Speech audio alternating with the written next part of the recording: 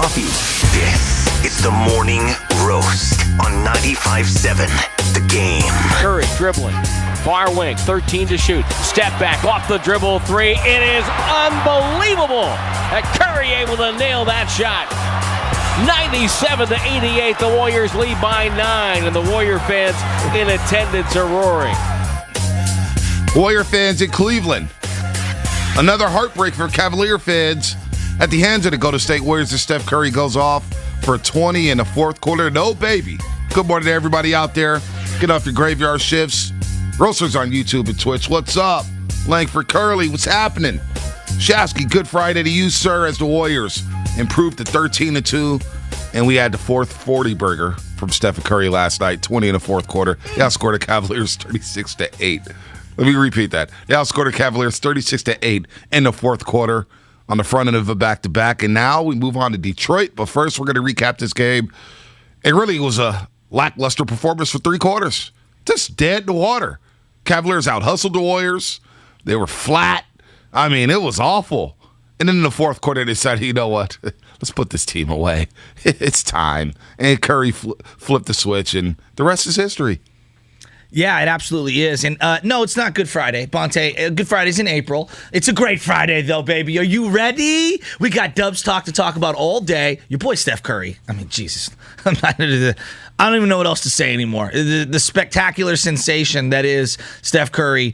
The stuff he does, like, it's so unbelievable, yet why am I never blown away? Like, I know I say unbelievable, but at the same time, like, I expected him to, like, just all of a sudden start ripping off threes. And he's just nothing but net and cooking guys. By the way, I love those Cleveland Cavalier uniforms. I love that logo. I do too, but I love the font and I like the numbers. I really nice like uniforms. That color scheme. Yeah, I just like it. That new one they have is the burgundy and the blue. Yeah, no, but I like the uniform they wore yesterday. Yeah, that's a good one. Yeah, I like that one. I don't know what is that, like our City Connect City edition. I guess. So though I like that. I kind of like that Dean Wade guy, whatever that guy's name. I gotta where did he come from? I don't know. But he's nice. Fitz Ibuki kind of disrespected Dwayne Wade by saying, D-Wade. I was getting lost. Like, is D-Wade around? Is D-Wade? Where's D-Wade? Where's Flash? It's Dean Wade. He doesn't deserve Is it D-Wade. Wayne or Wade? Wade, okay. Because whenever I look at a Cavaliers box score, it says D-Wade, and I get a little flustered like, wait a minute. What's going on here? Yeah, the flustered part should be you looking at Cavalier box scores, but that's okay. Yeah, I kind of like his game, though. I'm not going to lie to you. Like, he got a little, like, poor man's K-Love with a little more mobility on him. So, no, it was a fun game last night, and just seeing them explode the way that they did. And, we talk about this every night. Different episode, different player steps up. I thought Bielitsa just played really well in the first half, and then helped them down the stretch as well. D. Lee, your guy? I mean, you've been all over the Damian Lee fourth quarter stuff and just how important he is to this team. Right. You said to me when we were sitting in media day, you said, man, I'm looking at him. I've had an opportunity to be around D. Lee a lot. You said to me, and you're like, he looks like he's poised to have a really good year. And I look at, like, when a team has breakthrough types of years and they want to be one of the best teams in the entire league, multiple guys have to have career level years. And this feels like one of those opportunities for someone like Damian Lee. I'm just highlighting him because he's been so good for this team. You think about the fourth quarter with Damian Lee, 12 minutes in all. And Steve Kerr said, to heck with it. We're riding with the dudes who got it back in the game. Jordan Poole and Andrew Wiggins didn't play a second in the fourth quarter. Didn't play a second. What do you think that was that was old school saying, hey, you know what? JTA, D. Lee, Draymond, Curry, Otto Porter Jr., Bielitsa, they got us back in the game. This is their game to lose. This is their game to lose. And maybe it's a message saying, hey, you got to bring it every single night. Wiggins and Poole were just not good enough yesterday. Yeah. They were just not good enough yesterday. And Damian Lee comes in the fourth quarter, plays all 12 minutes, scores 9 points, has 3 rebounds, and just played solid defense all around. And JTA, to see him not play the last couple games, falls out of the rotation. Kuminga's been still in his minutes. Yeah. And Kuminga had a rough first half, no doubt about it. JTA comes in there late third quarter, and there was a lot of rough moments for him. Couple blown assignments defensively, couple blunders offensively, Fourth quarter, he settled in, 7 points, 5 rebounds, ran the floor hard. And that's the thing. D. Lee and JTA ran the floor hard. They cut to the basket. They made all the right basketball moves. So to see those guys step back up and D. Lee find his rhythm again after missing a couple games with left hip soreness, it was a great sight to see. It was a great sight to see. And they know when Steph is rolling, get them the rock. And that's what those guys do very, very well. I think the thing that Damian Lee does really, really well is he's either attacking the rim as like a backdoor cutter, or he does this thing where he backpedals back to the three-point line into the corners. And it just his understanding of spacing when playing with Steph Curry is really, really, really good. And I also think him and Draymond kind of got a little thing going. No doubt. Where the two of them will play a little two-man game with spacing where teams know that Lee wants to pop out and hit that three. And then when they overplay, which I thought the Cavs overplayed at the top of the key over and over and over and Don't over you love again. that top block? But it's just literally what they were doing. Right. And then they had the dives and the cuts and the back doors wide open. That's sophisticated basketball, and I think that's a young team in the Cavaliers that were told something going into a game, and as the game progressed, the Warriors adjusted, but I don't think the young Cavs did. And maybe their legs just shot. Yeah, maybe they were true. shot. That's They were on a back end of a back-to-back. They played hard for 3 quarters, out-hustled the Warriors, out-rebounded them in the first half, 27-15.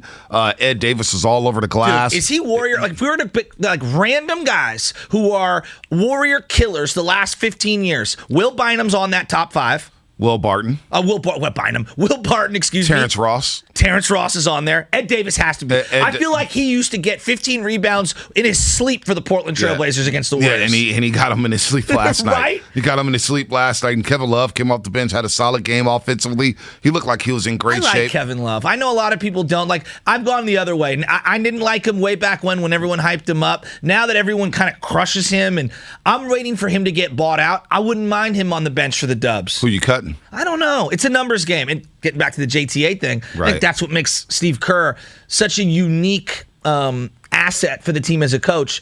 B, I was one of the people going to you like, I don't know, man, JTA, I kind of want to see a little Moody here. I was wrong. You know, he knows how to pull the strings on all these role players because Steve Kerr was one. Moody will get his time. His time will come. His time will come. May not be this season, maybe next season, maybe the season after. But Steve Kerr and company are trying to win games. For sure. And yesterday was a game you did not want to lose coming off of that Brooklyn win. Think about how much of a downer that would have been to lose to the Cavaliers, who were without basically a combined 58.5 points. Jared Allen, Evan Mobley, Colin Sexton, and I'm missing some. Lauri Markkanen. Oh, yeah. He had a combined 58.5 points out of the lineup last night. You cannot lose that game. You cannot lose that game. And so when the Cavaliers came out and just popped the Warriors in the mouth with a 10-0 run to start the game, I'm thinking to myself, damn, it's going to be one of them nights, huh? Going to be flat. And you just saw the Cavaliers, the third quarter Warriors. They were plus 124.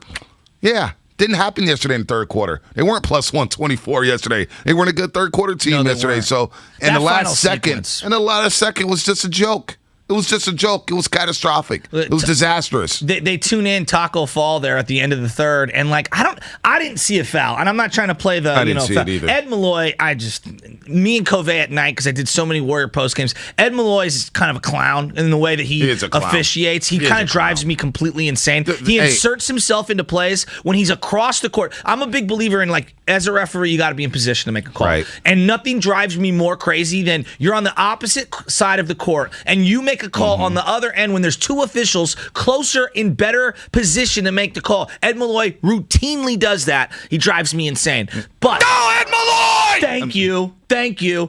But B. Ed Malloy, they all stink. Yeah, let's be honest. Referees stink. Yeah. So first of all, who wants to be a referee when they grow up? Well, I love being a referee. Yeah, well, but you have to be a good referee. There's no good referees. Yes, there is. The kind that you don't know the names of. Yeah, but we know all the names. Well, because guys like Ed Malloy make clownish calls. NBA officials stink. Yeah, they're the worst in the business. The NFL's right behind them. They've been really bad. They all stink.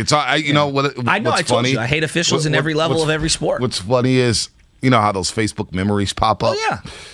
So I had a memory yesterday pop up. Was it you and me? No, it was definitely not you and me. It wasn't you and I. Okay. It was one from 2013. Oh. Where I said... Pre-me. Where I said, very pre you. Very pre you. 2013. It said, I wrote a status in. The trickle-down effect from referees is a joke. It's at an all-time worst. 8 years ago. That was 8 years ago. Wow. Can I take that back and type that and post that status today? That was in 2013. 2013. Mr. Predictor. Bonte. No, they're just all bad. They've been bad forever. You know, terrible. So whenever I see Ricky Rubio on the court, all right, obviously I think Steph Curry. I think of Steph Curry. 2009 draft. But do you know who he looks like? No, who's it? Have you been watching Narcos Mexico season 1, 2, or 3? I haven't started Narcos. Okay. I haven't started Narcos. I'm a big Narcos fan. Hit my music and I'll explain exactly who he is. Ricky Rubio looks dead on like Amado.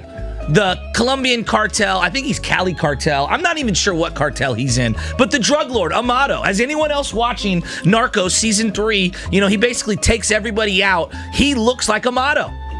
Nobody here. Unfortunately, you're on your own with this one, but I think a majority of the people have watched it. I just haven't gotten around to it. You haven't watched Narcos Mexico? Not that one yet. There's like different. How many Narcos is there? Well, there's the Narcos in Colombia, which is obviously, totally different. Right. And then they have the Mexico where they kind of spurn it forward. Now they're into the 90s. I think I watched the first season, but I haven't watched the second or the third. Guys, Jesus. There's a lot of TV. There's a lot of TV. This guy has so much time on his hands. It's not like, Langford's got a girlfriend he's got to take care of. He's driving down to Campbell. He's got a pregame show. He's up early. He's got to get his sleep. I had 2 jobs and a kid. You watching TV just left and right. Not all of us do are you spend box time with your score. wife? Yeah, of course. Not all of us are box score hunting via the Cleveland Cavaliers postgame stuff. So what I'm doing is I'm lying in bed. I got both dogs. The dog I'll get to in a second. You watch TV all day. Well, after I watched my boy and I'm supporting you, it was about 7:30, 7:45-ish. I said, you know what? It's Narcos time. So I hit the button and boom, the theme song came on. Dude, this theme song is so By the way, a lot of roasters on Twitch. cracking. I can't believe the Warriors covered that 9.5. Of course they did. And That's what great teams do. They turn the switch. You know what's funny is during the pregame show, we had that Edge, great resort and casino. We showed the odds. And I'm like, yo, folks, liquidate all assets. Shout out to Guru. Oh. Liquidate all assets. Did you have sunglasses inside? No, I did not have sunglasses inside, even though that's a great look. I love the glasses inside look. It's an odd look. No, it's if you came into my home wearing sunglasses, I would question your sanity or your sobriety. I just question my swagger and just say, man, that guy has confidence. That guy is oozing with swagoo. It's a great look. I may have to come in with some Ray-Bans on next week. Just for Oozing with swagger. Anyway, it was a sweat. A lot of people are sweating. 9.5. I'm telling people, yo, throw your rent money on the Warriors. This is a lock. And they're down 13 going into the fourth quarter. Down 13 going into the fourth quarter, and they open that bad boy up with a 17-0 run. A 17-0 run. What are you pointing at? Well, I'm going to point at Stephen Langford. And when I look behind people that are watching us on YouTube, and I know there's a lot of people driving, I want to jump this YouTube page up to 3K. All right? So hop on there, hit subscribe. I don't know what you're waiting for. You can see everything. I turn back around all the time. Stephen, in the middle of the fourth quarter, all right, as the Warriors are down and out, sends us a text. Stephen, hop on in. Explain to the people what you were salivating over when they were down 13. Well, I didn't bet the start of the game, so it was a live bet. And when they're down that much in the fourth quarter, He's so happy. I mean, it was at what, +7? Got the Warriors at +7. Actually took the money line at +225. I heard it was at +350 at one point. Was that +350? I took it at +225. Dude, So while you two are on the BetQL app, your boys over here second padding it with the Narcos season 3. Oh, so you're watching that's the Warriors and difference between Narcos. us. Oh, you're watching Warriors and Narcos. See, Some usually people can do both. I had 2 screens on. I'm watching Warriors, Cavs. I'm watching Falcons, Pats. Oh, I'm watching other NBA Were you wearing games. a Mac Jones jersey? No, but Mac Jones is pretty damn good, though. He's fine. Hey, that Patriots team is legit. They are. So They're they're in legit. salary cap hell. So you can watch a show. Well, you're always worried about the money. J.C. Jackson, free agent. Hey, Niners throw the money at him. The Rams have always been a salary cap hell. Well, they're 180. The Saints- They're 50 million over. I mean, The they got a Saints lot of have moves always they been a gotta salary cap hell. Good teams are always a salary That's why cap. they're You're so starting worried about the Trevor Siemian. financials, you can manipulate the cap. Patriots are a damn good team. I mean, you can worry about the money all you want to. Worry about them winning the AFC. I want J.C. Jackson. He's going to be a free agent. He's going to get $90 million.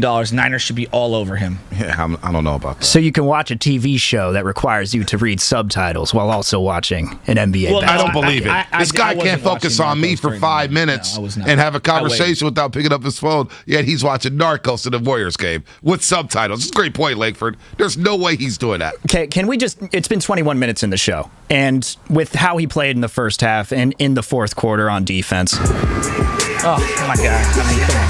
How about him diving on the floor? How about him stealing from behind and then falling and then throwing it back into the midcourt? How about him stroking threes? What about him dribble, drive, penetrating, and then the action comes to him and he splits it back out to Damian Lee for a three in the fourth quarter? He does so many little things to help you win. He's way more active on the boards than I thought he was going to be. He was huge last night. He was huge last night on a night Looney didn't really have it because of Ed Davis. He was getting put out on switches. Wasn't the game for Looney. Wasn't the game for Looney as the Cavaliers were just a little quicker and smaller. And it's been a while since we cracked the Bia. It's been a while. But that was a good sign to see him step up there in the first half with 14 points. All his points coming in the first half. Was he the second leading scorer yesterday?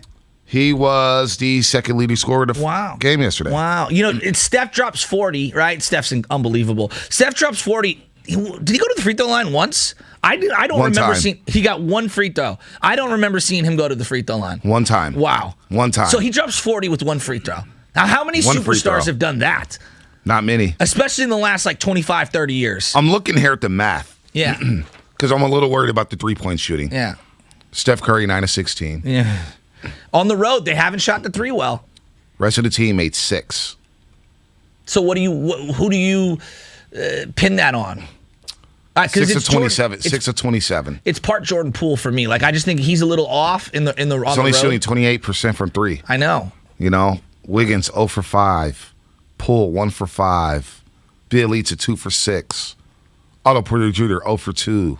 Kuminga 0 for 3. Oh, the last one that Kuminga threw up was like a shot clock violation. Yeah, I'm not mad at him. One, he should have drove the lane. Yeah. He had it wide open. Still, on this road trip outside of Steph Curry, they have not been knocking down the three, but then that's where Klay Thompson comes in. Yes. That's where Poole comes in off the bench, takes better shots. So just something to monitor. The turnovers are down, that's though, fair. which I was happy about. Don't forget, tip off at 4 o'clock today. Early one. 4. Early. Warriors Live starts at 2:30. 2:30, presented by Xfinity Sports Zone, the ultimate sports hub experience. Damon Ratto will have that. And what's coming up on the game brought to you by Northern California Toyota dealer. The Warriors win again. Yeah. We'll have Mike Brown at 7:30. Oh, yes. Tim Roy at 8 o'clock. Oh, my God. And our main man, Brad Gilbert, tennis BG. extraordinaire. One of the biggest Warrior fans out there. He's already texted me. He's texted me at 4:45 in the morning. Brad, relax. I'm up. Leave me alone. I'm trying to brush my teeth, Brad Gilbert.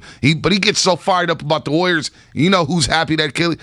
You thought you were happy about Kelly Oubre being gone. Week 1, I knew it. It wasn't a Brad Gilbert. He's worse than me. He's worse than you. But you know what? I love Brad for that. And B, I have a question for you on the other side. I want you to think about this. And Roasters, I want you to think about this. It's been so hard to replace certain players in Bay Area sports lexicons. How hard is it going to be for the Warriors to one day replace Steph Curry? I don't even want to think about that. The guy is unreal. I don't even want to answer that question. I don't even want to think about that question. I don't even want to answer it. Langford, do you feel me on that? This guy is balling right now. He just dropped his 4th 40-point game, his 38th career game where he's hit at least 9 threes. And you want to talk about how is it going to, No, what I'm saying is I think the void from whenever Steph's done will be bigger than Bonds, will be bigger than Montana, Steve Young. The drop-off, I feel so bad already 10 years out for whoever the next point guard is. I don't even want to think about it. I don't want to think about it. By the way, the Warriors, the last time any NBA team trailed by at least 13 points going into the fourth quarter and won by 15 was the Detroit Pistons. Detroit at Portland back in 2015. 2015. The Warriors had never in franchise history done that before they did it in Cleveland. How about that? Won by 15 after trailing by 13. And I think it was the least amount of points was it a fourth quarter, John Curley, in a fourth quarter since 2003? 8 points in the fourth quarter. Since November 5th, 2003 against Atlanta. Come on, dude. And they were one of the greatest defensive teams I've ever seen in 2015, 2016. Ever. And then I thought they were as good in the first 6 months of 2016 with KD and 2017. We'll talk about it. Unbelievable. Cavaliers shot 14% in the fourth quarter. I like Garland. 8 turnovers. You like Garland? I like Garland. I like him too. I don't think he's a great, there's so many great point guards. I don't think he's on that level. He's fun though. Whew. Steph Curry, he's special. We'll continue to talk about it right here on The Roast Toyota's Operation Black Friday is here. Get $500 cash back when you finance with Toyota on the 2022 Camry and Camry Hybrid, or check out the all-new 2022 Corolla Cross. Toyota, let's go places. Cashback is available through TFS.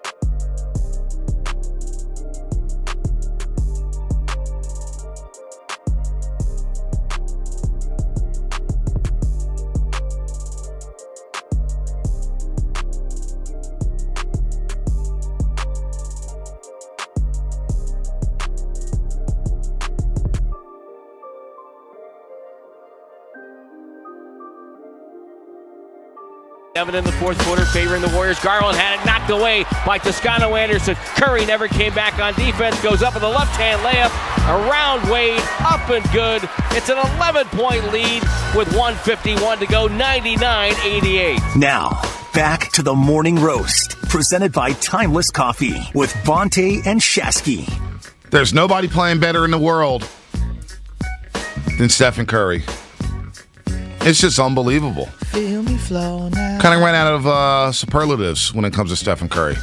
I'm still amazed. He's naughty by nature. Like Steve Kerr said, I'm not shocked, but I'm still amazed. It's incredible. It comes out in the fourth quarter, bang, bang, bang. You know what I'm saying?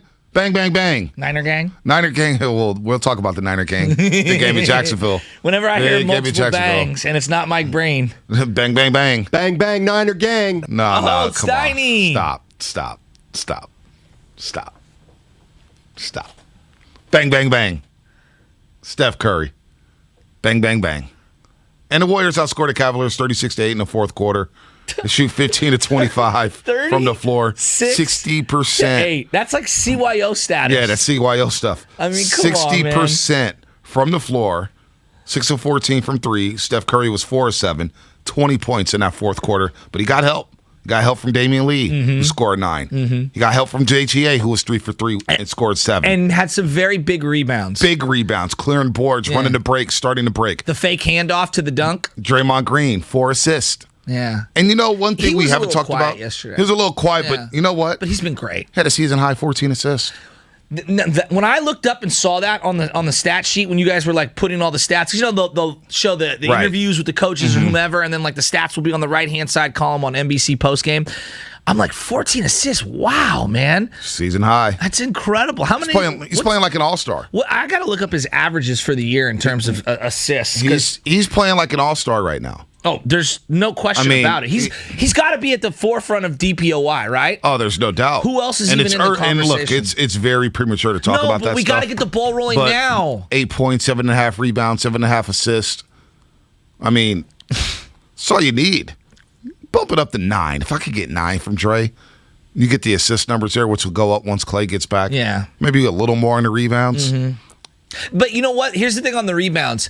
It feels like to me, rebounding has been a collective thing. And how many times does Draymond box a guy out? And he clears the rebound so that someone else can come in and get it. So I do think that raw rebounding numbers at times can be a little deceiving because it doesn't explain how well you box out. Yep. So I'm not mad at Draymond's rebounding numbers because I know that Damian Lee does a good job rebounding, JTA. Steph for a guard actually does a pretty good job rebounding. No doubt. No doubt he does. 4 rebounds last night for Steph Curry. 6 assists, 40 points. Warriors win and improve to 13-2. We will talk about Bang Bang Niner Gang a little bit later. Jacksonville Jaguars. Niners are trying to go to 500. I'll be taking so many subtle shots at the Niners. Why? I have no idea. No idea. But they got to ball. They got to ball out this Sunday, man. We'll talk to some Niner fans. How you feeling? 888-957-9570. It's an early start, 10 o'clock.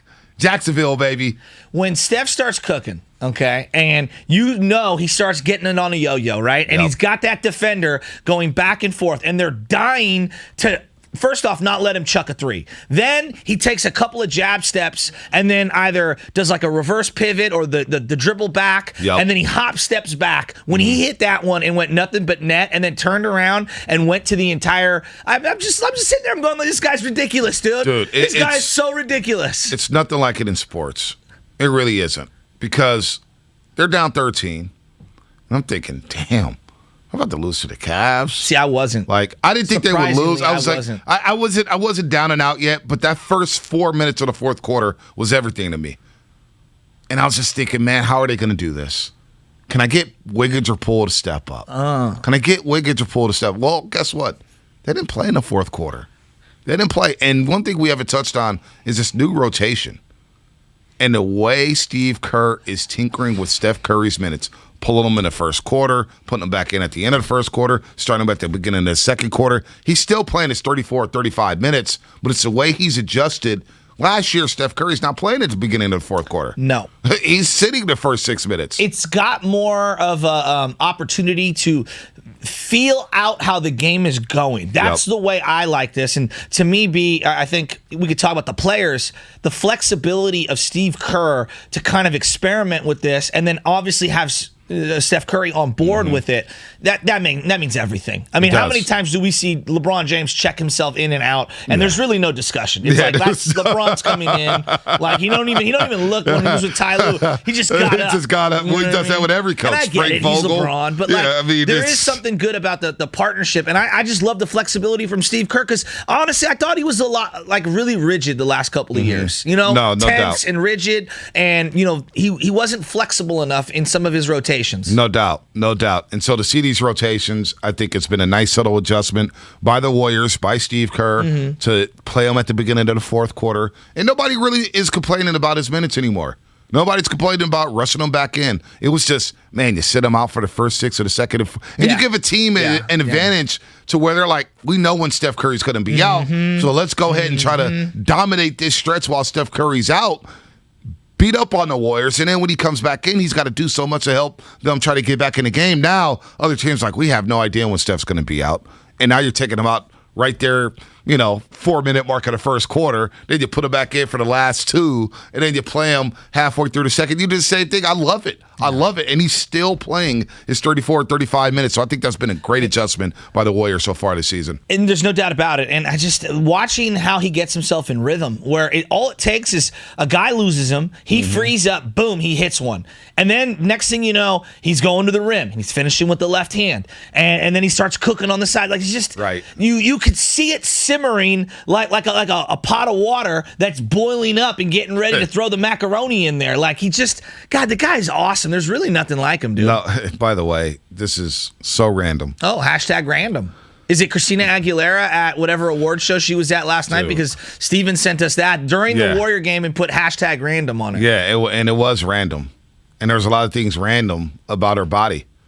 I mean, she spent some money on that body. I mean, you guys finally responded to one of my texts. Took a while. I mean, I'm actually working. Well, let me tell you this. This is one of my issues right now with group threads. I love group threads, but I'm in so many of them. I don't need, and I'm going to slow down on this. They added reactions a couple of years ago on group threads. Like hearts, like, dislike, exclamation points. And you fools with the Androids, all right? You ruin group threads, all right? You know exactly they're the worst. What I'm talking about. Green bubbles. They're the absolute worst. And my cousin John, JP $, he's got to be that guy who doesn't want to get an iPhone. And it drives me nuts. I want to buy him a burner phone, an iPhone, with a new number strictly for group threads, because he's ruined them. And whenever you send like a copy link to whatever, YouTube, Twitter, Facebook, Instagram, whatever, it shows up as like a gray line instead of the actual video where it can slowly start playing. So I'm trying to reduce my reactions to people sending things because I know how annoying it is. I don't know if that's worse or when John Curley will put a ha-ha reaction and then text you ha-ha-ha-ha-ha-ha-ha. Like, he'll give you a ha-ha, right, and then even more ha-ha-ha-ha-has. Like, are you really laughing that much? Do you need to be in the Looney Tune bin? It's very redundant, Joker? It is. Are you okay back there? I mean, that's all Curly does. He likes his hands in the face. Exclamation points. Ha-ha-ha-ha. Great idea, Joe. Love this, Bonte. Give me the ha-ha-ha from Bonte, because that's, in my mind, when I send a message to the group and John Curley goes, ha-ha, this is what I hear. Ha-ha-ha. Ha-ha-ha. This show's gone off the loony bin. Well, the random thing I was going to say was that Sunday with the Niners-Jaguars game. Oh, yeah. Getting back to where I was Team going. Teal. The announcing schedule. I always like to see who's announcing the game. Yeah, it's a broadcaster's thing. Yeah, I just like to see who's calling the game. Kevin Burkhardt? No, we don't get Kevin Burkhardt. Sanchez? No, we don't get Sanchez. Wait. Myers? We got Chris Myers, baby. Great. Chris Myers. He stinks. Darryl Johnston. Oh, the Moose? The Moose. We get Moose at least. Hey, Moose. Moose is good. Moose's tie. I don't know what he does around the knot part. It always looks ridiculously good. It's like perfectly triangular and puffy. I don't know how people do that. Right? I go single knot every single time. Yeah. Single knot every single own? time. I do my own single knot. That's it. Does NBC, when you're like sitting in, like, I mean, they're caking the makeup on you and whatnot? No, we don't have a makeup due to COVID. No makeup artist, so I do my own makeup. Damn, you're looking good on TV. I do the little. You should walk around in normal life on TV. Hey, Anna hooked me up, baby. She hooked me up. What do you mean? She's a makeup extraordinaire. So do you come She home should do and makeup. shower? She does side jobs where That doesn't she'll surprise go me. do makeup and stuff. She's So she knew exactly what's. Yeah. It's like MM28. I'm What is making that? it up. I don't know what any of but this it's a is. certain color or something. Oh. So what do you like? Have like a pad that you put yeah, I on got your a face? pad and I just pat it all around the Oh, face. okay. And then when you very go lightly. home, do you like shower? Gotta wash it off, baby. Yeah. Wash that face off. The most hideous looking guys on the show. Yeah, I mean, I am a hideous guy. I see myself in those single shots when I'm with Monty. I'm like, damn, sucks for somebody watching me on the tube, boy. Woo wee. Woo wee. I am not easy on the eyes. You can always tell when there's real basketball players on set and when it's you and Monty and you guys just, you look more like football players. Do we really? I'm just teasing. I love Monty. I'm just teasing. Damn, taking Darrell's so shots. damn skinny and he wears them skinny pants. You like when he gets in his defensive stance? Everybody next to Darrell when he's wearing the skinny pants looks like they're a little Wearing thicker. baggy. Yeah, because he got the big, tall, skinny legs. No doubt. He pulls it off though because he has some fresh shoes on yesterday. Oh yeah, he had the Chucks. Yeah, those look the good. Chucks. Yeah. You see him clicking the Chucks? Yeah. I almost, I might buy a pair of the Trey Youngs. They got some sweet Trey Youngs that just got released. We are today. really off the rails. I was right looking now. at them. They're like pink. This segment Wrap it up. This segment is presented by Go to State Lumber and Building Materials for professional builders and contractors throughout Northern California. Visit GoToStateLumber.com. What kind of drops? I mean, when did I do that? Wrap it up. Damn. Yesterday. I did that yesterday. Is this Dave Chappelle? Jeez. Play the music. What's coming up on the game is brought to you by BioNTech and Pfizer. Festivals, football, the great outdoors. Some people say fall is the best time of the year. It is. It may also be a great time to consider getting vaccinated against COVID-19. Let's talk some Niners real quick. Well, let's get into this Jaguars game. 888-957-9570. What will Monday's headline be for the 49ers? What will it be? Niners beat Jags. Jags stun Niners. 888-957-9570. Wide open phone lines here on the roast. This year's ratings of the best.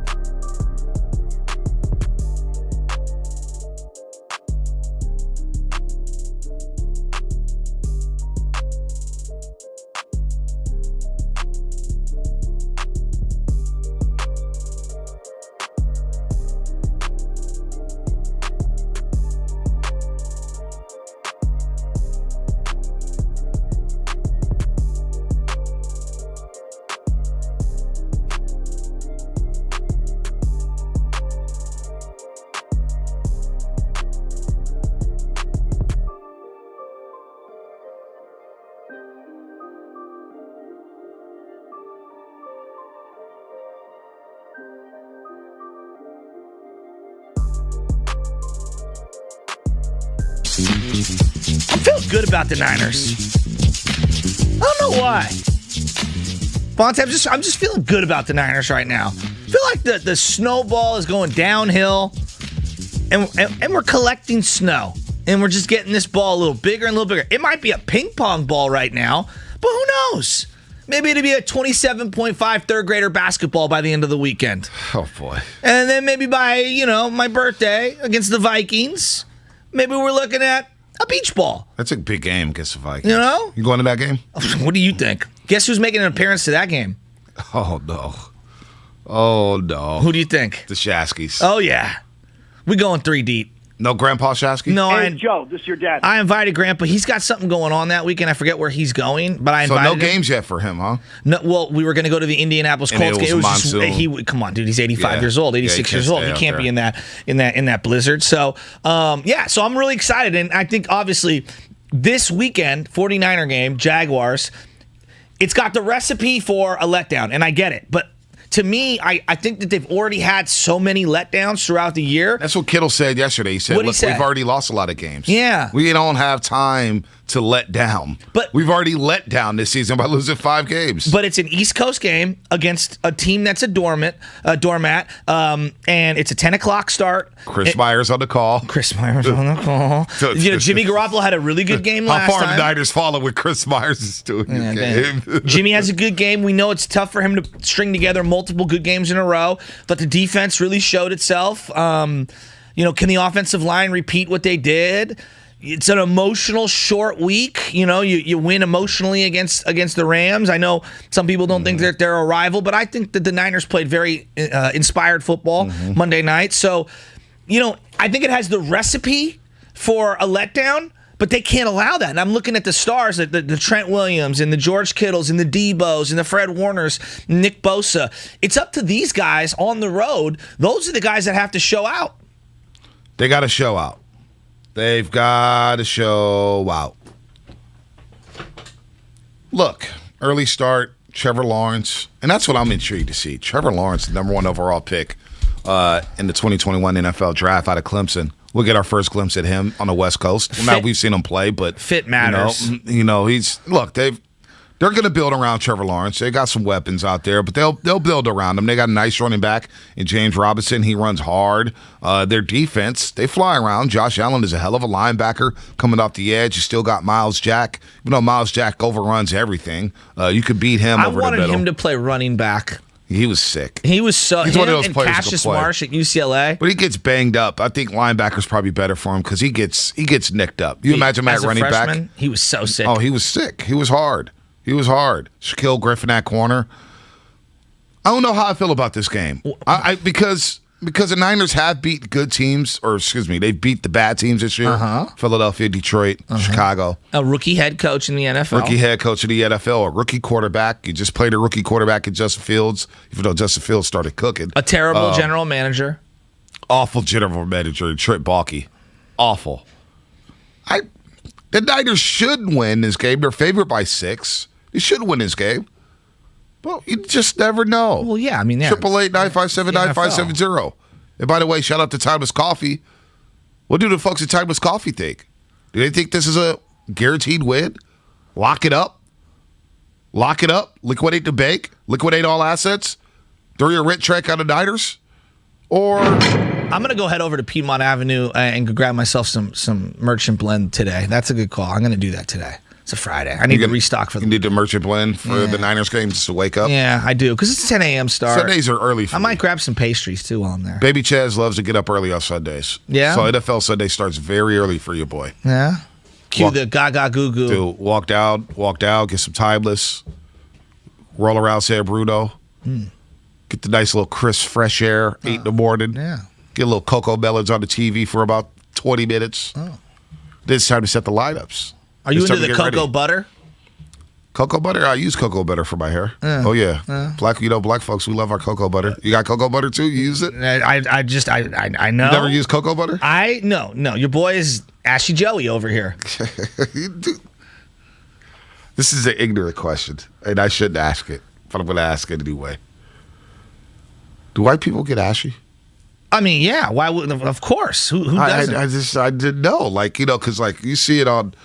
Anybody who moves in with a woman at any point in their life realizes. I just had no idea. Men is that a don't legit question? I just said maybe he's an ignorant and dumb question. I didn't know. Everyone does. Because we use cocoa butter. What do you guys use? I just grab whatever lotion my wife's buying. I don't know. I'm not even sure what the brand is. I know that the bottle is like a pale beige bottle. I don't know. Boom, boom. I put a little on. Boom, boom, boom. You got to exfoliate. How do we get down here? I'm just, we're going, health with Bonte and Butch. Health with Bonte and Butch. But yeah, I use the coconut oil, coconut butter to throw it in the hair, man. Have a nice little glistening. This is not good radio. We're not going to continue on with this. Really? All right, Lakeford. Now you just push buttons just to push buttons. Now you just push buttons just to push buttons. Ha ha ha ha. Wrap it up. Is that what you're telling us? Literally and figuratively, pushing buttons. Wrap it up. Jergens or Lubriderm. What do you use, Jergens or Lubriderm? That's no. Question on YouTube. I'm going to try to find because my wife will always send me a picture of the one that I'm supposed to get, so I'm going to have to look at on my phone, and I'll get back to you. What do you use, Langford? What do you use for your hair? Mousse? For my hair? Yeah, good hair. old mousse. No, I don't. You talk about coconut oil, coconut butter, lotion, Nutrigerm. I'm a Head and Shoulders guy. Yeah, I am too, but you got to have the Old Spice mix in there. Oh, the Old Spice what? The hair or the body they have wash? a Head and Shoulders with Old Spice. It's got the Old Spice scent in there. That's the one I'm using. Nice. Yeah. Hey, thanks to out there on Twitch, True Mentality, a couple other people said, hey, I was looking clean last night. Threw a white button up on. Oh, did you? I'm feeling good. I love when people shout out to fashion. It makes me good. Unscented coconut butter. Would it be the bleep? Would be the word that we use for our intro song. You know the name of the intro song? Snoop Dogg? Dun-dun. The song we played coming into the show. Yeah. You know what the name of that song is? The blank knit. Yeah. Somebody said unscented cocoa butter would be the blank knit. We are so off the rails. All right, let's get back into the Jaguars and Niners. Can I play some sound for you guys? Yes, please do. Because I got Jimmy Ward here. Did you see Jimmy Ward and his response? Did you see Jimmy Ward about Trent Baalke? Yeah. Yes. Play this for me. I haven't kept in touch with him. I'd like to thank him again for drafting me. Drafting me first round. I don't know what his options were with 30th pick, so I don't know. But I appreciate the opportunity. I'm still here. So, and nobody else that was a GM drafted me. So earlier than that, so I gotta give him credit, and I gotta love him up. But I still think about the day that I want to say it was the Giants game, and playing cover 3. And he came up to me. He was like, Jimmy, you don't know how to play cover 3? And I'm like, man, I'm the buzz player. I'm doing the right thing. You need to look at your other guys, like who's ever in the hook, need to push the hook on the slant. But that's something I never forget. But it's just like, I couldn't say that back then. I can say it now because the player's not here, and Trent's not here. So I can, like, come on, man, you got to talk to him too. Like, come on, I know I'm a rookie, so you gonna pit it on me, but I can't play the hook and the buzz. But all right, but shout out to Trent though. I wanted to get that off my chest. I've been waiting for 8 years to get that off my chest, man. Shout out Trent Baalke. Took him 30th overall. I remember when he did get drafted. I was working at a radio station back then, another radio station back then, and actually made the call to Jimmy Ward to come on the show and cut the audio. And I remember the audio being so bad because Jimmy Ward was, who knows where he was. And I remember that day. I was like, Jimmy Ward, huh? First round pick. And he's still here. Despite all of us ripping him.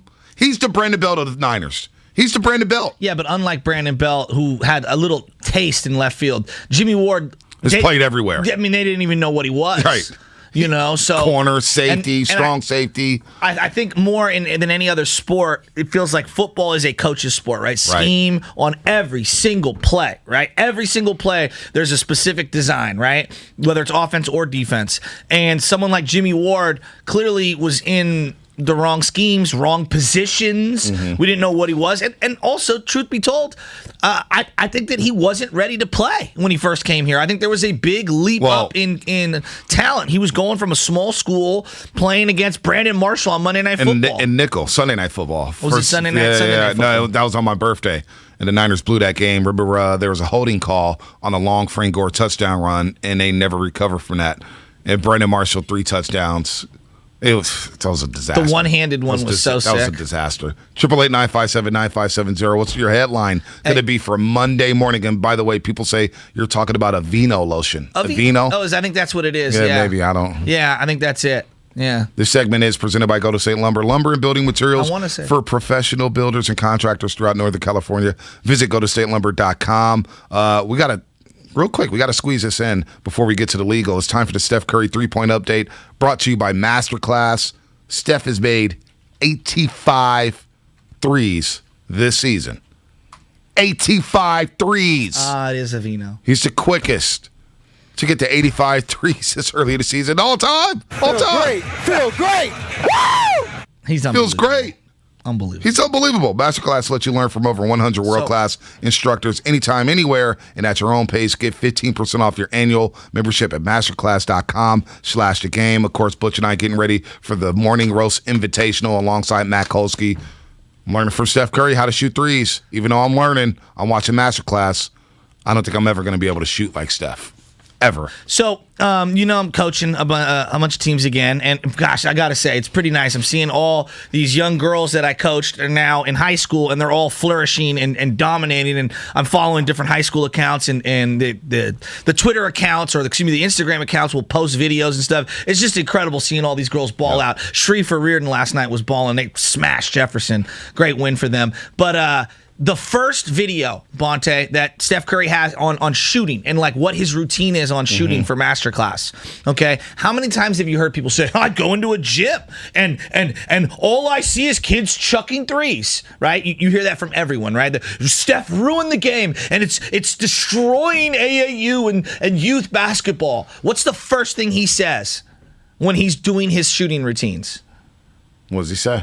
Oh, okay. He starts in the key from 2 feet away. He does not just walk into the gym and chuck threes. He's like, I cannot stress this enough. You need to start with good form near the rim. And so I now have a rule. If I walk into the gym and I see anybody chucking threes and not working on their form, I just stop. I take the basketball away from him. It drives me completely insane. But like Steph Curry, the way he does his routine, we all see the shot from the tunnel. That's how he ends the routine. I've watched many Steph Curry routines. Had to film a lot of them for the station. He starts off by dribbling. He dribbles, gets his handles right. Then he starts off with the layups. That's kind of like playing around the world. Yes. You need one hand off the board, one hand off the board. He wants to hit 5 in a row and then jump back and hit 5 more and then jump back and hit 5 more. He works his way back. He does not start from the logo. There is no doubt. He does not start from the logo. Starts inside the key. Then he stretches it out. Then he starts hitting. He even hits the mid-range. He starts doing the thing with Q, where Q's like putting his forearm right in his back. He's posting up and he's stretching. And he hits the turnaround. So Steph Curry doing his thing. You are listening to 95.7 The Game, KGMZ, FM in HD1 San Francisco, and Odyssey Station, brought to you by DuckDuckGo. Privacy simplified. Filmo Mike! Filmo! What is Monday's headline going to be for the 49ers against the Jaguars? Oh man. Niners, the Jaguars. Is it Jaguars? The Jaguars. Is it Jaguars or Jaguars? I always say Jaguars. Yeah, I do too, like what you said. Yeah. It's Jaguars. Yeah, that's the way I pronounce it too. Yeah, me too. It's not Jagwires. Right, yeah. Who says Jaguars? Jaguar. Hey, but look though. Hey, look, Bonte, bro, you been kind of negative, bro, lately, bro. I don't know what it is, man. You got to go to Timeless, get some coffee or something. Yep. You know, you talking about smoking some tree, go get you some cookies, if you know what I mean. What have I been negative about? What have I been negative about? The Niners? Bonte, you know I love. Hey, the Niners, they can show love, you get love. And the Niners, look, Filmo. I just wasn't impressed with Monday's victory. Yes, sir. Yeah, I wasn't impressed with Monday's victory. They ran the ball. And that style of play is the same style of play that everybody comes on the show and complains about, which is why everybody watched Trey Lance. Oh, we're tired of winning like that. Oh, the run, it plays up the middle. Yeah. Listen, though, Bonte, one thing. As a Niner fan, you can't become – it's a win is a win. For one, it's the NFL. You got to just get wins. I agree. The last point I want to make, Shasky, you got to take a master class and put no lotion, brother. Get it together. Filmo, you're the man. You're the man, Filmo. You're the man, Filmo. I love it. Look. And some people on Twitch right now. I want Filmo to MC our little event one-on-one. Yeah, he should. Some people on Twitch, Bonte's not being negative. He's just trying to keep it real. And that's the thing about last week's win. I just said it didn't do nothing for me because you beat a divisional opponent. I know division games are different. You throw the records out the window and you just play ball. And they own the Rams. They just match up with the Rams and they own the Rams. And they beat them up at the line of scrimmage by getting back to a formula that won them a lot of football games in 2019. But I'm looking at the quarterback play, and I just saw too many. What bothered me is I saw too many headlines saying, "Oh, Jimmy Garoppolo played so great. Oh my God, he played so great."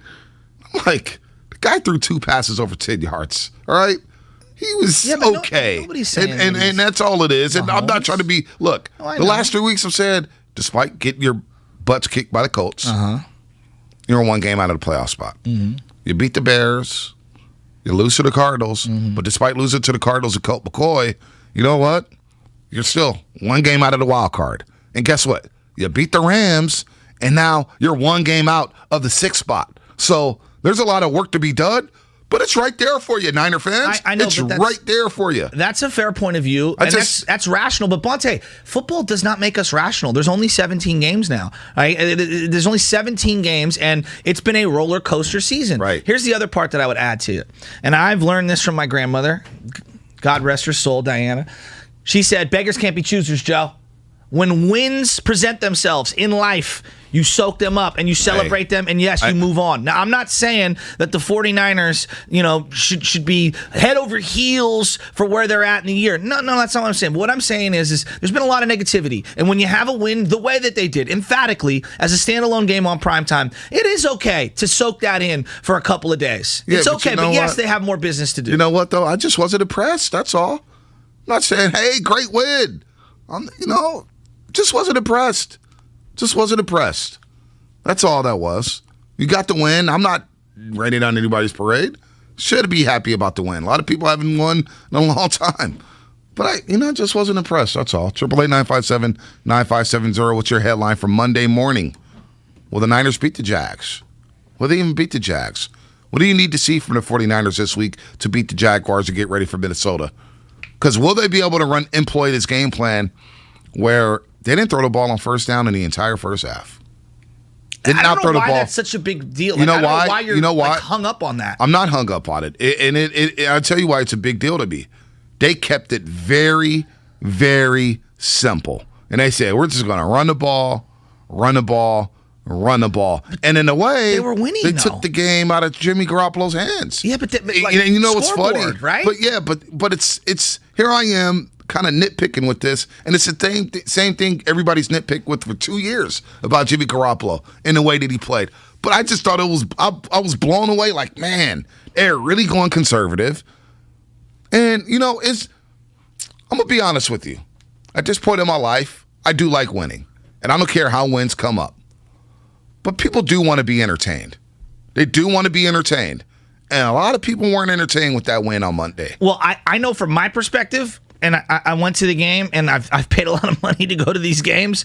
I was freaking entertained. I gave out free tickets. A great time. I gave out tickets. Hey, somebody got a free game. Everybody in my section had a great time, and I'm not saying that's how everyone in the whole stadium felt, but it was a palate cleanser. The Niners hadn't had a home win in forever. They hadn't had a home win in front of their own fans since 2020 January. So, again, beggars can't be choosers. You take it how you get it. If they can get a win this weekend, they get up to 5-5. It feels like to me, boom, now we're back to even. Then now let's see where this thing can go. And then you've got playoff games. Like, that's the way you got to attack all these as playoff games moving forward. The game, if you can beat the Jags, and I don't want to go too far ahead, but you beat the Jags. You're 5-5. You're 500. Yeah, and then you got a chance to take out a team that you're battling with for the 7th seed in the Vikings. These are huge games. You know what I just find funny? And we're going to get to Mike Brown at 7:30, talk a little Warriors. We'll get back into the dubs. Steph Curry scored 40. 4th time he's done that this season. Incredible. I mean, 38th time he's hit at least 9 threes in a game. But I just find it funny that the one game I pick out and I say, I'm just not impressed with the win. Philadelphia happened, and everybody's losing their mind. They were 2-0. They beat Philadelphia. They sucked. They beat the Chicago Bears. The Bears stink. And all of a sudden, I'm just like, can I be critical for once? Everyone loses their mind. Everybody losing their mind. They didn't win 17-16. They won like 31-10. Yeah, they played dominant defense. It was great. They smashed them. But here's the thing. It felt like the only complete game on both sides of the ball for 2 halves that they've played all year. So that's why I think it's a little different. Here's the thing, though. Here's the thing about the game that I saw coming, which we talked about on Monday. The Rams aren't that good. They're fading. They got exposed by Tennessee. Stafford's throwing up. He made a bonehead play in that Tennessee game. I said, is this guy a first-year quarterback, or is he a 13th-year quarterback? You see some of the throws on Monday Night Football, and I'm like, this team is about to fade. You lost Robert Woods. You're done on both sides of the ball. You have small linebackers. You're not physical. When a game gets physical, you get punked and you shut down. Aaron Donald gets taken out of the game. Jalen Ramsey starts pouting. Rams are cooked. I'm telling you right now. They're cooked. They're done. So that's why I just want to see the Niners get consistent. At this point of the season, when you're 4-5, let me see you put together 3. Let me see you put together 4. This just win 1 or win 2, lose 4. Win 1, lose 1, and win 1. There's a pattern here. Break the pattern. Be consistent. And that's what I want. Well, they could be consistent, and it starts on Sunday to put 2 in a row. Then you got to play Minnesota and win 3 in a row. Like, just be consistent. Okay. Is that an issue? No. Robert Woods goes out. It's like the sky's falling. The Niners missed George Kittle for a couple of weeks. They missed Jimmy Garoppolo for a week. They've missed Trent Williams for a game. Like, they've missed players across the board, and they're allowed 0 leeway. Yet Robert Woods goes out one time, and now the Rams are cooked. Like the one guy. Well, look at the way they're playing. That's overreacting. No, that's not overreacted because he does everything for them. Possession receiver. Is he playing defense? Blocks. Defensively, they got beat up. Defensively. Von Miller's just getting worked in. You don't have Robert Woods. You're trying to work in Odell Beckham Jr.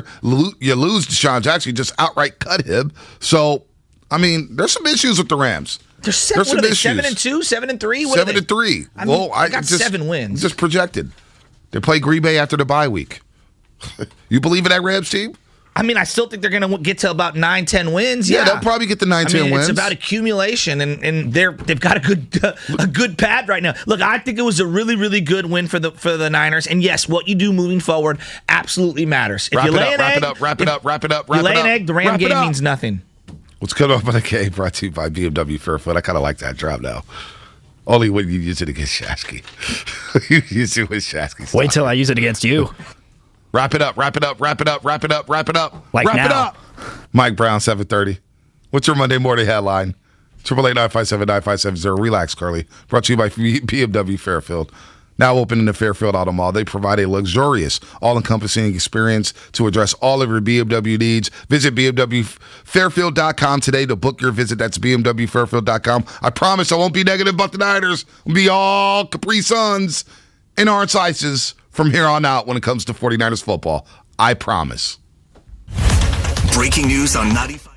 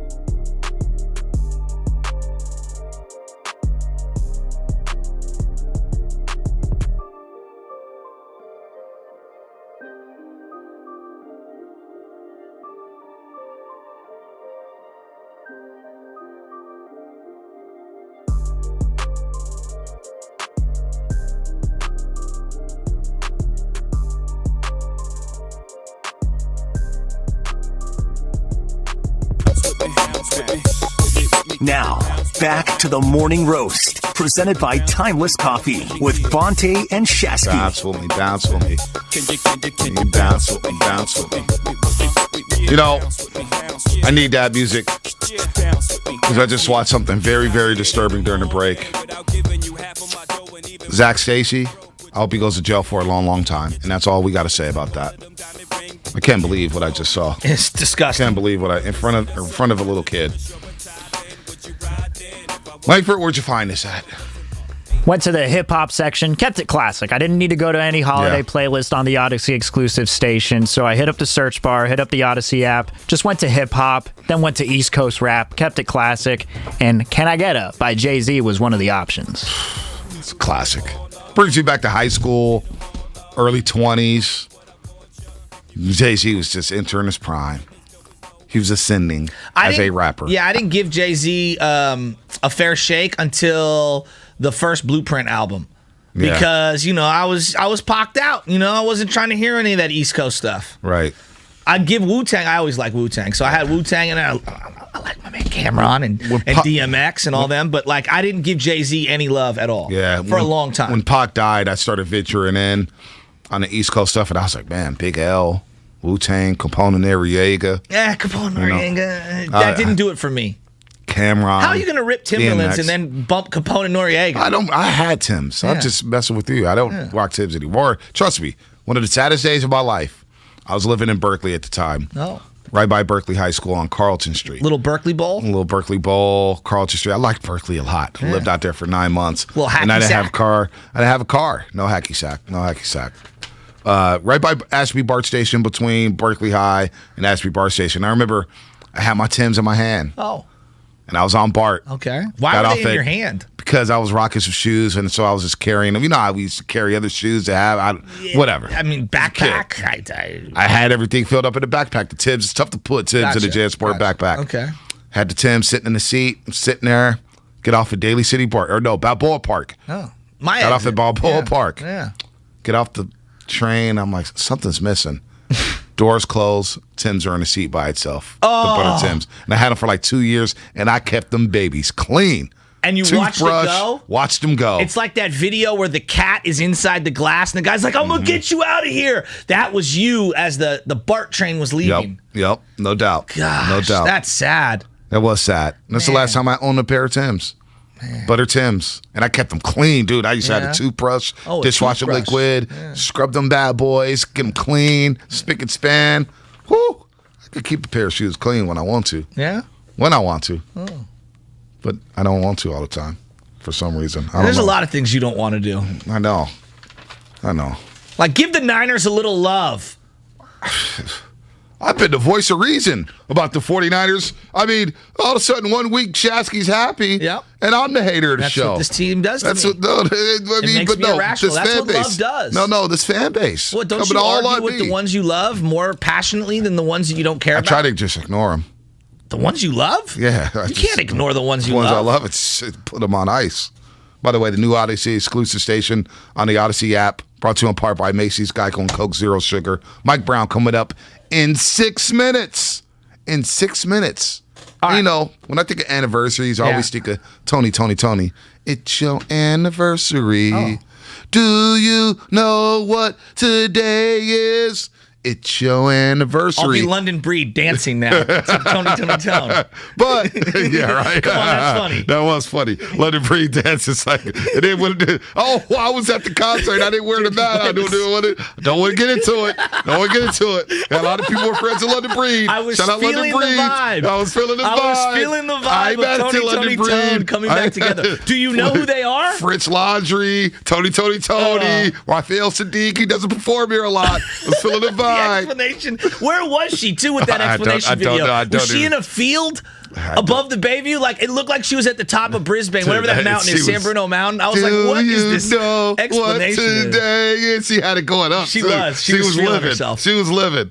But you know what today is? What is when it comes today? to anniversaries? What is it? The Malice in the Palace anniversary. Wow. Can you believe that? What has it been? What year was that? 04, right? Wow.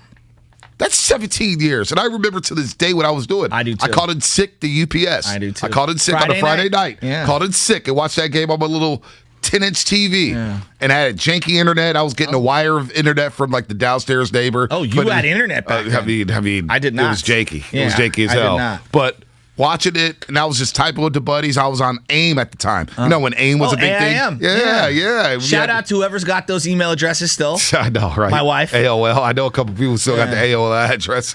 But I'm sitting there, and the Pacers look good. I was like, damn. They were going to win the championship. I was like, damn, they look good. And all of a sudden, Ben Wallace is not happy. Stored the wristbands in the stands.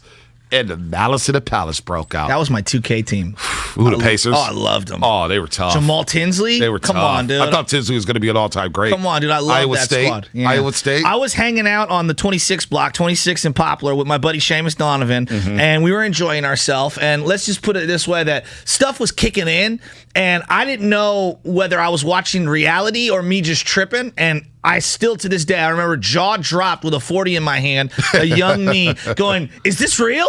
Is this really going down? And I remember ESPN was like wall-to-wall coverage. Now, back then, you had your standard cable channels, and remember there was ESPN News, and that was like the off, we went to ESPN News, and they would just show highlights and things like that. They kept showing the fight over and over and over and over again. I'll never forget where I was watching that. Well, let's hear a snippet. That was absolutely Mike Breen was on the call. Incredible. Let's hear a snippet of the Malice in the Palace. Then Wallace was fouled, and Wallace did. Wallace right at our chest. This has potential to be serious if they don't get between. Wallace upset. Players trying to hold each other off. Steven Jackson and Rasheed Wallace trying to be peacemakers. Now Jackson yelling. Wallace still going. You need the coaches in there to get him away. Jackson challenging Derek Coleman. Somebody should just get Jackson out of quickly as possible. The problem is, if Wallace is ejected, I'm not sure. He'd have to walk past the Pacer bench to go. Now Artest has jumped over the scorer's table and is trying to get down to the bench. Artest is in the stands. Oh, this is awful. Fans are getting involved. Steven Jackson's in the fans. Rasheed Wallace going into the stands. The security trying to somehow restore order. Fans and players are going at it, and the players trying to help each other out. This is a disgrace. Game was called with 45.9 seconds remaining. Pacers were up 15. That was Mike Breen on the call for ESPN. Just a wild sequence. And one of the funniest things that happened afterwards, there was some funny moment. It was Ron Artest in the locker room after the game, looking at Jermaine O'Neal and Steven Jackson, said, hey, y'all, I think we get suspended for this. Yeah, and Jermaine O'Neal ready to strangle him. Jermaine O'Neal was ready to kill him. Yeah. Ready to kill him. So that doc that came out on Netflix, I don't know how many people have had a chance to see it. I highly recommend it. Yep. I wish it was longer.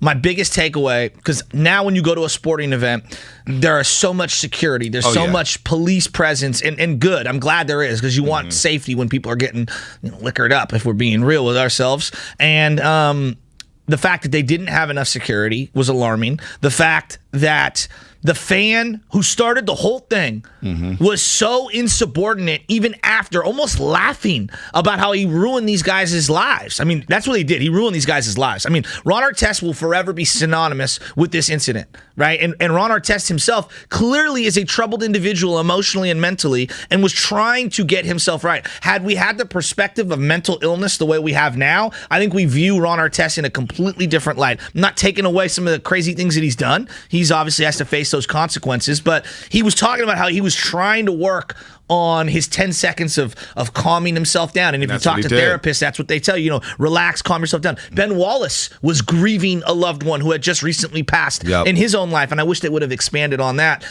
Steven Jackson talking about all the people he's lost in his life and how he viewed Ron Artest as a brother and how he was going to come to his defense. Just the whole thing was out of control. But to me, the fans completely crossed the line. They started it. They should have been more punished, and it drives me nuts to see that guy laugh laughing the way he did, acting like he was the victim. I'm talking about the fans who jumped onto the court and the guy who threw the drink that kind of started the whole thing. Ben Wallace, who just got inducted into the Basketball Hall of Fame, the Naismith Memorial Basketball Hall of Fame, I thought got off easy. 100%. Throwing his wristbands and stuff? He was the instigator. He kept egging on Ron Artest. Now, Ron Artest, some people are like, don't foul. He's like, man, no layups. This is a statement. Was it Tinsley that said to him, go get yours? Go get yours. I mean, just a ticking time bomb. Go get yours. Yeah. Stack Jack's like, bro, what? Shut up. We got the game. Just let him hit the layup. And Stack Jack literally let him drove right past him, and Ron Artest fouled him. Yes. So, I thought Ben Wallace got off easy. I thought the Pacers should they have been suspended for the whole year. I guess you had to do it, but I thought it was harsh. They got done dirty. They got done dirty. Ruined their season. Ruined Reggie Miller's season. Yeah. Ruined it. And then the fans. The jabronis who try to come on the court and square up to Jermaine O'Neal. Makes me so angry. It makes me angry because it gives fans a bad name because of these idiots. It was awful. It really was. Turtle from Entourage? Dude. Oh, gosh. Turtle from Entourage almost got knocked into he should have been 2030. I kind of wanted him to. He lucky Jermaine O'Neal slipped. I was unaware of the financial and emotional and then court baggage that followed them for months upon months upon months after it going down. Like that, it went all the way to the Supreme Court. Yeah. I mean, Jermaine O'Neal, hearing him talk about the whole thing, they just got done so dirty. And David Stern, just like straight up, David Stern did a lot of great things. He missed on this one. No, he did. He threw these guys under the bus. He did indeed. Let's get to Mike Brown, who's hanging out in Detroit, Motown, on the anniversary of the Malice in the Palace. Mike Brown, assistant head coach of the Golden State Warriors, doing a great job as Dubs are off to a 13-2 start. We love talking to Mike Brown here on the Morning Roast on 95.7 The Game with Jill Shasky, the Butcher, and Bonte Hill. Mike, good morning.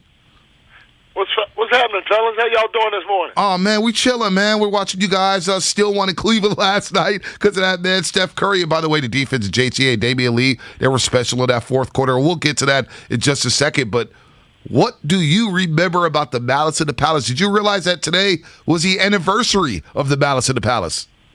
Oh, no, I did not realize it, especially being here in Detroit. But it was the scariest thing I ever went through in my entire life.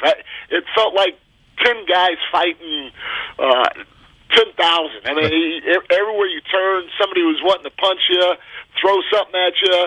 You had to duck, you had to look out for your teammates, and you just had to try to keep scrambling until everybody can get in the locker room. It wasn't a good feeling at all to be in that mix. Yeah, we don't need to go down that road because I'm sure that's a low light for a lot of people. And I thought that the players got screwed in the whole thing. I watched that doc by Jermaine O'Neal, and it was just, they got such a raw deal. But I want to talk about last night's game because I'm feeling good about that win last night. Now, look, I know that the locker room is a sacred place, so I'm not trying to ask for the exact verbiage and all that, but Steph was telling Bonte on the postgame that Kerr had basically said to JTA in front of everybody, like, I'm going to get you in there, and this is going to be your time. Can you kind of elaborate on that? Yeah, Steve is a fantastic coach in a lot of different ways, but one of the ways that I really admire is just his ability to make sure everybody stays engaged.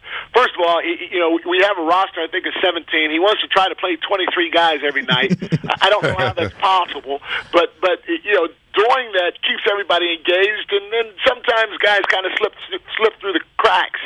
Juan T. has been a guy that hadn't played in a couple of games. He's kind of lost minutes to a couple of different guys, and he had said basically during shoot-around that, hey, everybody's got to stay ready. Anybody's number can be called at any time, and he specifically pointed out Juan. He said, Juan, we're going to try to get you in the game. We know that you're upset. Juan's a great teammate, by the way, but he's upset. Anybody should be and would be that's not getting playing time. He's upset. He's handling it right. He's there for his teammates. But Steve just wanted to point out that everybody has to stay ready because your number can be called at any time, and he specifically said, Juan, be ready. Your number may be called soon. You're doing a heck of a job. We're going to need you. And lo and behold, that's what happened last night. He and D. Lee were huge for us Yep. Especially in that fourth quarter. You got to throw Belly in the mix too. Yep. Because Belly, Steph gets a lot of praise because he does the quarterback stuff. He hits those deep threes. But those three guys, the dirty work that they did in that fourth quarter was unbelievable. No doubt about that. JTA with 7 points, 5 rebounds in that fourth. Damian Lee with 9 points, 3 rebounds, and some great passing and cutting in that fourth quarter as you guys outscored the Cavaliers 36-8. Mike Brown here on the Morning Roast on 95.7 The Game. Don't forget tickets for Sunday. Warriors are back home Sunday against the Toronto Raptors. Tickets available at Warriors.com. Get there to see the Dubs back at home after they wrap up this 4-game road trip. Mike, have you ever been part of a game? What game have you been part of where a team scored in single digits? Have you ever coached a team that scored 8 or 9 points in a quarter? I probably have, but my memory's not the greatest. But I tell you what, after the game was over, we knew we had a good fourth quarter. Steve and the rest of the coaches, we were sitting back in the back before addressing the players, and Double R comes in and he goes, we outscored those guys 36-8 in the fourth quarter. I about fell out my chair. I felt we played extremely well, but not 36-8 well. I couldn't get over. I couldn't wrap my brain around that until I got done watching the film. When you watch, if you were able to go back and dissect that fourth quarter, especially defensively, and watch how our guys were flying around and protecting one another. It wasn't always perfect, but we were relentless with our approach defensively. We contested every single shot, even if we had no chance of even blocking it or even affecting the shot. We were still flying at guys. We were hitting bodies to keep them off the boards. It was beautiful to watch. It was by far the most enjoyable fourth quarter that I've had to watch, I think, ever coaching the game of basketball. Coach, you were born in Ohio, and you had 2 different stints as the head coach of the Cavs. Did that one feel a little extra special for you, though, the way that one went down, beating the Cavs? Come on, you can admit it to us. It's always special kicking their behind. I was walking out. I was so happy. There were a few hecklers there talking about me during the course of the game. One guy got me. He stuck his hand out to give me 5. I was so excited we won the game. I put my hand up to give him 5. He moved his hand and laughed at me. And all I did was put my hand in my pocket. You might have got the last laugh on that fake high five, but my pockets are filled. And you got rings. And you popped champagne. Hey, Mike, and you popped plenty of champagne in that building, baby. That's for sure. Mike Brown here on the Morning Roast. I love the realness. 95-70 game. That is awesome. As you guys outscore them, you force 8 turnovers in the fourth quarter. They shoot 14%. And Double R sent us a text saying that for the first time in franchise history, you guys erased a 13-point deficit going into the fourth quarter, and you end up winning by 15 because that man, number 30, is probably playing the best basketball of his career. It's not even like, Mike, I know you guys are sitting there on the bench, and you're like, yeah, we've seen this story before. But still, at home, we're watching, we're at the games, and I'm just saying, how is he going to do it now? How is he going to detonate? And he is just lethal right now, defensively, offensively, ball handling. It's just, I've never seen anything like it. Nobody has. It's lethal. The popcorn show is there for me every night. Every once in a while, he may not provide the Sprite, but that popcorn with extra butter is there every night. His game is off the charts right now. And, again, I'm glad you brought that up about his defense. His defense, he's trying to take that thing to another level. He had a possession where he was matched up on Harden in the Nets game, and he was unbelievable. The way he moved his feet, showed his hands, bodied up Harden out on the perimeter, and basically caused the turnover. It was phenomenal. He's been like that the entire year defensively, and he right now, nobody's even close. Nobody's in the same stratosphere when you're talking about MVP. I know it's early, but nobody's in the same stratosphere when you're talking MVP talk. Overall, and then quiet as kept. I think people are starting to realize this too now. Defensive Player of the Year. Draymond is starting to separate Thank you, from B. the rest of the pack. No doubt. So to have those two guys on our team, but especially Steph playing defense and then knocking down shots when we need them more than ever, it has been very fun and unbelievable to watch. What about the Brooklyn game Tuesday night? He took over Barclays Center. They're chanting MVP. And I know you Kevin Durant, who we all love out here in the West Coast, in the Bay Area, is sitting there on the other side, and Steph Curry takes over his building. I mean, talk about being on the bench for that. You know what? They did last night, too. It's the weirdest thing being in somebody else's building, and they're chanting MVP, MVP for one of your players, the opposing team players. It's a surreal feeling. I've been in the league going on 30 years. I don't know if I've ever experienced it. And, I've been on the Rock Show with LeBron and the Rock Show tour with Kobe. You see their jerseys in the other arenas. Fans get excited when they make great plays. But to hear crowds chant MVP in opposing buildings like they have for Steph these last few road games, it is really, really weird. It's weird.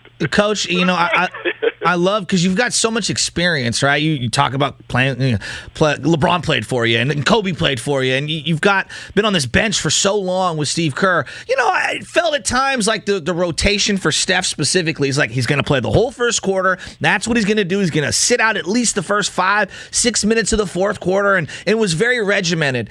What went into the thought process of retinkering and experimenting with the minute allocation? Because I love the flexibility from you guys, the coaching staff, and also Steph Curry, because it feels like it gives the team a better chance to kind of feel the game out, and then wherever he's needed, he can stay in those minutes or he can sit. Like, I just love how you're allocating minutes with Steph Curry right now. What went into that thought process? You hit it on the head. It's just the flexibility that and it starts with Steve. We kind of, Steph was a little tired during one of the games early in the year, so we took him out early, and then we brought him back to start the second, and he played so well with our second unit. We started saying, maybe if we took him out for a few minutes in the first, brought him back towards the end of the first, and then we'd have an opportunity so he could play with the second unit to give them a boost.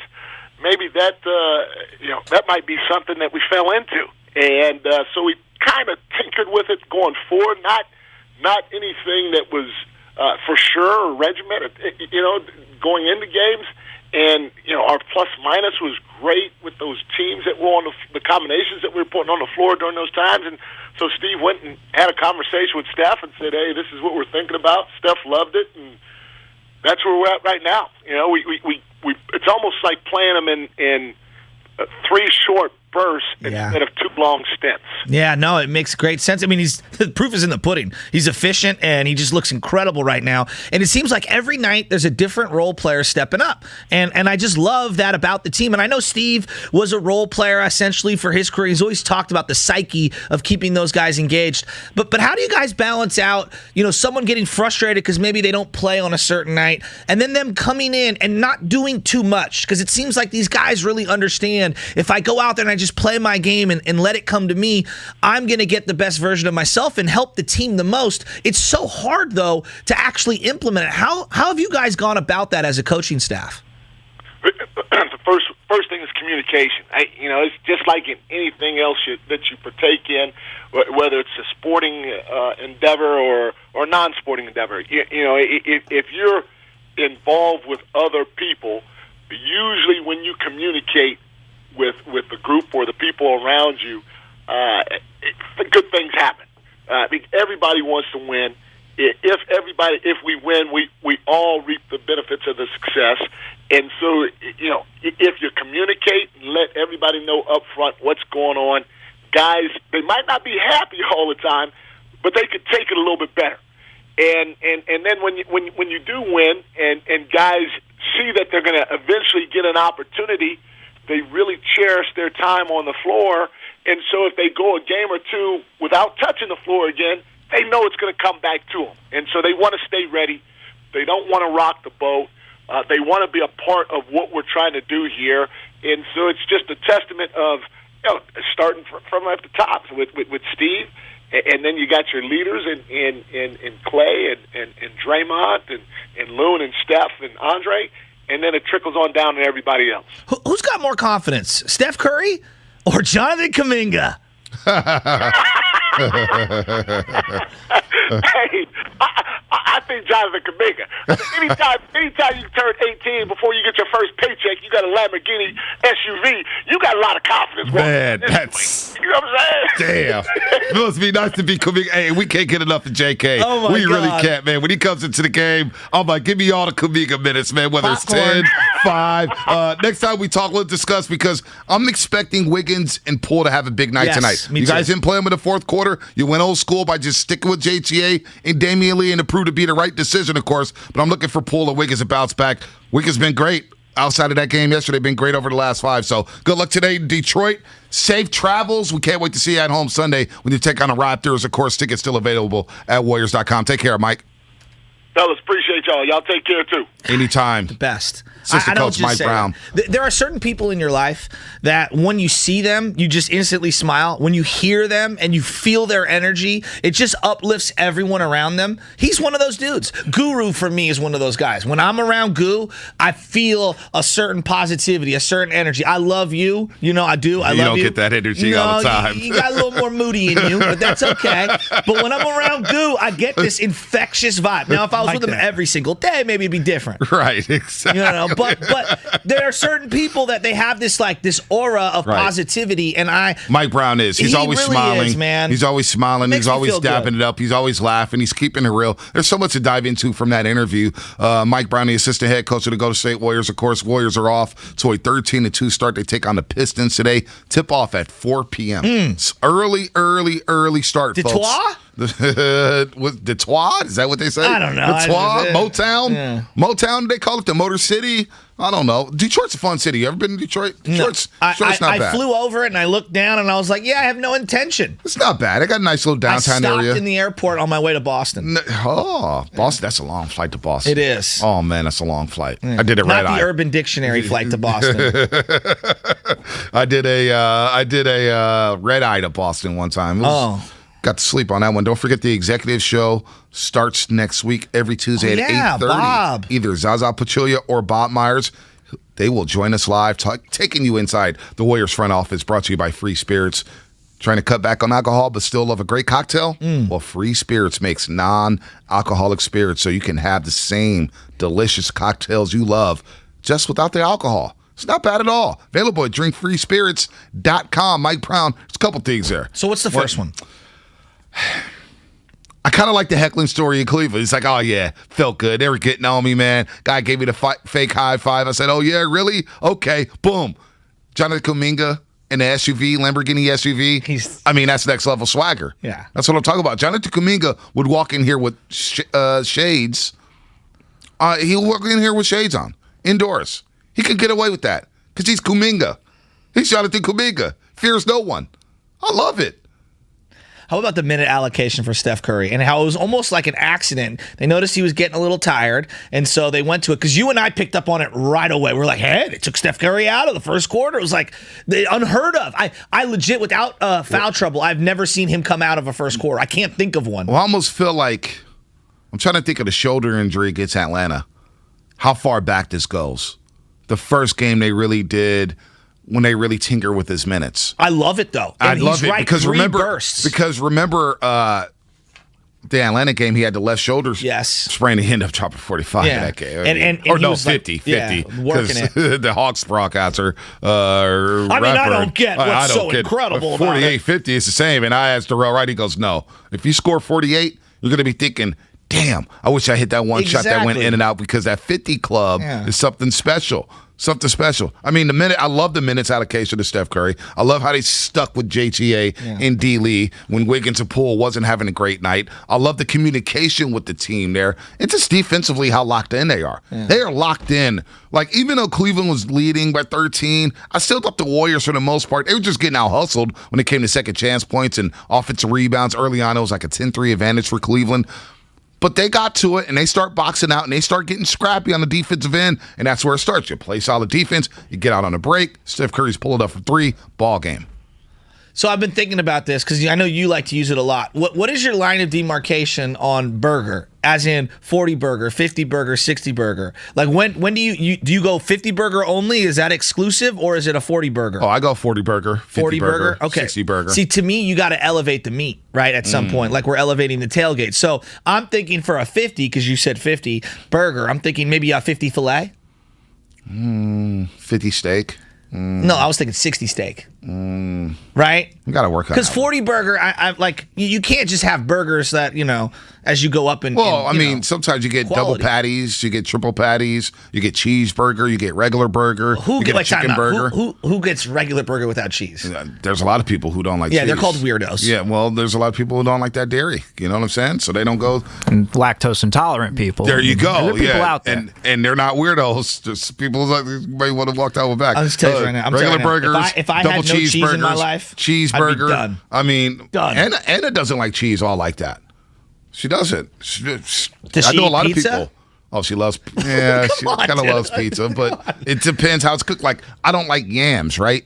Okay. But I like sweet potato pie. Yeah. It's weird. They're slightly, I like sweet potato pie, but I don't like yams. Yeah. I can't stand yams. Yeah. It happens. It's a little more mushy. That's why. I'm not a big fan. Bonte, what's up with the 2 laptops on TV?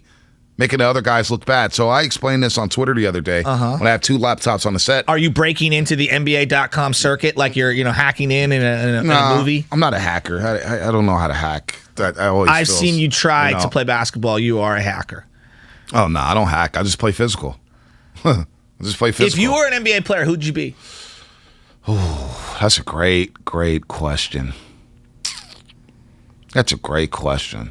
This is going to show how delusional he is. So can't wait to hear what the answer is. You know, I could see myself being a Brian Cardinal, the janitor. He had skill, though. I got skills. I'm Bonte Hill. Not gonna lie, I suck at hoops. So why do you have 2 laptops? I don't like that, Langford. You're like 2 chains. Langford, you're supposed to be on my team. Yeah, 2 laptops. You said 2 it. chains. Two-way Bonte. Two-way Bonte. Hey, somebody said Charles Oakley. I could roll with that. You are not Charles Oakley. Nobody wants that smoke on the court. Get out of here, Charles Nobody Oakley. wants that smoke. I heard Charles Oakley. Greg Oden. Why I got to be Greg Oden? I got good knees. Come on now. Jordan Bell. I don't have hops like Jordan Bell. All right, Danny Fortson, like text lines coming in, Twitch is coming in. This is great. YouTube. But the 2 laptops, one is a Dell computer, has a television script, keeps me in tune. Okay, this is where we're going next. Okay. Boom, boom, boom, boom, boom. It's right there in my face. The other laptop, my Mac, but I had to put the NBC sticker on to cover the Mac and make it all look uniformed. This is for TweetDeck and a box score. If I need to get some numbers real quick, some breaking news, boom, it's right there in front of me. So that's why I have 2 laptops. Hopefully it doesn't look too cluttered on the set. Well, right now you have 3 screens in front of you here in the studio, so it's an impressive look. I've got the call screening screen right here. I got the text line right there where I could go to box scores, and then I got the soundboard right here where we could play audio. And then I have my personal laptop so I can look at Twitch and YouTube and keep in contact with the roasters. I can do it, man. I'm like the captain in the cockpit, man. And your Call me Captain Kirk, man. Star Trek. I really like the theme of your hosting from last year, at least the theme of the questions with the listeners, because last year it was all about the cardigan. Everything was all about the cardigan. All about it. This year, every question is going to be 2 laptops because that texter texted in, and then there's going to be a new listener who hasn't heard the reasoning for it, so they're going to text in. It's going to be ongoing throughout the season. Apparently, I made somebody days by doing a video at a halftime saying, this is why I have 2 laptops. And I showed them the stuff. So it's really, their day. I try to engage with the fan base. Bonte will be Kwame Brown. Make more news off the court Kwame than Brown for had his a good game. career, though. I mean, sign me up for a 10-year NBA career. Jared Dudley? No, your shoe game is nowhere near his. Tyrone Hill? Tyrone Hill, I think, made an all-star game. He did make an all-star game. In Cleveland one year. Karl Malone never won a big one. No, you are not. You are not delivering like he is. I'll just tell you that right there. I'm not the mailman. Reggie Evans. You know who did deliver? Steph freaking Curry. I mean, that was unbelievable last night. And the hallmark of the Warriors when they were great is like, they could sleepwalk through the majority of a game. 7 minutes, they hit the throttle, and they just put a team away. And they did that last night. And especially with Iggy not playing, I was thinking like, man, Iggy didn't play. What? They're going to lose this game. game and Iggy didn't even play. It's like, ugh. Dude. So I'm glad that they got that one in. I may have to get in with Langford to start doing the live bets on the Go to State Warriors live from well, let me not speak to this is who you are. You know what? Dave Bernstein is probably listening over there at NBC Sports. Wrap it up. I'm not gambling. I'm not gambling. I don't gamble. NBC, I don't gamble. Warriors, I don't gamble. Matt Nahigian, I don't gamble. I promise. I'm not betting on sports. I just look at the lines. But how do you feel, Bonte, about gambling? I don't feel good about it. I didn't feel good about that Ohio State-Oregon game. Put me out of commission for a long time. I haven't bet since then. I'm still scarred from that game. Brutal. 510 on Twitch. Bonte would be Hakeem Olajuwon. Hakeem. I remember when he was Akeem. I would be Darko, complete and overhyped bust. Damn. Can I get a Michael Jordan in here? Somebody say, hey, man, Bonte, man, you remind me of J.R. Ryder, East Bay Funk Dunk. You remind me Your of... mom's going to come on the court and get you off the court after you pull some shenanigans? Wrap it up. Tim Roy coming up, the voice of the Go to State Warriors. We go from Mike Brown to Tim Roy. Elevation sensation. And I've got a question for you about entertainers in sports when the ball is in their hands and you know something's going to happen. Oh. Yes. I like that question a lot. Brought to you by Northern California Toyota dealer. Toyota's Operation Black Friday.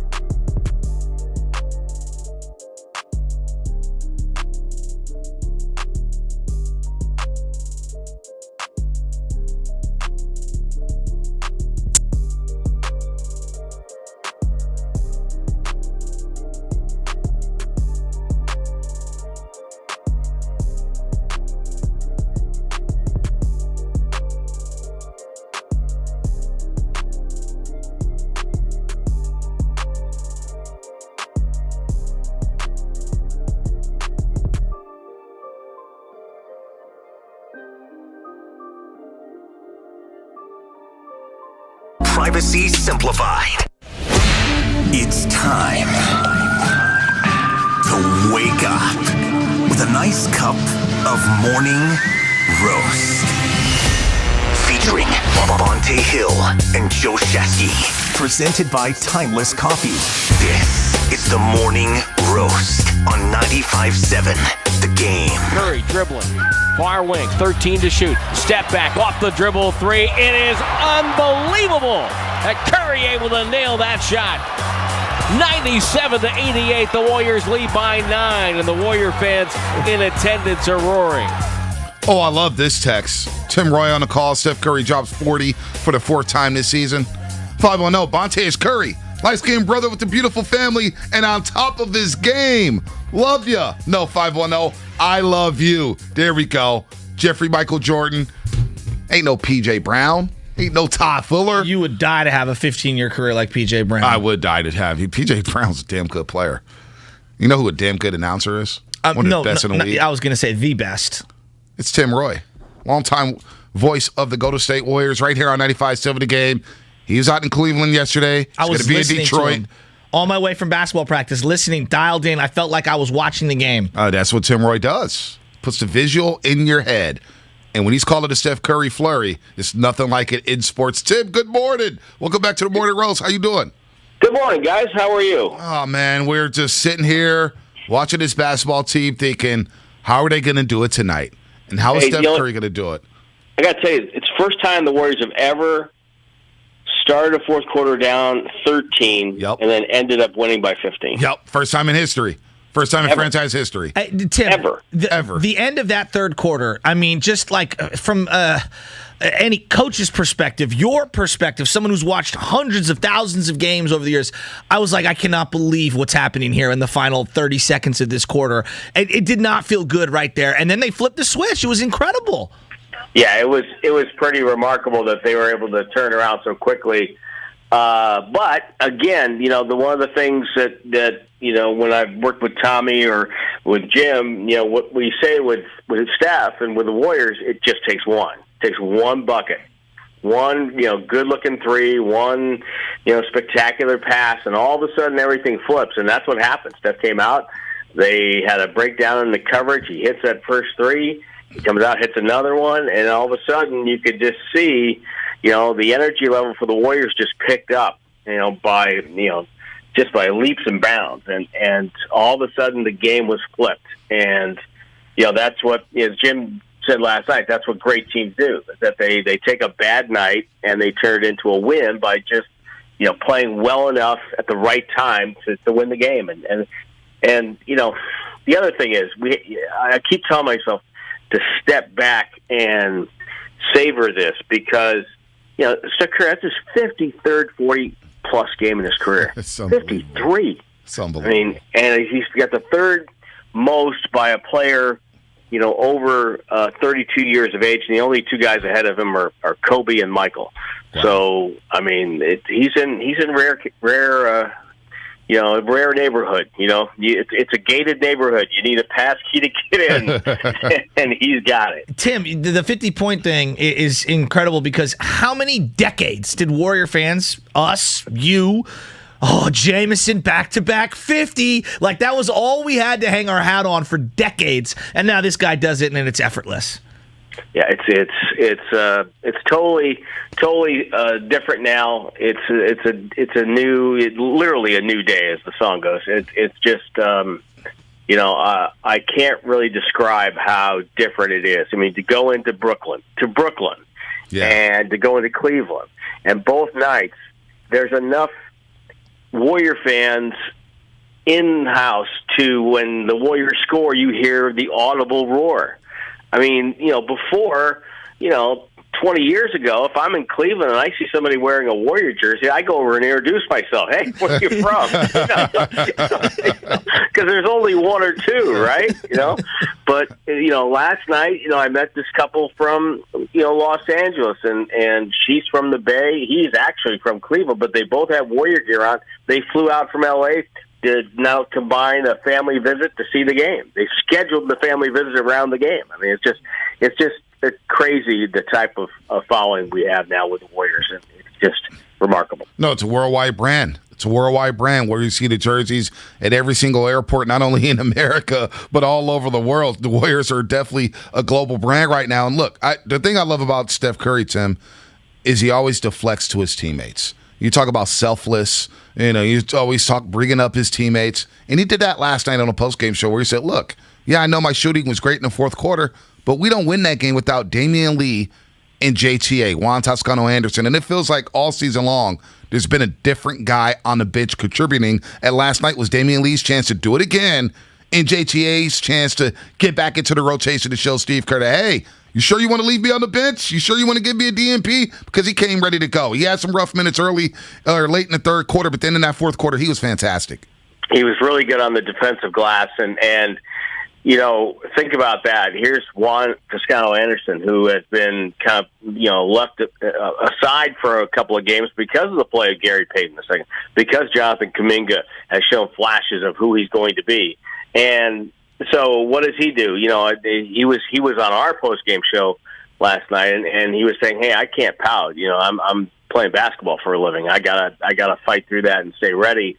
And that shows you the character of that kid, that he's got that internal fortitude that allows him to do that. And it's same for Damian Lee. He came back. He wasn't himself. You could tell he was rusty after missing, a game or two with that hip injury. And he comes back last night and moving without the ball. He's defending. He's rebounding. It's just and it really is amazing right now. And I think this roster is really built to survive that regular season because of the depth and because of the fact that when the Warriors have some bumps and bruises, they're going to be able to get through that because they have, people like Juan and Damian Lee coming off that bench. We've been waxing poetic about him because it's been a great start. It's been unbelievable.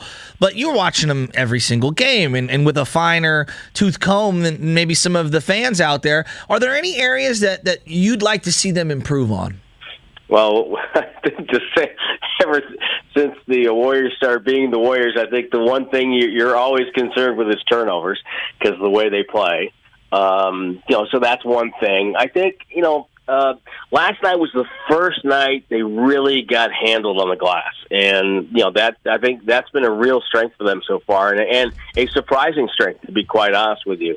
I think just to be a little more careful with the ball. I think if they do that, if they keep their turnovers to the mid-teens, they're going to be very difficult to beat because they play defense and they've got the weapons on offense to do it, especially when they get, a Klay Thompson back. And we're all, waiting for that and so excited for him. But yeah, just to be a little bit more careful with the ball so that they don't give away possessions as much as we've seen them do in the past.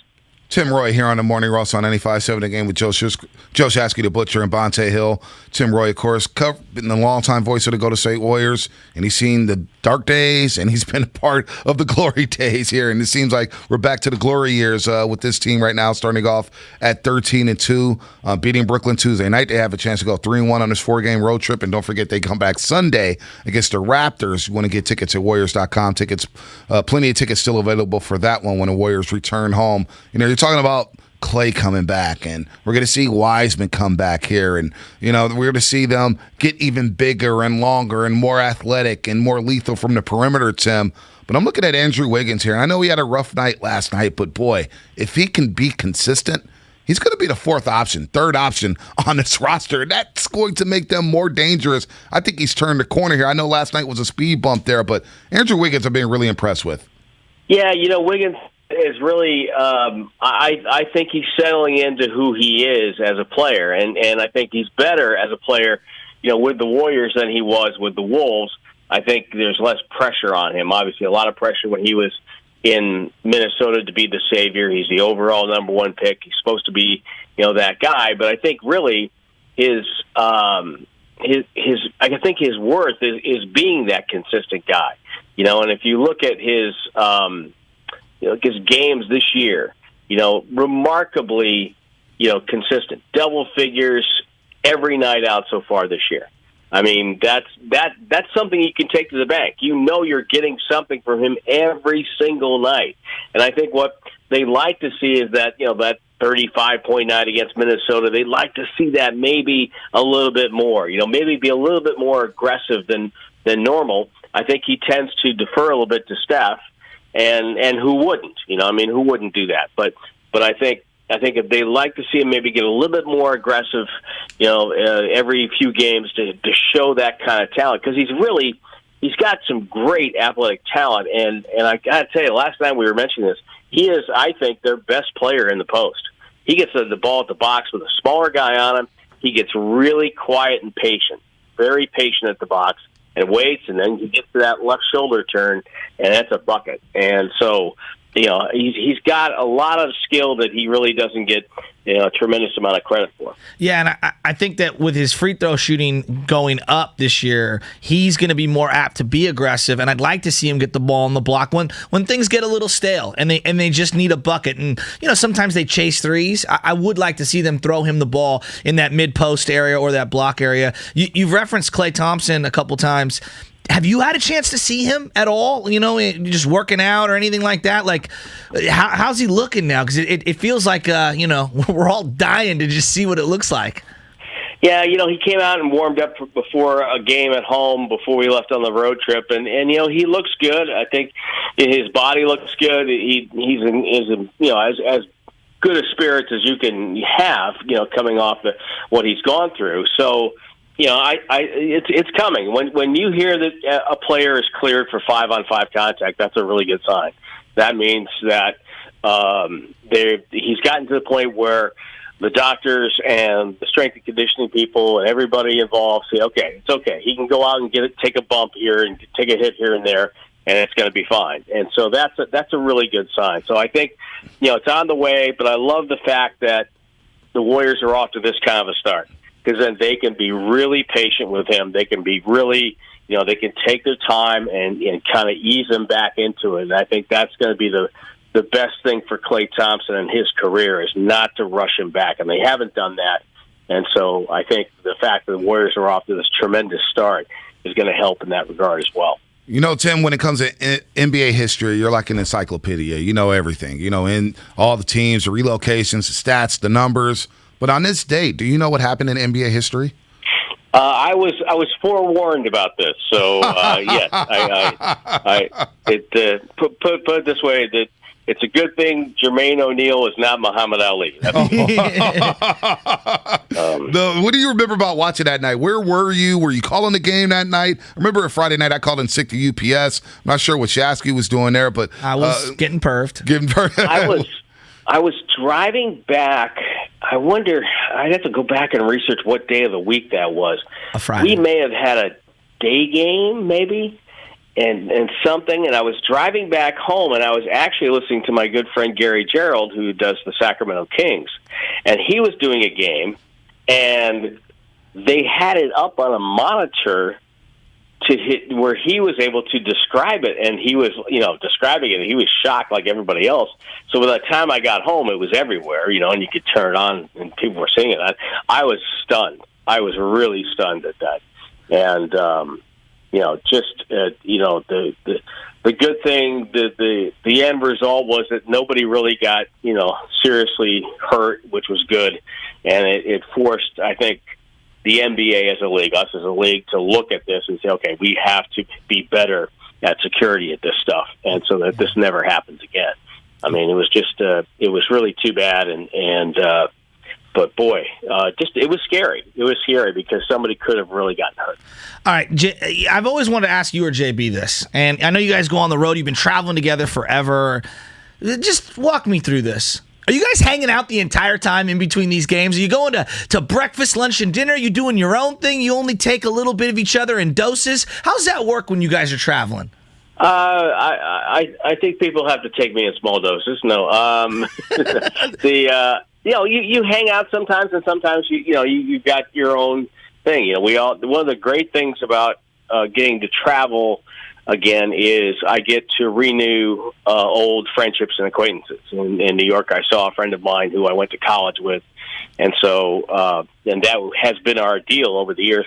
You know, we have a cup of coffee or a beverage or something, depending on the schedule, and that's how we catch up. And so, yeah, it's kind of half and half. You know, we have like, you know, team breakfasts every now and then. That's where you get to hang out with everybody, and so it's kind of half and half. You know, sometimes you hang out, sometimes, you know, everybody's got, you know, different plans and different friends and things like that.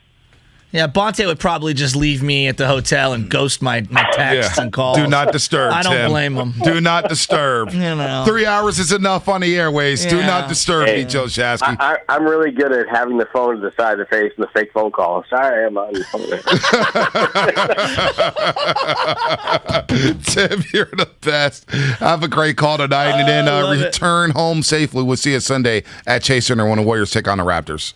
All right, guys. Always fun. Thank you. Thanks for having me. Anytime, Tim. Tim Roy, the voice of the Golden State Warriors, of course, has seen a lot of basketball in this day. Seeing Steph Curry here. And by the way, if you're looking for all the best Warriors content from 95.7 The Game, text Warriors. The best Warrior content. Text Warriors to 20357. Oh. That's Warriors to 20357. 20357. 20357. Make sure to hit the subscribe button in the Odyssey app or wherever you find your favorite podcast. Love it. All right, I want to assemble the greatest Warrior killer team of all time. Guys that aren't superstars, but they go up against the Warriors, and every single time they look like Superman. Ed Davis is on that list, is he not? He must average 15 at least career rebounds per game against the Golden State Warriors. I'm going to look that up right now. Because I swear to God, when he's with Portland, it felt like he had 20 rebound nights multiple times. Terrence Ross. Yeah, you had Terrence Ross earlier. J.R. Ryder was one. Are you talking about active players? It could be whatever. I mean, Will Barton's definitely right up there. Will Barton has to be, right? He's a killer. Killer. He's a killer. Who else is a Warriors killer? Well, I was going to throw Fred VanVleet in there. They slowed him down, I thought, last year. Did they? Maybe. Okay. I could be wrong. I'd go with Montrezl Harrell. Montrezl Harrell does destroy them. That's a really good one. I was at that one playoff loss, that game against the Clippers. I think it was game 2. Oh, when they came back from 30? It was just Harrell and Lou Williams. Pick and roll. And he dunks and he... It was the worst walk to Bart from a Warrior game. Had plenty of bad ones from a Raider game. Never had one from a Warrior game before. That was terrible. Well, you know what? 610 is right on the money. Huh. Who? Scary Terry. Terry Rozier. Great call. Has become a Warriors killer. I totally agree with him. Patty Mills was a killer. Serge Ibaka. See, Serge is too good. Like, that's the game that we're playing. To me, Serge is too good. You know what I'm saying? Like, I'm talking randos, like dudes off the bench who were never really truly starters, but like for whatever reason they see the Warriors and they're just killers against us. Nah, Lou Will was a killer. Yes, he might be too good too, though. Jamal Crawford too good. Yeah, well, and he also was a Warrior, but I think he's too good. Like 6th man of the year, you're probably a little too good. Yeah, I could see that. I could see that. Like, for example, at one time... Moochie Norris and Cedric Sabalos. Those are great pulls right there. Cedric Sabalos with the bicep wristband. Those are great pulls. Those are great pulls. Those are great pulls. John Morant's too good. Yeah, John Morant is just too good. He's too good. Yeah, that's not the game we're playing. He's going to be an all-star. Kobe killed, Kobe's an all-time Celtic killer. Like, duh. Yeah, I mean, he's a killer. He's one of the greatest players of all time. Ricky Rubio, he went 4 for 15 yesterday. Oh, Amato from my favorite show, Narcos. Yeah, he went dead on like Amato. He went 4 for 15 yesterday. Yeah, he went 4 for 15. Such a great 1 for 5 from 3. 5 turnovers for Rubio last night. Minnesota still hasn't gotten over that. Johnny Flynn. Kevin Martin. Kevin Martin was a Warriors killer. From the left side to the right side. The pride of Pepperdine. Right. And he was a Sacramento King, and he killed the Warriors, too. Then he became a Rocket. Line all the time. And then he got to the Houston Rockets, and he killed them. That's a great call. That's a really good call. Who's that? Drake from Mountain View. Yeah, Shout out good call, Drake from Mountain View. Kevin Martin had that weird shot with his bomb threes. And he's from Pepperdine. Him and Bill Cartwright had the same, I'm going to start over my left ear and then rotate as I'm releasing all the way to my right side. Here's a good one. Hollywood729 on Twitch. Ryan Gomes. Ooh, Ryan Gomes is a good one. I thought he was going to be a player. I thought he was going to be better than what he was out of Providence. I agree with you. How about this one? Dellavedova. Oh, come on. From Alejandro in San Francisco. I can hear Bob Fitzgerald in my head right now. All that hack. All he did was mug Steph. He played no defense. He mugged him. He ain't no killer. That drives Fitz crazy. Get off the internet. It probably doesn't drive Fitz crazier than me saying ice and chill in the fourth quarter. Yeah, take us through what happened there. I don't know what happened. You tell me what happened. I'm watching pregame, and there was a lot of ice and chill references. It sounded like you guys were like having Mai Tais or something in the studio. I mean, it was because you were talking about, hopefully the Warriors can get up and then they can ice and chill. Like it's, Bad News Bears, and you're Kelly resting your arm next to, what was the guy, Buttermaker? What was the name of the coach in Bad News Bears? Oh, Buttermaker. Yeah, Buttermaker. That, by the way, where he threw him the beer. I need to watch that movie again. You want to talk about something that does not hold up. When he threw the kid. Stogies, doing wheelies.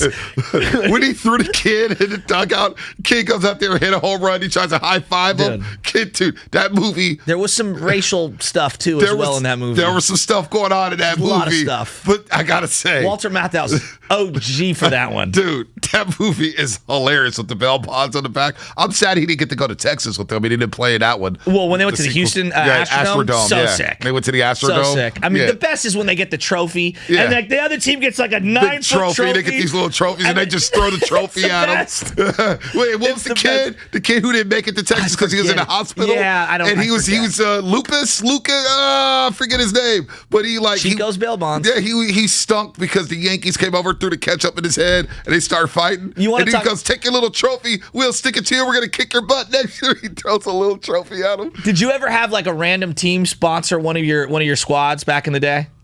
Did I? No. Unfortunately, I didn't. Yeah. I didn't. I wish, though. I'm trying to think. SF Seahawks. I don't think we had a sponsor. Yeah, because San Francisco Police Department. Oh, well, PAL? Okay. PAL. I mean, everybody plays in those kind of leagues. But I was going to say, like, for high school baseball for a long time, you'd have, like, Sappinar Realty, you'd have Blockbuster Video sponsoring teams. We had Automatic Garage Door, Trinity Maintenance at Reardon we had one year. My dad, growing up back in the day, you want to talk about how times have changed? They had a bar sponsor their Little League team. Good. That's OG. That's OG. So the picture is, like, the bar, like the name of the bar on the front, and all the kids are rocking jeans, You want to talk about OG. You would never do that these days. That is absolutely Nowadays, awesome. you might have a dispensary sponsor a team, but you wouldn't have a bar. Damn, that movie's so good. It's such a good movie. Did you watch the reboot with Keanu? I turned it off 15 minutes in. It is Keanu, right? Keanu Reeves is in the reboot? You're talking Bad News Bears? Yeah, who's in the reboot? Billy Bob Thornton. Billy Bob Thornton. Yeah, I couldn't do it. I was done 15 minutes in. I didn't even watch it. I personally loved it. Really? I was younger and I was growing up playing baseball. It came out in 2005. I was 12 years old. I thought it was hilarious at the time. See, we were too old. I was like, this is stupid. Yeah, it's like the Willy Wonka and the Chocolate Factory reboot. Just can't do it. Just can't do it. Wasn't that bad. No, By the way, that people are coming in with player comps for you. I've seen some Oliver Millers. My favorite to this day is Tony Allen.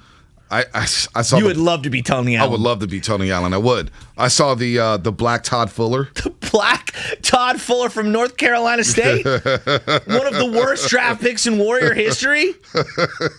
Todd Fuller.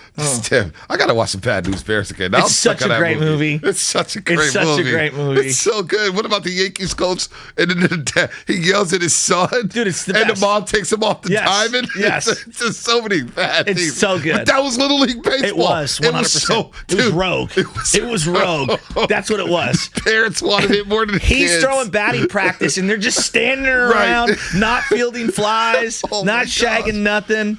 Oh man. Vucevic, Warriors killer.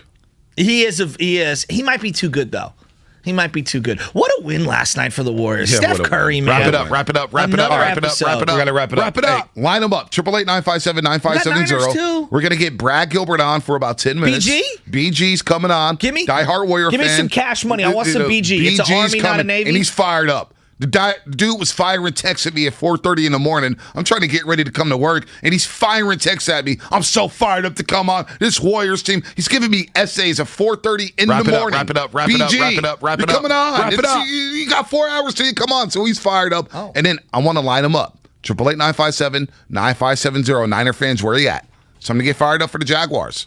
What's going to be the headline Monday morning? It took you 5 days. Let's go. 888-957-957. I've been fired up. You didn't want to talk Jags. I was ready to talk Jags Tuesday. I was already 10-hour rule for me. Yeah, victory. Enjoy the victory for an hour. Wrap it up. Go to sleep. Wrap it up. Wrap it up. Coming up on a game brought to you by Exogen Thermometers. Accuracy matters. Fever is the leading side of COVID, so make sure you have an accurate thermometer. The Exogen Temporal Scanner Thermometer, backed by science, it's the accurate thermometer you need and can trust. Be vigilant and learn more at Exogen.com. Breaking news.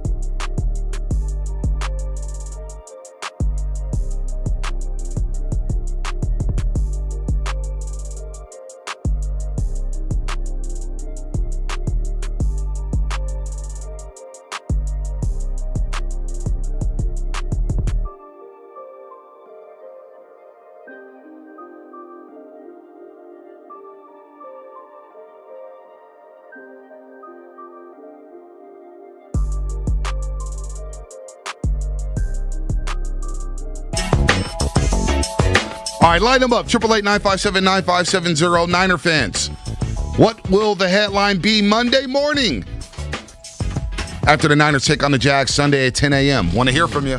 How you feeling? Niners with a chance to go to 5-5 on the season. Hey, things can happen. Maybe they can start a roll after that Rams win Monday night. We got Brad Gilbert going to join us in just a second. By the way, shout out to the listener early this morning. I saw on Twitch. He said, hey, what up, Roasters? I'm live all the way in Australia. Shout out Australia. Thanks for viewing us in Australia. When you say cool. Australia, you know what I think of? What? The illegal pipeline that St. Mary's has had for years. You know what I think of when I think of Australia? I don't think of that. I think of... Langford's looking at me like I'm crazy. Aussie. Oi, oi, oi. Randy Bennett has had that pipeline. I think of Foster's. I think of Sydney. I think of Melbourne. I think of the fine people of Australia. So shout out to all the Australians out there viewing us live on Twitch. Under? Yeah, I love them all. By the way, Mike Brown. I've seen a lot of kangaroo fights, by the way, on golf courses all over online. Wild. These kangaroos, dude. Yeah, no, dude, they don't play. Don't mess with them. Don't mess with them. 707, Bonte is Boris Diaw. Looks out of shape, but is a key cog. That is so mean. Shasky is Avery Johnson, loudmouth hype man. Joe, an American kid. It's me, Avery Johnson. I can't even do his voice anymore. I used to be able to. Well, let's get my boy BG on. BG, man, was texting me at like 4:30 in the morning. So fired up about the Dubs right now. I mean, I don't think there's a bigger Dubs fan out there. Brad Gilbert, of course, you see him on ESPN. Hold on, Brad. Your Australia take, Shasky, I'm not sure about the St. Mary's pipeline, even though they've had a good pipeline, but that's not what comes to mind when you think of Down Under. But what a game last night, and what a great start to the season, fellas. I told Mully we would have a really good start to the season. I thought maybe 12-4, possibly 13-3. But I probably would have told you their plus-minus on points would have been like 3-4. To say they started 13-2 with a plus almost 14 per game is outrageous. But you know why it's happening? No, Oubre. Let's give a shout out to Bob Myers for not sometimes the best trade is no trade. Yep. And they added a couple of veterans on minimum salary, and Porter and Belitza, who have far exceeded their salary, and somehow they were able to keep GP2 after cutting him, and then finally getting a shot. So he's made a massive contribution. And then let's go next to Coach Kerr. Coach Kerr, it's a little bit like the first season when we won the championship. He's got this great bench, and since he was a bench player himself, he understands about, strength in numbers, being ready, and having to manage a deep bench. But probably the biggest coaching change that he's made was just a subtle John Stockton minutes change for Steph. Has he not made that change? The Warriors lose that game by 30 last night. Steph, maybe if he comes back in at 5 minutes to go of the fourth quarter, that game is toast. And the fact that, they're now getting him out early in the first, early in the third, gives him that opportunity to play the whole fourth quarter if needed. And that was a special fourth quarter last night. And let's get now, drum roll please, unanimous MVP for the 21-22 start to the season. And the second consecutive year, fellas, that this player is the unanimous MVP would be none other than Kelly Oubre Jr., the undisputed MVP of the Phoenix Suns 2021 season. Now the Dubs 21-22 undisputed MVP. Can you imagine if he was in that game last night? He's never heard of the word or phrase give and go. If you give him the ball, he shoots, and you never get it back. Last night, Belitza, Porter, umpteen times in the fourth quarter, Steph throws the ball to them. He immediately moves without the ball, and then they're thinking, maybe I should get the ball back to a guy that can put it in the hole, or unless I got a bunny. And that's what we saw a ton of last year. We never saw once last year a give and go or a tic-tac-toe assist. And the fact that that guy is gone, and I don't have to look at him, but only in the 2 times we played him this year, the Warrior fans should rejoice. Hey, Brad, I'm going to get in here real quick. All right. Yes, sir. New terms of engagement when you come on this show. You're going to get put on a shot clock. All right. That was 3 minutes of uninterrupted gas. I couldn't even get through the intro, BG. I couldn't even get through the intro. You've been ready to go. Shot clock. Give me the shot clock. All right. ESPN tennis analyst, Brad Gilbert. I'm teasing. I of course, love an it. author, got great books. You see him on ESPN. He's coached some of the best tennis Just players sold out a there. $50 million house. Yeah, I know. This guy's cashed Brad out. Gilbert is rolling right now, and he's finally over Kelly Oubre Jr. He's not here anymore. Wanamaker's not here anymore. You got Iguodala back. You got Bielitsa. You got Otto Porter Jr. The Dubs are rolling. Draymond's rolling. Steph's rolling. Go ahead, Brad. The floor is yours again. What else you got for me, man? Well, you know what? You hear this word a lot, the culture. The culture is back with the Warriors because, obviously the D. Russell situation, that was it. He was not a Warriors-type player. And then the Oubre situation. And now they have a lot more role players that are learning their role. Steph is playing right now, fellas. I hate to even, it's like you got to bite your tongue, but he's playing at Michael Jordan level right now. He's playing at historic levels. But the crazy thing is about him, when you watch him, he's playing within the context of his team. And then, his teammates that he's got now understand how to play with him. And that's a huge thing. But he's actually like a fine wine. He's getting better with age, and his defense has gotten incredibly better. What about Draymond Green? Because I feel like Draymond Green has come into this season in the best condition in 3 or 4 years. He looks like the shoulder is finally healthy, but his focus and then his ability to mature in terms of how he's guiding young Jordan Poole. Yeah, he's yelling at him, but he's also putting his arm around him every now and then. I'm really seeing a better, enhanced, mature version of Draymond Green. What about you? Joe, you're right. I didn't see this coming from Draymond, but last year we had too many 6'4" guys that played exactly the same. Yeah. And they didn't make Draymond, they didn't make Steph better. Mulder, Bazemore. We had so many of these guys that all played the same way. Now we have some. Who knew that Bielitsa was give and go, and he was a playmaker. So we have more guys that I think have an understanding of what Draymond does, and I think that's inspired him. I think Iguodala coming back was probably a big miss for him. So I think beyond being really motivated, I think that he's got some young guys that he is trying to help and further their game. But he's in a good place physically and mentally on the court. And reinforcements are coming. How excited are you about Klay Thompson and Wiseman coming back? You know what? This is going to be the ultimate challenge for Coach Kerr. First of all, as soon as Klay comes back, 2.5 years. What, a mental strain that the guys had to go through, these two. I think that, we're all fingers crossed that he's going to be back. Let's hope he starts at 50%, 70%. Probably the bigger challenge is going to be Wiseman figuring out how they can get better use from what he can do opposed to what they tried to do with him last year. I would love to see him play a lot more like the Phoenix Suns, center.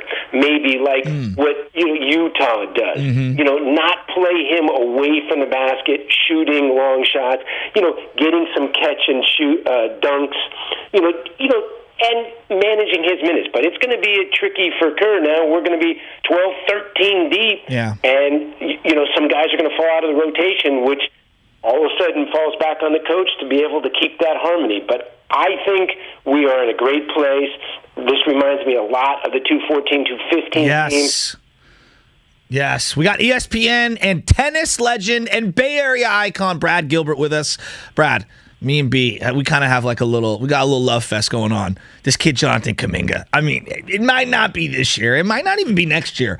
I think this kid's going to be unbelievable when it's all said and done. What do you think of Kuminga? You know what? If he is a stock, fellas, you like his upside. I'm not going to put the immediate buy on him. Last night was one of those great coaching by Kerr. The last few games, he played really well. What did he let him do? let him run with it. Last night, shoots a couple ill-advised three. What's he do? Gives him the quick hook. Yep, yanked him. So that was great coaching last night. And sit down next to me and let's explain. When you're wide open, they're leaving you wide open for a reason. But listen, the guy has physical skills for 19. I think over the next 2 to 3 years, I think he can become, a tremendous asset for the Warriors. Once again, I go back to Myers. The best trade was no trade. No doubt. They took these picks, and you know what? We've got time.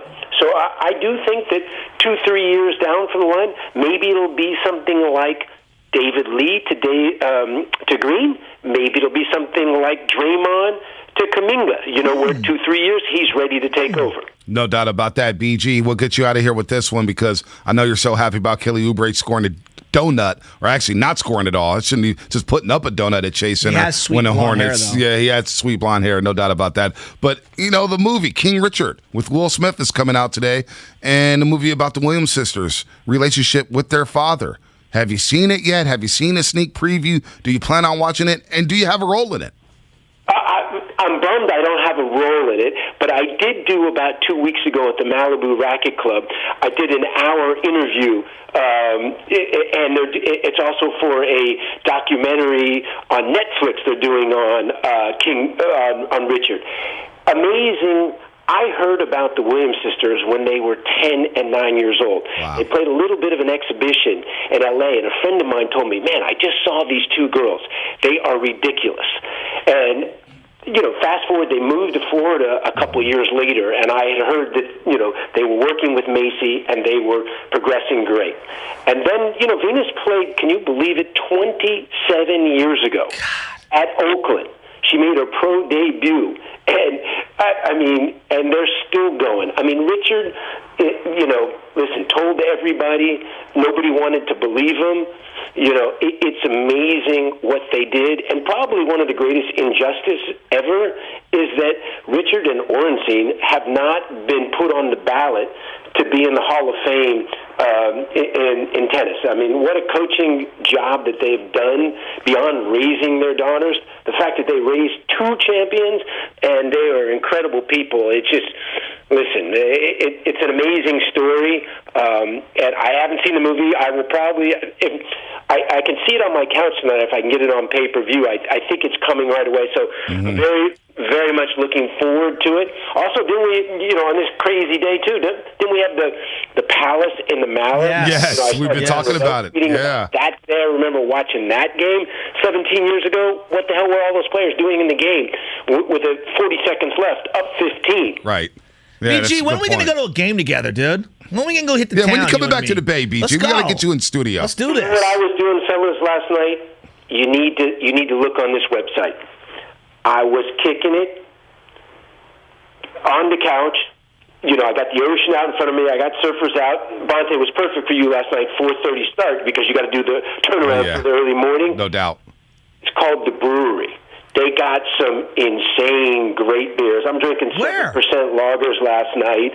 They got the most extensive list. You drink 2-3 lagers, watch a Dubs game, look out at some surfers. Life's good. Where was this? Half Moon Bay, Pacifica? Where are you at? Malibu, baby. I live I live on a shack on the beach in Malibu. Oh, a shack. Oh. It sounds about right. A shack on the beach, fella. I'm thinking Pauly Shore. I'm disappointed with. I'm thinking Pauly Shore movie. NBA package.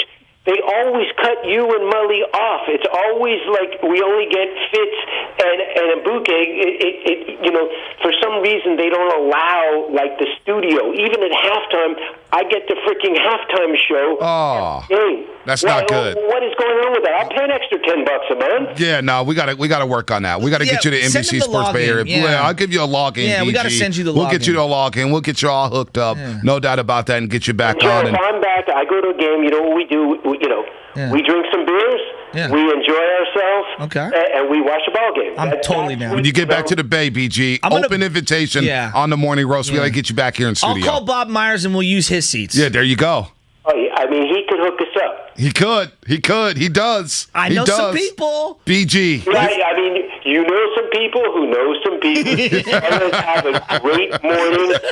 See the Williams movie tonight. Yes. Yep, no doubt. Go Dubs. Maybe we rest Chef Curry tonight, and we still get the win by 11. Oh, gets the Pistons. 3-1 road trip. We'll see them when they get back home Sunday. Take a couple of shekels. Bet on the Warriors tonight. The line will move down about 6 points with Steph absent, but I think it'll be the Warriors and under tonight. I love it. Look at you. And he's giving out winners. I'm not gonna lie. I was a little worried about the 9.5 last night. I was a little worried about the 9.5, but Steph Curry came through. On the money line last night, and you got the Cavs plus like 450 going into that fourth quarter. You're up 13. Not only do you not cover on that, you don't cover on the spread. That is a shocker. That is a bad beat. Open mic night anytime for you, BG. Holler at us. I mean it.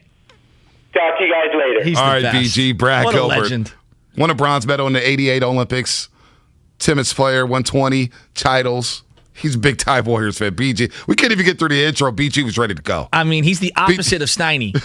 He got all the takes. He got all the takes. On everything. Wow, shot at Steiny. Well, no, because the joke on that show for Steiny Guru and Dibs was that Steiny would sit on the fence, and they called him Humpty. Yeah. And so BG is the exact opposite. He is coming in like firing a full machine gun round, Rambo style, on Kelly Oubre. I got halfway through the intro, and he was going.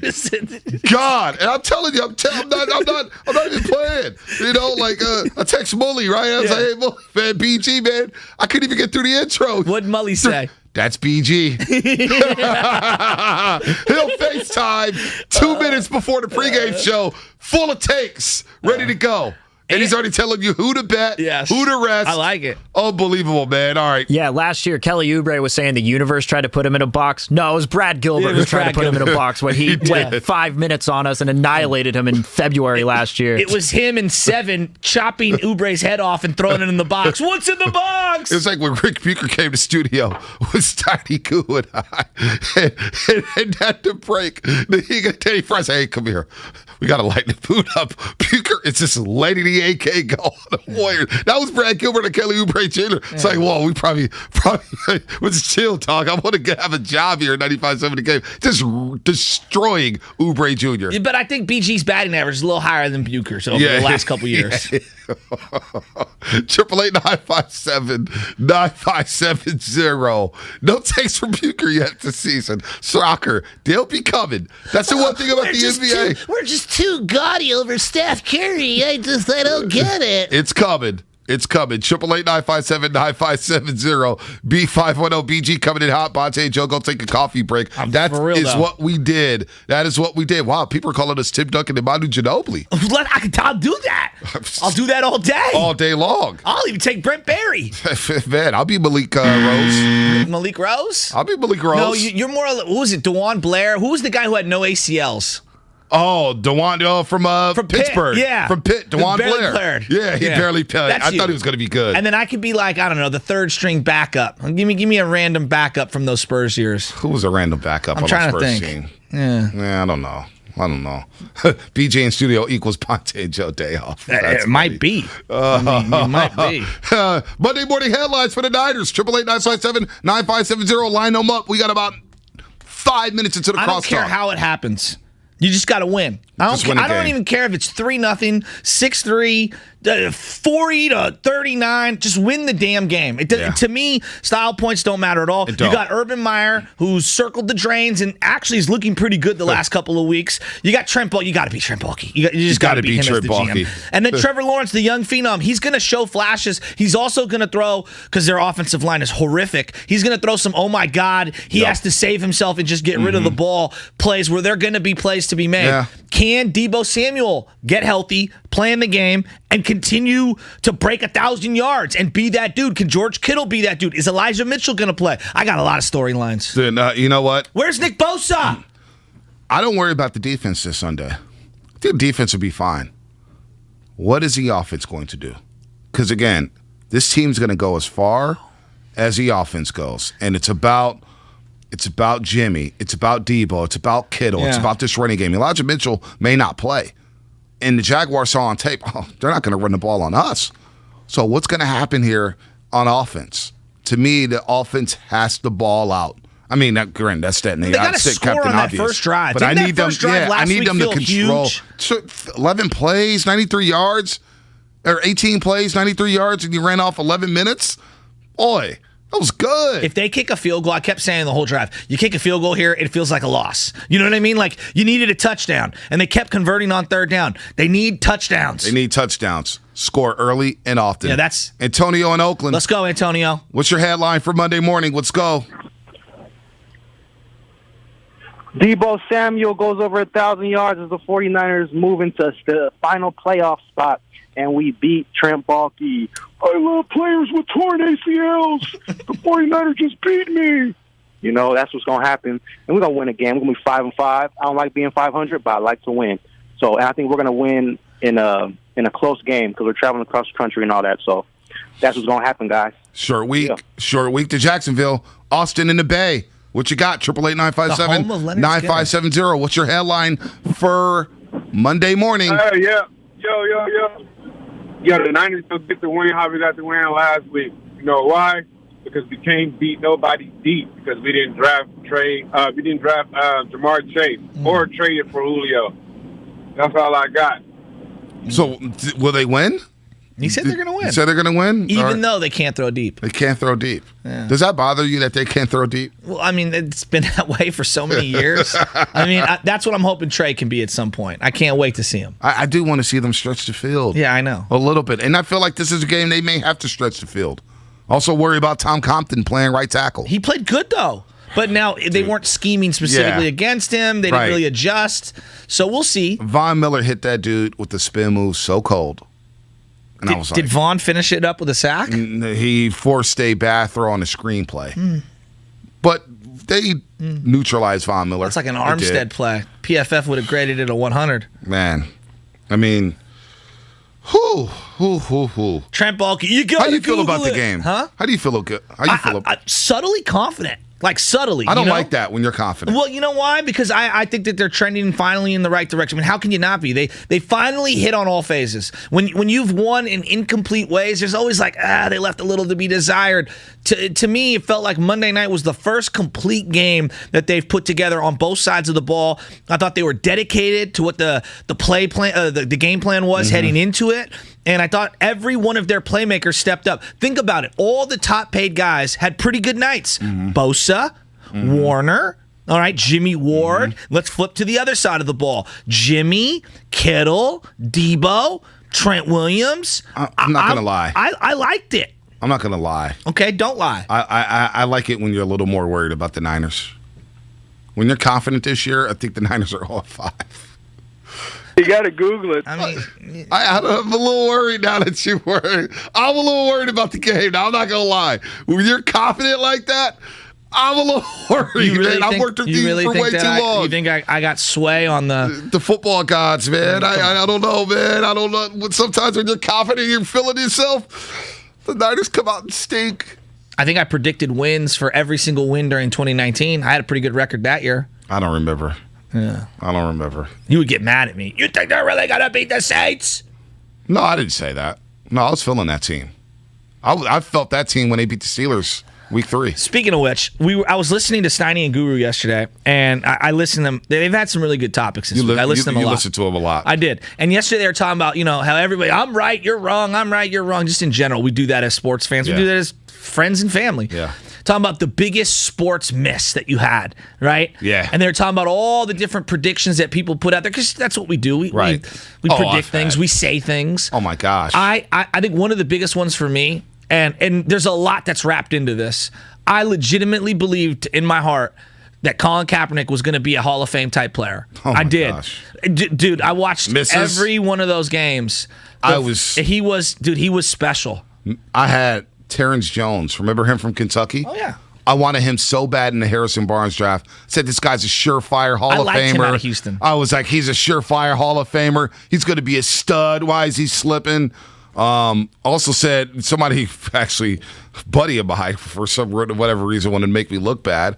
But back in 2013, July 5th, 2013, again, the Iggy signing makes no sense to me unless they pull this Howard move off. Howard being Dwight Howard. Yeah, but I thought that Dwight Howard moved. They then pivoted to Iggy. Yeah, but I didn't know what else. I Since wanted 2013. Dwight Howard. So I wanted Dwight Howard too. I was wrong. Somebody, didn't age well. Was looking back at my first tweets and saw I retweeted this.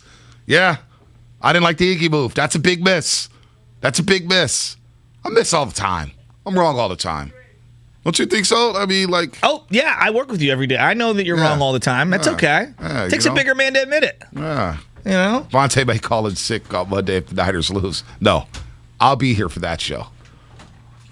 They lose. Oh, I'll be here. Why are you even talking that into existence? No, I'm so excited for this game. No, I'm excited too. I'm excited for 49ers football. I love I just don't like breakfast when you're football. overconfident. I'm not overconfident. I said subtly confident. Subtly confident. All right. I'm feeling good about the team. They played a complete game on Monday night. First time all year. Feels like the first time in 2 years. Dibs, am I irrational for having confidence this weekend? Well, you could have left it at "Am I irrational?" Yeah. And because you go from confident to give up mode back to confident, and you should, because we asked the question yesterday or the day before: are the Niners good or are they bad? And the answer is yes. They are. They are both good and bad. If you're 3/4 good on Sunday, you win. If you're 3/4 bad on Sunday, you lose, because Jacksonville's not pathetic. Mark's been a Jacksonville defender. Yesterday we did play hard. We did a little get to know you Jacksonville game. Right. And so we're all ramping up our various Jaguarian nomenclature, Mark, if I may. I love. They play hard. They do, though. Both teams played hard. I know. In pro sports, Rashid. that's almost like I don't know. There's something backhanded You know there. what it is? She's cute. Yeah. When your she's wife says that about someone who's... great personality. Yeah. So they might have the worst coordinators in football. They're supposed to play hard. They're a professional NFL football team. But if you do look closely over the last, kind of like the 49ers, where over the last 3 weeks, there's a little uptick. There's something a little bit different about it. They beat Buffalo. I know it wasn't the score that everybody thinks is impressive, but they got into a football field with Buffalo and they won. They play Arizona tough too this year. Yeah, they played the Colts real tough last week. Vikings, I think they almost beat the had the ball down 6 with 3 minutes to go against the Colts, and somebody fumbled. I mean, it's a football team. I mean, this is not a walkover. And you can't sleep on the 10 a.m. East Coast start at any point. And short week. It's a short week, as we like to say. Shout out Low Neal. Wow. Short week. Everything was a short week. It's his accent, Fresno, coming through. But short week, 10 a.m. start, East Coast. And when you say that, I think of something totally different. That's the whole key to the double entendre. Is you think one thing, but I really mean the other. And, for all the problems Urban Meyer has had, both on and off the bar stool, this team hasn't quit. They have not quit on him, so they're dangerous. They've rallied. Did you, either of you guys or Mark, did any of you guys ever interview Trent Baalke? Many times. You did? Of course. Was he always abrasive and like very off-putting? Or was that just more me misremembering how it went down? You're misremembering, because when things were good, he was open and honest. But when things are bad, everyone is abrasive. And you have to remember that with even... Brian Sabian, the famous battles with Ralph Barbieri, rest in peace. When the Giants stunk, they would go back and forth. When the Giants got good, the tone of the interview was totally different. There was a time when a lot of people on Twitter was hashtagging trust in Baalke, trust in Trent. Trent Baalke had his Q rating was high. Remember the article, they had him as the top 5 GM Didn't he in the win league. GM of the year or Executive of the Year in 2011? Those awards are meaningless. But if you look back at all of the Niners' tenures since the Super Bowl, George Seifert, etc., Harbaugh Baalke was the longest, most sustained run of success, and that you cannot demean Trent Baalke with, because those 3 years, the Super Bowl appearance, Kyle Shanahan. It feels like an anomaly the 1 year until he does it like, Lynch and Shanahan, not as good as Baalke and Harbaugh. Not even close. As you are listening to 95.7 The Game, of the year. KGMZ, FM and HD1 San Francisco and Odyssey Station. Brought to you by DuckDuckGo, Privacy Simplified at 9 a.m. hour, of course. Brought to you by Timeless Coffee, our great friends at Timeless Coffee, Willard Dibs. What do you guys have cooking today on a Friday? Oh, my goodness. Well, too much. Actually, yeah. There is Thanksgiving too much. special. Well, I mean, MVP chance will play a heavy role, but not for whom you might think. Right. Cornucopia of takes. There's that. there's maybe a little bit of a new conversation to have about Steph Curry because we've had so many about him. Obviously, we'll get you ready for the 49er game. I'm texting with Kevin Franzen right now to see if he can hop on about Bryce Harper winning the MVP. We didn't bring that up. Forgot all about that. Sam Monson, Pro Football Focus, I know is going to stop by as well. Let's see. I think Harry Kalish looking forward to Harry Kalish. Has a little bit of a 49er Jags preview. I'm locked out of Twitter. We have a lot. We have a lot. Well, so we're here. Awards. Anybody outraged in general? We got Shohei. We've got obviously Bryce Harper, Robbie Ray, and then Burns from Milwaukee. Is anybody pissed? New rule. If you are on a team with a losing record, no MVP. You are ineligible to even be in this conversation. So who would have been your AL MVP? Vlad Guerrero Jr.?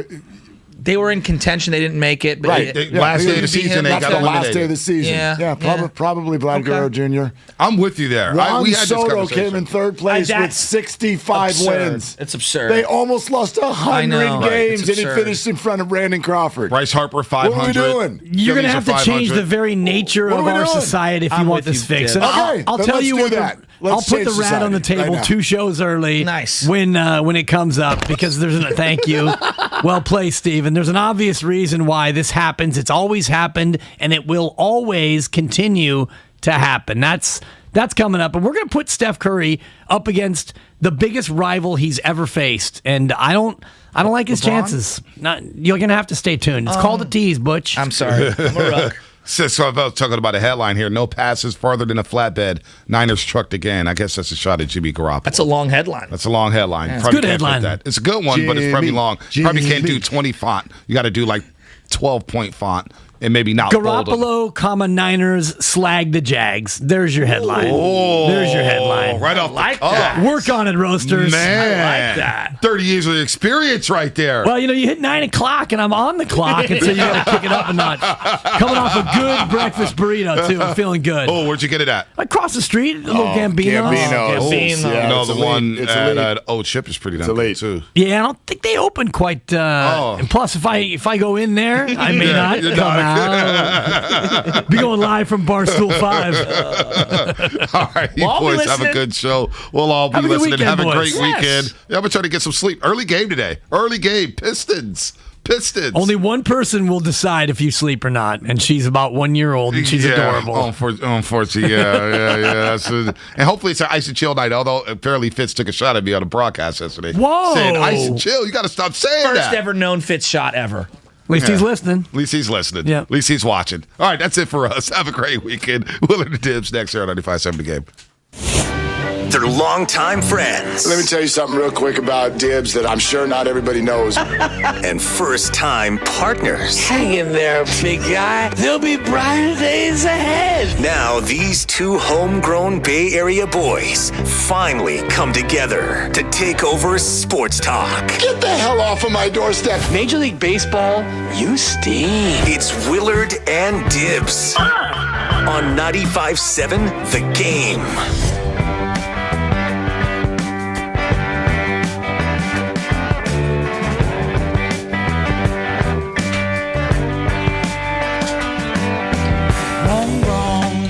Yeah, I got it. It's right here, brother. Multiple fouls on this transition. No, it's all good. It's a Friday feel.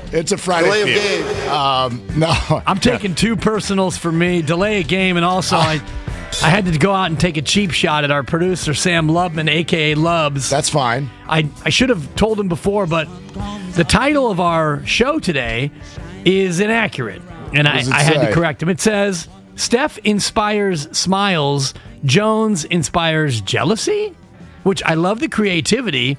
It's incredible. I don't like titles that end in a question mark. Well, and also... It's as if it feels like somebody doesn't even know what their title is. The word down must always be in the title because it's rundown. So sometimes it's fun down, it's Jaguar showdown. Whatever it is, the word down has to be in the title. So I had to go out there and take a shot at Young Lubs. No, and I apologize. That's what you do on substitute teacher day. Kyle has, and I don't mean to call you that, Sam. You're you're definitely a part of this whole thing. But we're gonna take shots at you. We'll pick it up as we go, and next time we'll be good to go. All right, perfect. We'll have it down. So I mean, like, you can't have a title that ends in a question mark. What if somebody said that to you? Oh, sir, yes, just fill this form out. What's your title? Mr. or Mrs. I mean, you like very Ron Burgundy, right? They don't. Totally. You got to be definitive when it comes to something like that. Steph certainly was last night. We'll get into that here in just a second. I was also late getting to the microphone because of my disease. I have a disease. I don't know if you know this, but my disease is the same as many Americans' disease, which is that we are addicted. We're addicted to the phones. We're addicted to social media. I've been locked out of Twitter, and Twitter support right now is emailing back and forth with me. I've got their eyes. I don't have their ears. That's email, but we're emailing back and forth. And I would love to interact with our listeners on Twitter. And today I don't get to do that. And in 2021, for a radio host, that's a little bit of a naked feeling. And how, may I ask, pray tell, did you get locked out? It reminds me of the great song by Akon when he's talking about, has he got locked out? Akon. Shout out Akon. Remember how I introduced you last week? Thank you. To Lonely Island? Yes. Do you know that Akon and Lonely Island have done a collaboration sensation? I didn't know that. And I'm not going to say the name of the song on the air, even though dirty. It's not it's not a cuss word. It's just, I don't know, somebody might be taking their kid to school a little bit late this morning. Okay. And so just, we'll talk about it. I like it. You got to Google it. But Akon is an appropriate, maybe that will be the song of the day in honor of your Twitter status because you are locked out. I am so locked out and therefore a little bit distracted, but that's okay. We do have all kinds of great stuff. I am working on Kevin Franz and Sam Monson. Pro Football Focus is on the show. Andy Gresh is going to come on from Boston and WEEI because I want each and every one of you to calm down about Mac Jones. Who? Is it going to be another, oh God, draft PTSD? Mac Jones is accurate. He's going to be Rookie of the Year, Mark. What do we picked the wrong guy. All right, we're going to get into that conversation as well, but I'm sitting there as promised, eating chips and guac and having fajitas. I got the combo, chicken and steak last night. I was going to ask on the show call because there's only one correct answer. Which is? Take it from me, 30 years on the bench as a vegetarian, and I'm going to tell you how it's supposed to go. But I thought steak fajitas was the only way to go. I think when you fajitize chicken, it gets a little bit dry. It doesn't necessarily represent like it normally should. This didn't, though. This is done very, very well. So I'm going to shout out the Cantina on Blythedale. Don't you shout out the Cantina to me. I was in the Cantina when you were still an apple in your parents' eye. Oh, that's absolutely shout out Tom true. Willard. That's true. But and the missus. And the missus. Mary, I think. I can't remember. No, it's Ellen. But anyway. I won't forget now. Yeah, Ellen is doing very well. I had a talk with both of them last night, actually. And Steph Curry came up on the call. But anyway, chicken and steak, both delicious. Just went back and forth. That's what I like to do. One tortilla for the steak. Now let's do a chicken. Now let's do a steak. Now let's do another chicken. Like a high screen and roll. Yeah. Like a pick and pop. And I sat there with good friends, and I had a margarita on the rocks with salt. Just one. It's only Thursday. Relax. And we watched Steph Curry turn a 13-point deficit to start the fourth quarter into his own personal 9-0 run. And as soon as he did that, even though they were still down 4, we looked at each other and we went, this game's over. The Warriors are going to win this game. Little did we know they would actually cover and win the game. Oh, my God. And so we're watching this, and I'm both watching the screen and I'm watching my guys also. And I'm watching the look on their face because I become fascinated at the way Steph Curry affects a Warrior fan. And so I'm watching the looks on their faces and the head shakes and the smiles, the grins, where you're just, wow. We've been watching Steph for how many years now? 12 or 13, yeah. Okay. You know what's weird about this guy? It doesn't get old. And that's odd to me because all of our favorite things in life, all of them, even that Akon song with Lonely Island and what he sings about, for a lot of people, it gets old. You know, the album from your favorite rock band comes out, and you cannot stop listening to it. You download that sucker, and it's just on loop. It's on loop. Or hell, you cruise around town listening to 95.7 The Game, and you just don't even listen. You put the Odyssey app on. You don't listen to anything else. But I would imagine someday, one day, one of the hosts on this station, you're like, Don't say it. I'm in a different mood today. I want to go listen to Beck or something like that instead. You're a loser. I'm just saying. We get sick of everything, but we don't get sick of this guy. It's almost like you could set your watch to it. He let that first 3 fly on the opening possession. I knew it was going in because it's Steph Curry, and they're down 13, and they needed to make a run. And it doesn't get old, and you shake your head and you smile and you're amazed, and I hope we do it again over the weekend. It's the weirdest dynamic with this guy. You just have to watch it. It's, when you think about it, it is weird in that it's year 13 and he's more watchable and more unforgettable than ever before. But as we talked this morning in the green room and the show call, we talked about Barry Bonds and when his at-bats over the last 3, 4, 5 years of his career, and I know that he may have been aided and or abetted by substances rubbed on his body unbeknownst to him, allegedly. Have to get that out there. But his at-bats were as much must-watch as Steph Curry is now. And even to that, Mark, to your point, they're down double digits to Cleveland, and you're thinking, man, this is going to be a bad loss if they lose it. But here comes Steph, whap, whap, whap. And then you get to that point where Cleveland calls back-to-back timeouts because it went from 13 to 8, from 8 down to 4, timeout. And at that point, it's like, okay, they're not going to lose this game. How many more will Steph get before this thing is wrapped? When they were down 13 to start the fourth, your thought was what? You gave them a what percentage chance of winning the game? 25. Still at 25. Yes, but you needed that opening 4 minutes to get you back into it. Because if you got to where, all right, you're 4 minutes into the fourth, you're 6 minutes into the fourth, and it's still 13 or 15, they were going to shut it down, knowing that they had Detroit tonight, back-to-back games. I don't think that they were going to quote, and I'm sorry, Steve, I know you hate this expression, but chase wins. I don't think that they would have chased that win had the early part of the fourth quarter not gone that way. So once they came out, and by the way, and this, Mark, is the real story for this team to me, aside from Steph, the defense. They came out and locked Cleveland down. They decided to defend. Cleveland didn't score for 6 minutes. Oh, my gosh. The game got flipped, and here we are. The defense was unbelievable in the fourth quarter, but of course it all starts with Steph going 3-3-3, personal 9-0 run. They go down 4, and in that moment I gave them a 98% chance to go out and win the game. But I was less struck by the comeback and more struck by as Steph now approaches Ray Allen. What's he need? 57 more threes, I think. So what? 2-3 more games? Right? I was more struck by, as I almost always am, by the way this guy affects the fans, by the way he connects with fans. And it's not like he's doing anything all that different. There's always been something about Steph that's different than just watching a great athlete. It's different than watching Kevin Durant, I think. It's different than watching LeBron James. We could go to any sport. It's different than watching Tom Brady. These guys are technicians. They are tacticians. They are just elite athletes. Steph cruises out on the floor at 6'2" and a $180.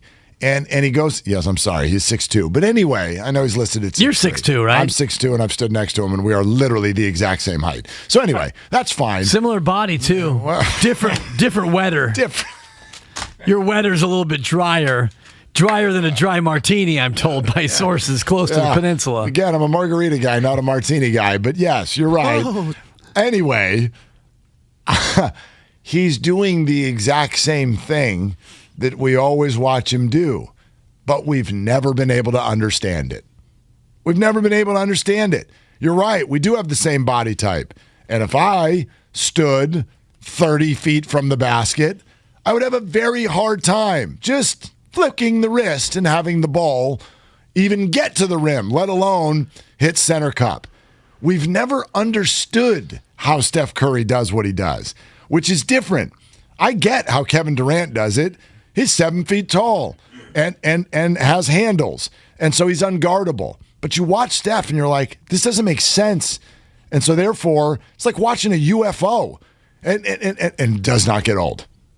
Yeah, it doesn't get old. And it's the way he, off the dribble, moving right, jumps, and kind of, he looks sometimes awkward in the air, yet when it comes time to release, his release is perfect. If it's 30 feet, 35, off the dribble, going forward, stepping back, moving left, moving right, his ability to get his shot off, I've never seen it, Mark, in all my years of watching basketball. But not only is he able to get his shot off, he's able to get it into the shooting pocket, and his hand-eye coordination is Bondsian. And say what you will about how Barry Bonds' second half of his career went. His career arc went steroidal, and he did things that he wouldn't have been able to do otherwise. However, he was an unbelievable hitter from the moment he first grabbed a bat, because his hand-eye coordination is so good. And Steph Curry is on that same level. And, you talk about Tiger Woods, hand-eye coordination.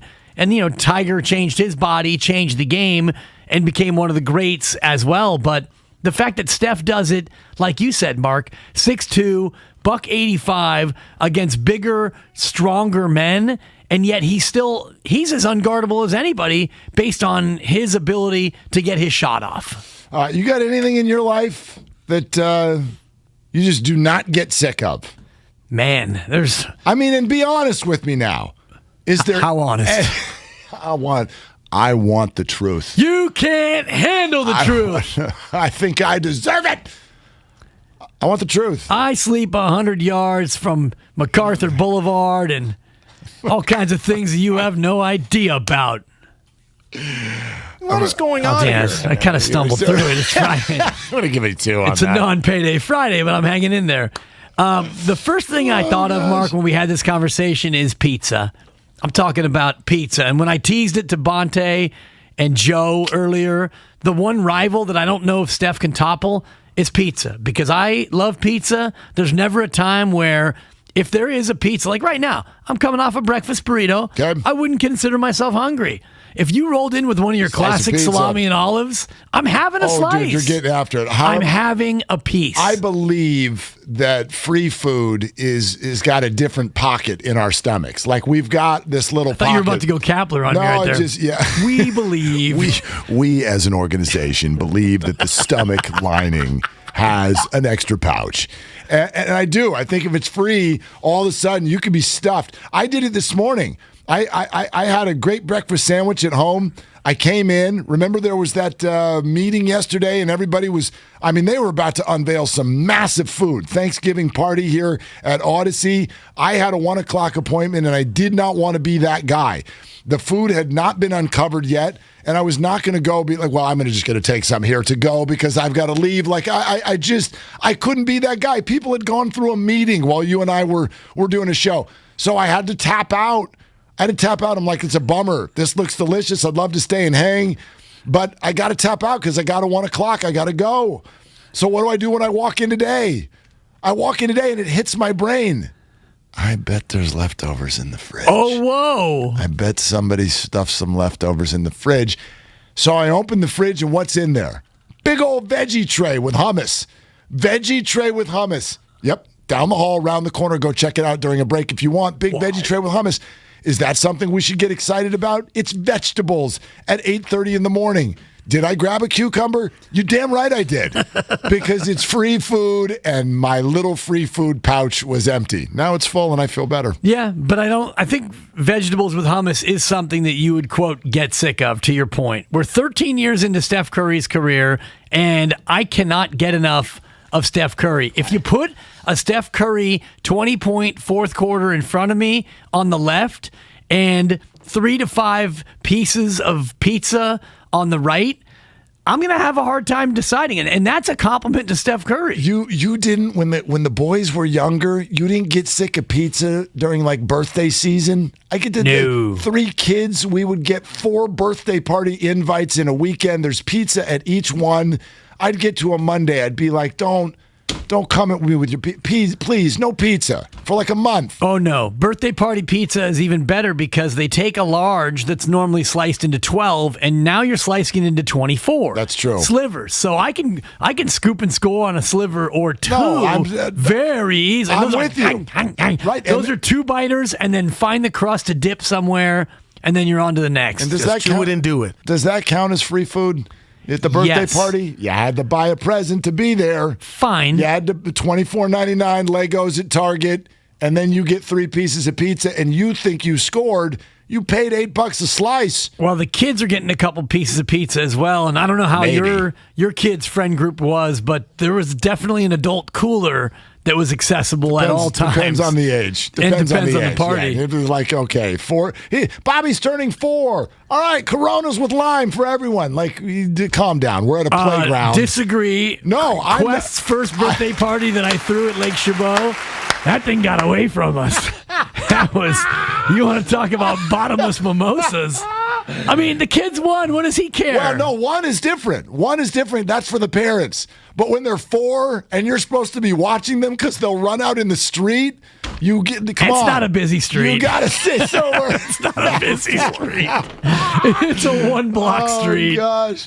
All right. 888-957-9570. I'm a bad dad. Well, now that they're both adults, I can do like the true confessions of parenthood. Oh my gosh, that actually happened at a birthday party I was at one time. Like somebody came over mad. There's a birthday party at a huge park, and I mean, you had to rock about 150 yards to get to the street, so you really had to just not be paying attention, and some 3-year-old, wasn't mine, I mean, and this woman came walking over, and she's like, your 3-year-old is in the street. And it was a busy street, too. I mean, the mom, mortified for 6 months. Deservedly so. But yeah, man, those birthday parties, you got to you got to stay sober, brother. You got to stay sober. What? Seriously, my kid's 18. My baby's 18. Well, yeah, now. Your advice is a little tardy there, Willard. It was for everybody else, Dibs. It was for everybody else. Oh, my bad. All right. How about Jonathan in San Francisco? Jonathan, what are you doing today? What's the haps? Hey, good morning, guys. I just want to say, man, the Warriors are back to being appointment television status. I liken them to like the Sopranos, you know? You know when the Sopranos are coming on, everybody's leaning forward to their TV. That's the Warriors. The joy is back. They're playing lights-out defense, and they showed in that fourth quarter last night, holding down, a Cavs team was having a good shooting night to about 8 points. I mean, that was great defense. And then Steph Curry going nuclear again. I'm just, this team is so special. That's why we love them, because they're so organic.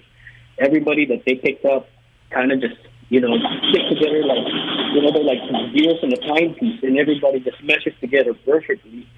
And, there's a joy to watch, a fun watch, and every time after the game, night in, night out, hey, I come away thinking to myself, what a wonderful world. Oh, I love it. Jonathan, it's a great call, but are you also multitasking? Are you doing laundry right now or something? What's happening over there? He's sorting the mail. He's a mailman. He's a postal carrier. Yeah, okay. All right, that's the sound of mail. All right, Jonathan, thank you very much. It's true. Do you want to know what my buddy kept saying in the middle of the game? Especially when Steph would hit a 3? Gosh, I'm so glad Kevin Durant's not on this team. Wow. That kept getting uttered last night at my Mexican food party that we were having over there watching the game. Again, his point being... Who are you? His point being we lost Steph moments. We lost Steph moments for a few years when Kevin was in town. Now, they turned into championships. I'm not saying that anybody should be bummed that Kevin came, but you look at this team now, is it not a little bit more fun to root for this group? It's more exciting because you don't know for sure that they're going to win. And the last year at KD, they only won 58 of 82, but you knew that they weren't really trying. Right. This team, last night, you had to fight tooth and nail. They outscored Cleveland 36-8 in the fourth quarter, Mark. 8 points allowed. Wow, 8. Yikes. Cleveland got 8. 36-8 is pretty ridiculous. All right, more of your calls coming up in just a little bit. Jimmy Ward had some things to say that are really interesting as we get ready for 49ers and Jags this weekend as well. It's Willard and Dibs, sponsored by your Northern California Toyota dealer on 95.7 The Game. Toyota's Operation Black Friday.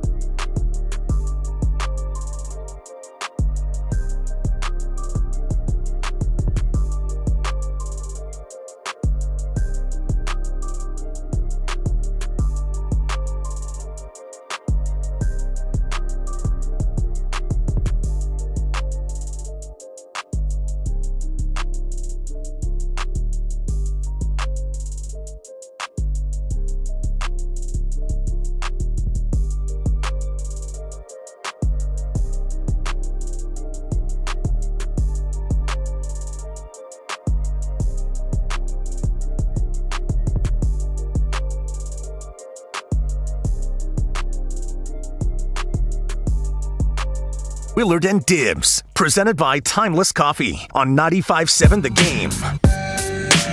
You ever have a mental block? I have, actually, yeah. You got a mental block? Like, that one person at your office that's introduced themselves to you 14 times and can't remember that person's name. Your brain gets locked up. Yeah. This is all Akon locked for up. you. Oh, Give me some. Give me some, Spadone. I know. Stolen? Damn, that registration. It's a registration sensation. He's got no Twitter because he's locked out. He can't tweet. Not characters.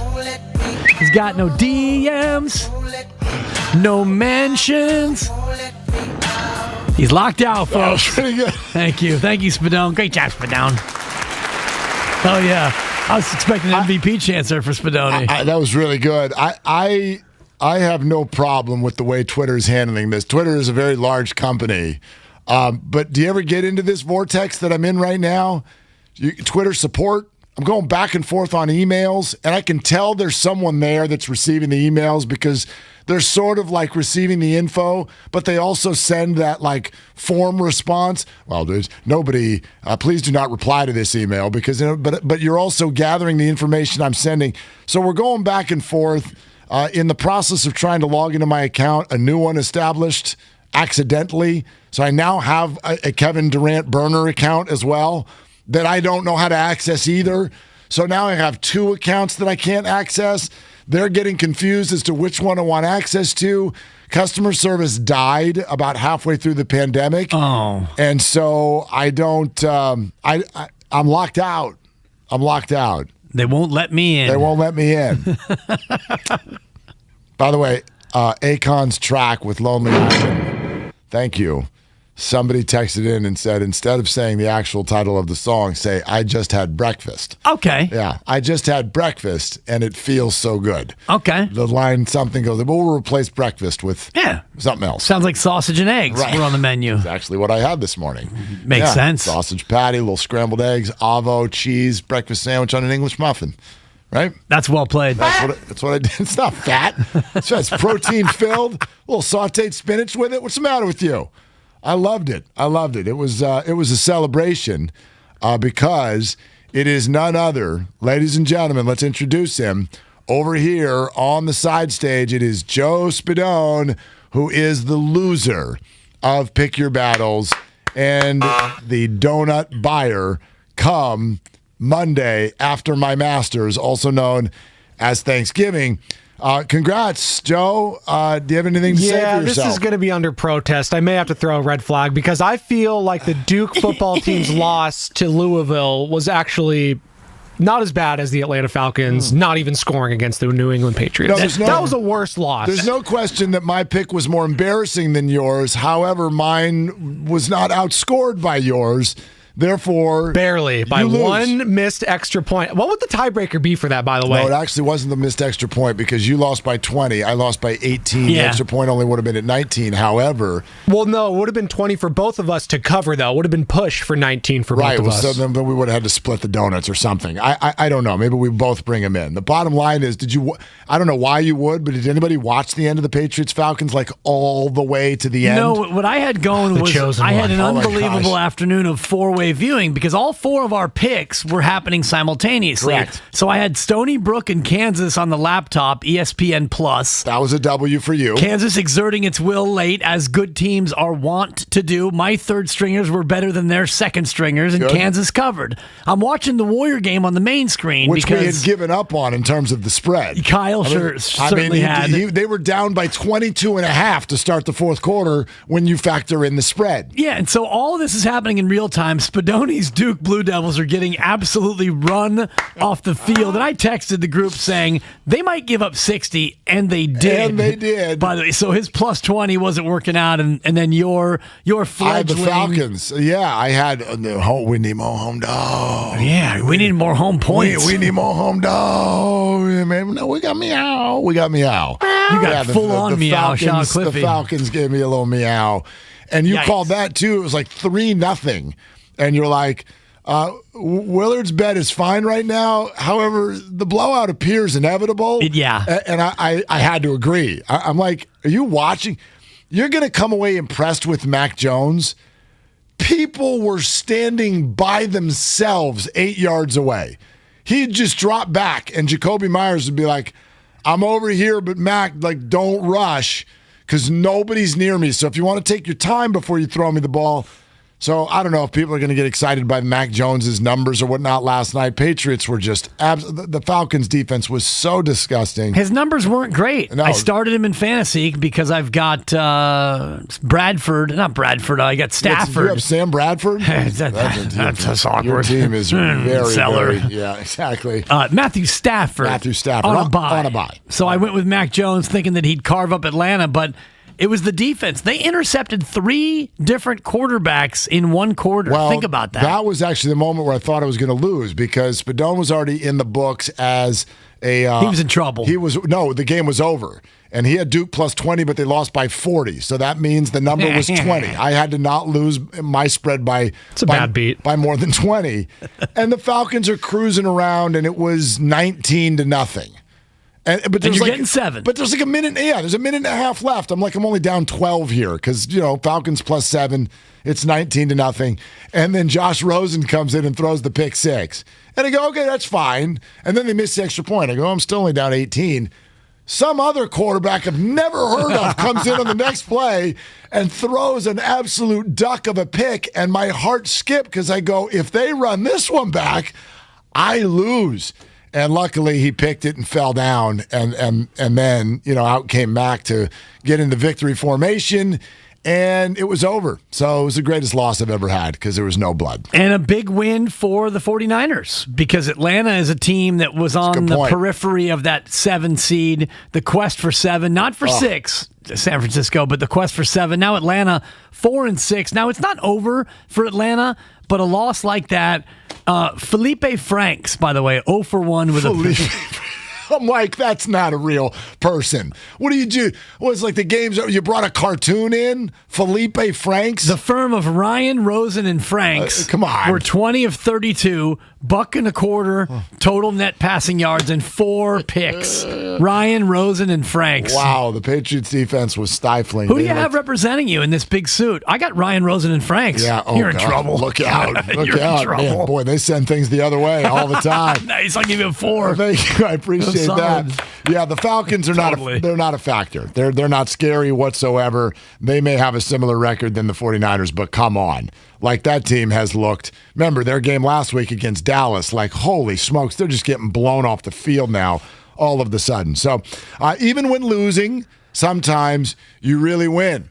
Hashtag Bull Durham, because Spadone did just whisper a sweet nothing into our ears and say, hey guys, don't forget, it's time for the song of the day. Ooh. Tell me when to go. Tell me when to go. Tell me when to go. Tell me when to go. Curry! Tell me when to go. Tell me when to go. Tell me when to go. Tell me when to go.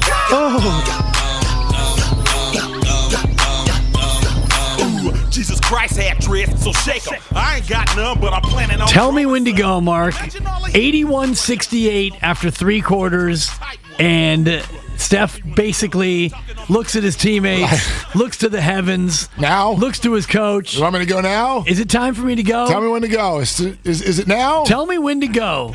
11:27 left in the fourth. He makes a 28-footer. 10:15 to go in the fourth. He makes a 24-footer. It's down to 7. About 30 seconds later, he makes a 27-footer. It's down to 4. Damian Lee with a couple of layups, one on a Steph Curry assist. Yep. Next thing you know, we've got ourselves a tie ball game.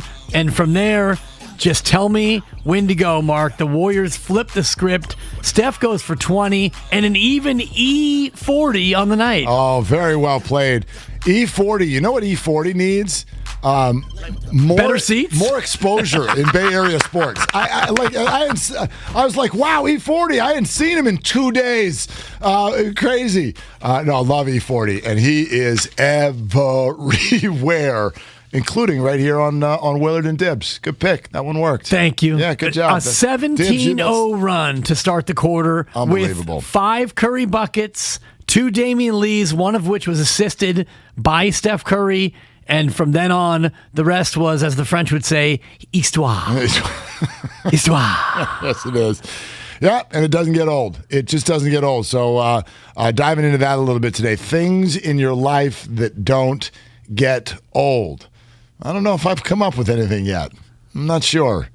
I did get an email yesterday that Eddie Vedder's solo album is coming out in February.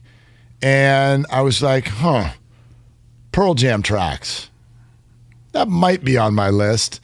Although even now, like it's not like it used to be in college where like the album comes out and you take a week off from classes and you just sit in your bed with a headset on and listen to the thing on loop. I don't do that anymore. So it's a little different. Well, 10 is an album where you could still go start to finish. And to your point about Pearl Jam, and I think it's a great submission because if you just are flipping around the radio and you hear doom doom doom doom twang twang, you're probably not going to change the station even 30 years later. Jeremy's poor hair. Yeah, absolutely. Totally. Clearly, I remember. I mean, all that, and I think that's a great entry. Yeah, that's one. We were That's talking one. earlier about songs, and I remember when Police came out with a song, Every Breath You Take, Mm-hmm. and I loved that song. I loved the Police at the time, but even that song got to a point where it got overplayed for me. Have you ever played the Roxanne drinking game?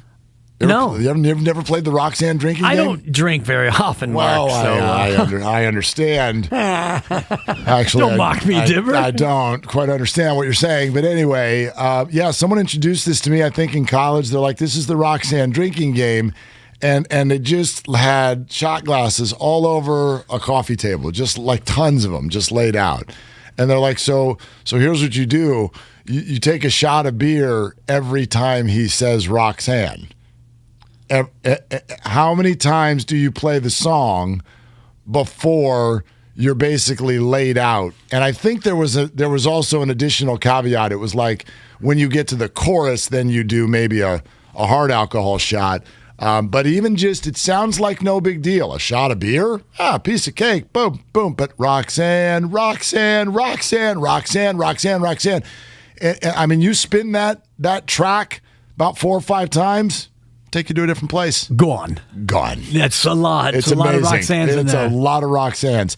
If she would just turn on the damn red light, I mean, we could just seriously could move on with our day. You've been asked and answered. Put on the red light. Roxanne, hello. Play the Roxanne drinking game. Penny? You're going to want to. Penny? Yeah, you're going to want to turn on the red light, believe me.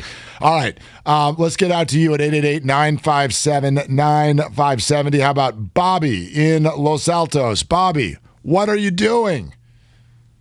All right, thank you, brothers. I'm going to give you a quick rundown of my call. I have a comment on the free food, 2 quick Warriors comments on the game, and then I have to take Willard to task on something he said earlier this week. Uh-oh. It's a great tease. That's you're Yes. professional, Bobby. Let's go. Let's do this. All right. Oh, and also, Roxanne, you don't have to turn on the red light. So he's saying don't turn it on. That's a good point. Man. Yeah. You don't have to put on it. Yeah, But you're she actually right. does, otherwise she's not getting work. But go ahead. I'm mad at you. Okay. All right. So free food. What I find interesting about our bodies, maybe not our stomach, but our mind, is you can be fine buying a $15 medium pizza, but when you're at the $9.99 pizza buffet, you feel the need to eat 4 full large pizzas, or somehow you've gotten ripped off. No, there is a psychology to a buffet. Like I used to go to, my parents used to take me to Sizzler a lot as a kid, and there's a psychology to the whole thing because yes, A, you want to get your money's worth, and then B, you also have to decide: do I choose a country, or do I just put Italian and Mexican food all on the same plate with a burger and a salad and feel sick tomorrow? You have to think this stuff out. So, Bobby, I'm glad you brought that up. Yes. So, thank you for acknowledging that. So, 2 quick comments. I was a little sad. I was really worried because DEFCON 3 was not in play last night, and then they went crazy in the fourth quarter. So it was just incredible. Like Jonathan said, it's appointment television once again. The second point is there was a stat they said earlier in the game. The Warriors have, 27-plus games where they've scored over 100, and the next closest was like 9. And I kept thinking to myself, I wonder what Chicago and Brooklyn was before we played them, because it's incredible. I feel like we're extending the record, and then we're also breaking the record for other teams, the way we're playing defense, not letting teams score over 100 points. Now, finally, as you know... Oh, here's the big here comes the big payoff. Bobby and Los Altos, clear the decks. Here we go. No, as you know, I'm president of the Andrew Wiggins Fan Club Bay Area chapter. And earlier this week, I was, in a good mood, drinking some McDonald's coffee, eating a breakfast burrito. And then you had the audacity, Willard, to compare the 49ers to Andrew Wiggins. Somehow that matched you, and it made me throw up in my mouth. And the reason is... Well, I'm going to blame McDonald's for that, not me, okay? No, my friend. The Niners are just putrid this year, and they had one good game. The good game was an aberration. Now, unfortunately, Wiggins, I guess, had a K-Wig game. But I thought we had changed the format to death metal on Andrew Wiggins. And for you to say that somehow Wiggins plays poorly and had one good game, I just feel like it was a really unfair comparison. And I get that. And you know why I understand that? Because I think you completely took my comparison the wrong way. Let me see if I can adjust it, and then you can regurgitate, have your burrito again, and everything will be fine. By no stretch was I making the comparison and saying Andrew Wiggins has only had one good game. The comparison goes the other direction, and I'm more talking about the feeling that we got after the game. In other words, Bobby, could you or could you not go to a post-game press conference after Wiggins against the Timberwolves and after the 49ers against the Rams and ask the same question, which is, where the hell is that every week? Where has that been? And did the Warriors, his own teammates, did they or did they not go to the microphones right after the game and say things like, we just want to encourage Andrew to know that he's got that in his chamber and he can do that every night, and we want that kind of effort. They did across the board. Steph did. Steve Kerr did. They all did. And so I walked out of the 49er game feeling like it was the Andrew Wiggins press conference all over again, because if the 49ers can do that to the Rams, where the heck has that been the rest of the year? Are we a little closer now? Are we compadre? Are we on the same page, Bobby? I don't want to bring politics into it, but I feel like I'm listening to Fox News. Look. Wow! Bobby, just, shots fired. Have a good weekend, Bobby. Thank you for the well-organized, well-laid-out call. Yeah. It's good to have that. It's a walk-off. This is not a spin zone. This is not a spin zone at all. No spin zone? This is not a spin zone. I thought your analogy was tremendous. Is that not what I said? When did I say 49ers are like Andrew Wiggins? Wiggins has also only had one good game. I didn't say that. I don't recall you saying that. Come close to saying that. My point was, you come out of the 49er game going, hey, if you can do that, why don't you do that more often? Right. Do we not say that to Andrew all the time? All the time. All the time. And last night was one of those games that we were used to seeing from Andrew Wiggins last year. 5 of 11. It's a classic Wiggins, to be honest. 12 points, 2 assists, no rebounds, 24 mostly ineffectual minutes. This is not to pile on Andrew Wiggins. This is to praise Steve Kerr and company, because they looked at the way things were going. Jordan Poole, by the way, we need to slow down our Jordan Poole is the best thing we've ever seen train a little bit, because he's still struggling. 3 for 10 last night. But Steve Kerr, Mark, saw that he needed to do things differently in the fourth quarter, so he plays JTA, he plays Damian Lee. Fourth quarter, mega minutes. Damian Lee was a plus 30 last night, Mark, and JTA, Juan Toscano-Anderson, plus 21. Otto Porter Jr. was great. Bielitsa was spectacular, especially earlier in that game. Steve Kerr is not just married to an idea or a rotation, and Andrew Wiggins is the number 1 overall pick. You don't just automatically throw him out there. You see that combination's not working. You go with a defense-heavy lineup in the fourth, and you let Steph do Steph things, and you pull off a win. Yeah, absolutely. So to have Steve sort of handle the fourth quarter the way he did, which, again, eyebrows went up. They're like, wow, Wiggins is not even in the game. JTA's in there. What is he doing? And I go, well, I think this is one of those moments where a coach looks at what this particular group is doing and says, this is such high-level basketball right now. I'm not changing a thing. So this group, just stay out there. You guys do the fourth quarter, and until you start messing up, we're just going to roll with you, and that's exactly what they did. It's Willard and Dibs, all sponsored by your Northern California Toyota dealer. Still ahead on the show, Sam Monson, PFF, with his Friday visit. Andy Gresh from WEEI in Boston. Are you having NFL draft PTSD because of all the wins? Mac Jones is currently piling up. So we can get into that a little bit. Plus, it is time for a full MVP rant and discussion because this award has gotten completely out of control. 888-957-9570 is the number, and it's Willard and Dibs on 95.7 The Game. Toyota's Operation Black.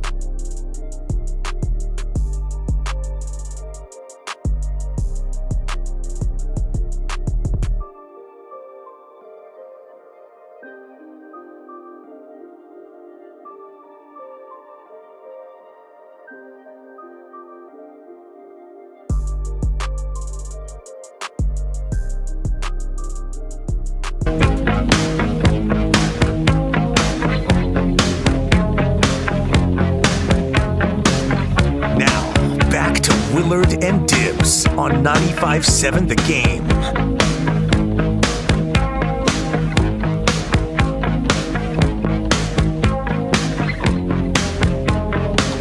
I did get some rules on the Roxanne drinking game.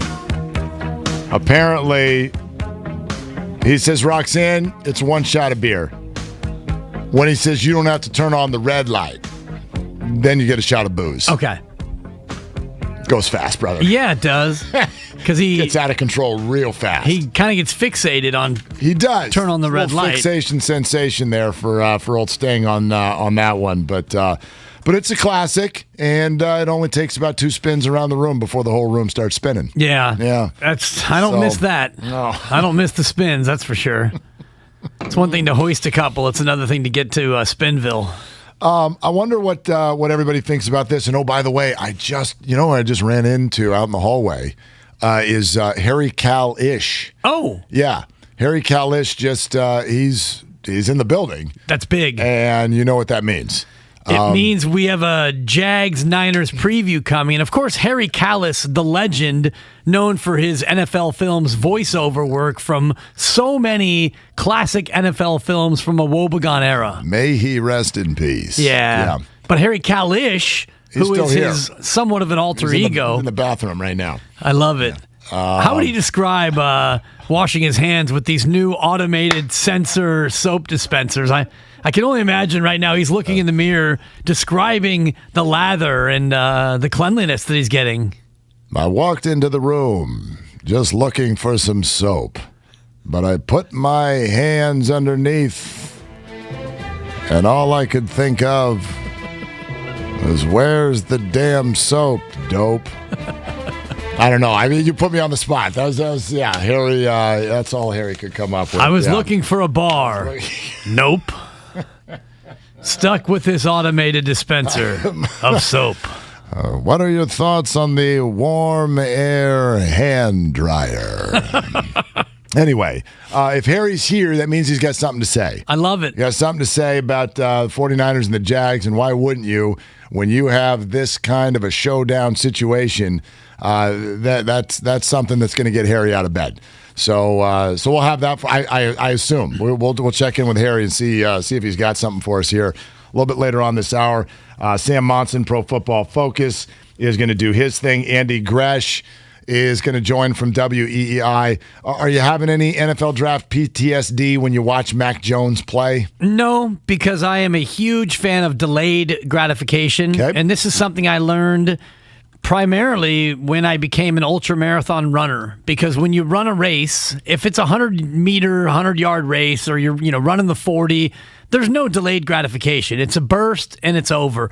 When you run a marathon, for example, you want to have that accomplishment. You want to have that feeling of, hey, I was able to finish and run a marathon, but you can't have that feeling really until you break the tape. So you learn to delay your gratification. When I am a fan of a team and they use draft capital to move up to draft a quarterback who is 20 years old with almost no experience, I understand that this is an exercise in delayed gratification. So whatever they didn't take, Mac Jones, yeah, you're 7-4. You look good. You're the best of the rookie QBs right now. They didn't draft Trey Lance for right now. Therefore, I'm not going to put myself through PTSD over a sample size for one guy who's been good. Mac Jones has been good. He's been good, yeah. He's been really good running that offense, but Trey Lance hasn't even started his race yet. I mean, what do we usually use to sort of assess quarterbacks? It's often a touchdown to interception ratio. That's a good one. Okay. What and total yards? He's probably 17 to 9 on TD to INT. 14 to 8. Okay. It's not great. It's not bad. It's not. It's fine. It's fine, but thank you. It's fine. It's a C+. I'm not here to rip Mac Jones. He's a rookie, and he looks very, very good. They're 7-4, Mark, and they're 5-0 on the road. They're 5-0 on the road, which, by the way, they are largely doing with their defense. Their defense appears to be one of the elite defenses in a league that doesn't have defenses anymore. I mean, look at what they've done the last 3 weeks.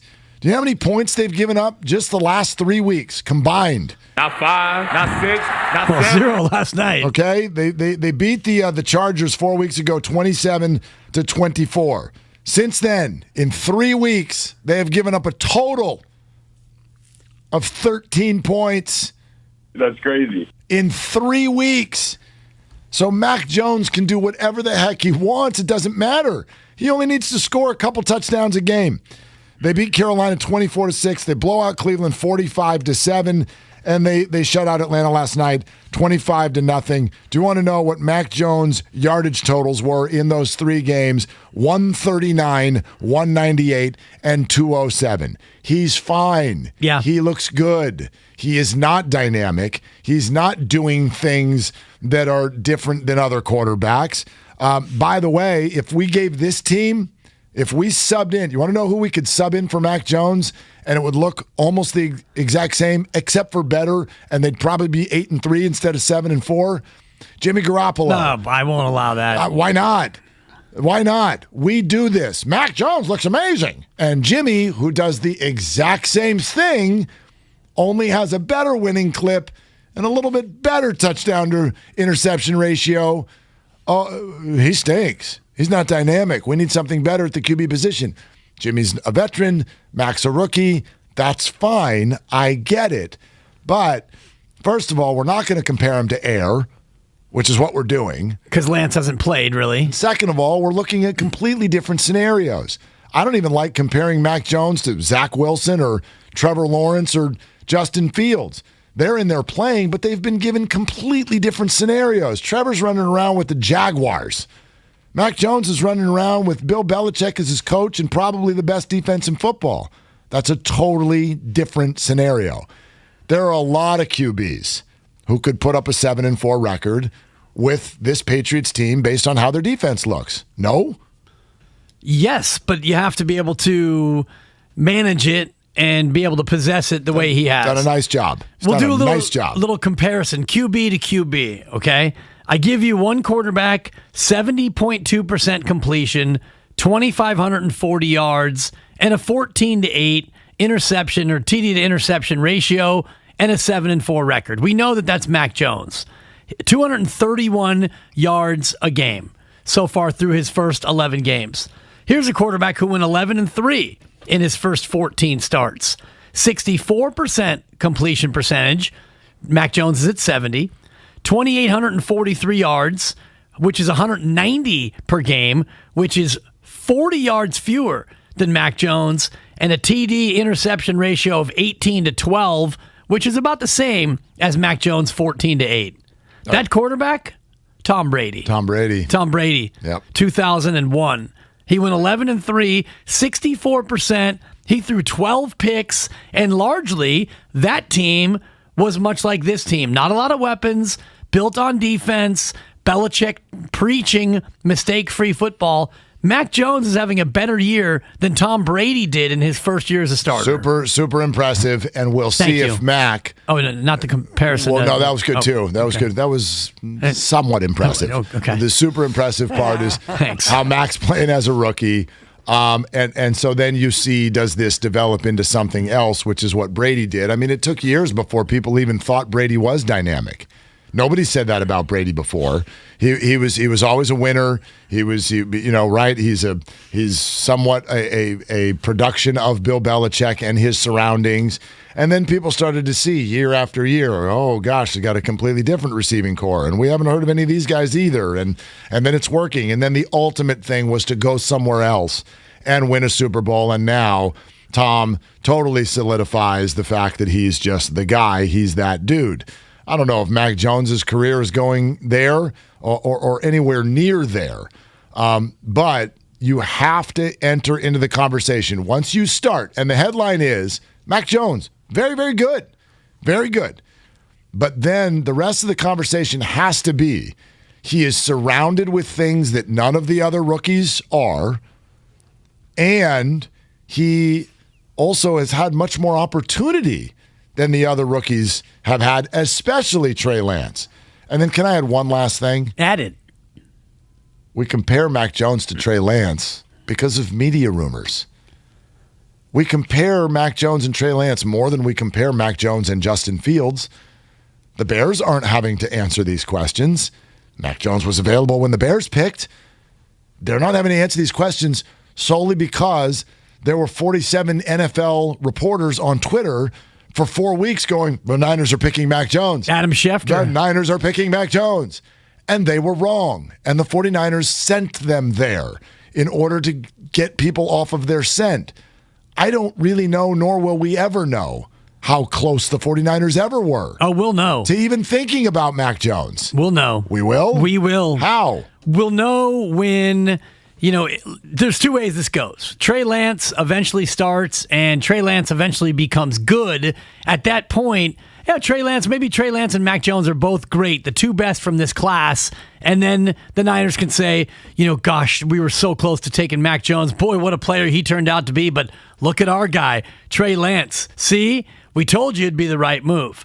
The other way this goes, Mark, is Trey Lance eventually starts and Trey Lance eventually, he stinks. And at that point, Lynch and or Shanahan and many others, they lose their jobs. Well, sure. And at that point, there's a breakdown. Somebody dimes out the truth, which was, hey, I'll tell you what, so-and-so didn't want Mac Jones. I wanted Mac Jones. I wanted Mac Jones like the desert needs the rain. I don't know. I mean, now we're nice job, by the way. Thank you. But I mean, that's how this goes. One of two ways. That sounds like an NFL Films production after everybody's retired. I mean, that's going to be 30 years from now before we get that. Or it's 4 years from now when they face off against each other in the Super Bowl, and then Kyle can sit up there and go, we all loved Mac Jones, but we just were a little bit more enamored with Trey Lance, and Bill and I were up here together, and boy, we both got it right. Good for us. And stuff. Yeah, and stuff. And stuff. Yeah, thank you, Kyle. So it goes one of two ways, Mark, but we will at some point know. Just like the great Guru always wants to know, how close were you to starting Trey Lance? How close was the competition coming out of camp? And well, at some point we will know how close that competition was and how close Trey Lance was to starting. I don't know. I don't know if we're ever going to know that. But the problem for the 49ers is that we think we know that. We think that the 49ers were going to select Mac Jones, and then Trey, with whatever he did, he wowed him, and then that talked them out of Mac Jones. And so now those two are forever going to be linked, and I don't know if it was just a big smokescreen for all we know. So I'm sure, in fact, that the 49ers, they liked Mac Jones. I'm sure they did. They may have liked all five of them. I don't know. They said that as much. Right. Kyle said we like five quarterbacks. Of course. And that's where this is all CYA, cover your aspects, because when it comes up, when Mac Jones has this kind of a year, and look, the Patriots are probably going to be a playoff team now. They may not win the East, but if they go to the playoffs with a rookie QB, you're damn well right they're going to say we liked Mac Jones. Otherwise, it makes them look stupid. Looking at the playoff structure for the AFC, the Patriots are in good shape, but it is muddy. Gosh, there's a lot of teams above 500 in the AFC. Have you looked at this? Yeah. The Bills are still in first place, technically by percentage points over the Patriots at 6-3 versus 7-4. Then you go to the AFC North, where everybody is 500 or better. All four teams. Browns bringing up the rear at 5-5. Then there's the AFC South, where you got the Titans, who right now are pacing the entire AFC, and then the Colts also sitting at 500. And then we go to the AFC West, and guess what? All four teams at 500 or better again. Count them up, and this is just teams above 500 in the AFC. 1, 2, 3, 4, 5, 6, 7, 8, 9. 9 teams have a winning record in the AFC, which means... And 3 others are at 500. For your favorite phrase of the day, if the playoffs started today, if the season ended today, 2 teams with a winning record would miss the playoffs entirely. Yeah, at 5-4, though, my heart doesn't go out to you. It'd be Vegas. Cincinnati, by the way, would be on the outside looking, and the Chargers, they would win the tiebreaker over Cincinnati based on strength of victory. It's just these tiebreakers, the machinations of all these teams. Denver at 5-5, the 12 seed right now, and you look at on the other side of the ledger, the Niners at 4-5 with a win and a little bit of help come Monday, they will be in the playoff picture. Can I share something? Share it. I'm going to share, and I'm going to keep it anonymous. Sonny and share. Let me share something with you that just showed up on my my high-speed message phone. I know it's not on your Twitter. Wow, that was a shot, and it hit right between the Didn't even breastplate need all right 280 there. That hurt, and it hurt bad. Twitter support. Let's go. I need you. I got an hour, and what do we got? We got an hour and 44 before that's it, and I'm gone next week. It's actually, if you're going to lose Twitter, it's a perfect day to lose it because I'm going to just go to the fam next week. I don't want to be on Twitter next week. Get off of Twitter. So don't distract me next week. I'm going to be with the kids, and everything will be fine. But I'd like it for the next hour and 44 minutes. But anyway, just came through on my 1-800 high-speed message phone from someone I very, very much trust. It was never going to be Mac, which was my take then also. It was never going to be Mac. Do you remember? Are you even aware of? Do you remember what I did? In fact, on Twitter, were you aware? I think you were muted at the time. Team mute. I mean, we're old friends, Really? but you'd be surprised how many people I have muted. Why did you mute? What did I do? My feed, my timeline. Totally. But did I say something that got me muted? No, the classic reasons that I mute people. One, just blatant over tweeting, and I love Kyle, who's brilliant, but he's definitely muted. not me. He over tweets. I don't over tweet. Yeah, many among us over tweet, and I can't have my timeline flooded, my feed flooded by the constant tweetery. So what are the other reasons? Because that wasn't me. Annoyance. Somebody who just annoys me. That's definitely me. And what else? The other one would be either profanity or material, because believe me, I love profanity and I love racing material, but just not on my feed. Okay. My feed is like my morning paper. I don't do profanity. So it must have been choice 2. I must have annoyed you. Maybe. That happens. Plus, let's put the rat on the table. You were I was over there. You're at the dark side. Yeah, I was over there. Yeah. It's okay. It's fine. Yeah. It's not going to come between us as a friend, friendship, but you get muted. Wow. You get muted, all right? Anyway. A bunch of them are muted. If you them blocked, a couple blocks in there too. A couple of Matumbos and some mutes. I love the words them and they. Those are bad words. Those are my pronouns for them. Oh my gosh. Those are the pronouns for them. You know what they say. No, I had done a thing when this got really hot, and I said, if the 49ers select Mac Jones with the number 3 overall pick, I am going to walk from my childhood home in Foster City. I did see this. To his first start at Levi's Stadium. And it was funny because a lot of people were like, oh my God, like, dude, you're going to, this is awful. And I was thinking in the back of my mind, I was like, no, this is a win either way. I go, if they end up selecting Mac, we're going to turn this into a charity event. Probably get, Nike or Adidas involved. I'm going to get a free pair of kicks out of this. We'll start talking to bars and restaurants and hotels along the way. It's about a 26-mile walk, right? It's a marathon. But I wasn't going to run it. I was going to walk it. And we could turn this into something where we raise some money for charity, get a bunch of people to come along for the walk. I had these thoughts. I'm like, this will be a really fun event. Or I'll be right, and then I can just stay home, which is exactly what happened. Because in my heart of hearts, and this was not sourced material, but in my heart of hearts, I never believed for a second that they were going to do that. Do you realize what people would have done if they had done that? People would have lost their minds. Mac Jones at number 3. The real danger is not we drafted Trey Lance and it turns out Mac Jones is better.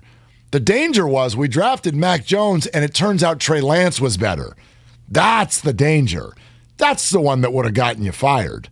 Because, my God, nobody with Mac Jones with zero athletic ability, that guy, that's who you picked over Justin Fields and Trey Lance? That would have been the danger pick. Well, the danger pick is what you chose to do if Mac Jones turns out to be better, because you gave up 2 first rounds. You gave up 2 first rounders, really 3, and I know people love to quibble about this. You gave up 3, you got 1 back. I say you gave up 2. Yeah. You gave up 2 future firsts. It was a net -2. Exactly. So you gave up 2 to move up to get your guy, and the guy you passed over, and by the way, he would have been there at 12. You could have had him at 12. Right, which tells you they didn't want him. But if you didn't want him and he turns out to be better, then you got burned. But you're also comparing apples to oranges because there's not a one of us. In fact, when Mac Jones' name came up, not a one of us was like, oh, yeah, that makes sense.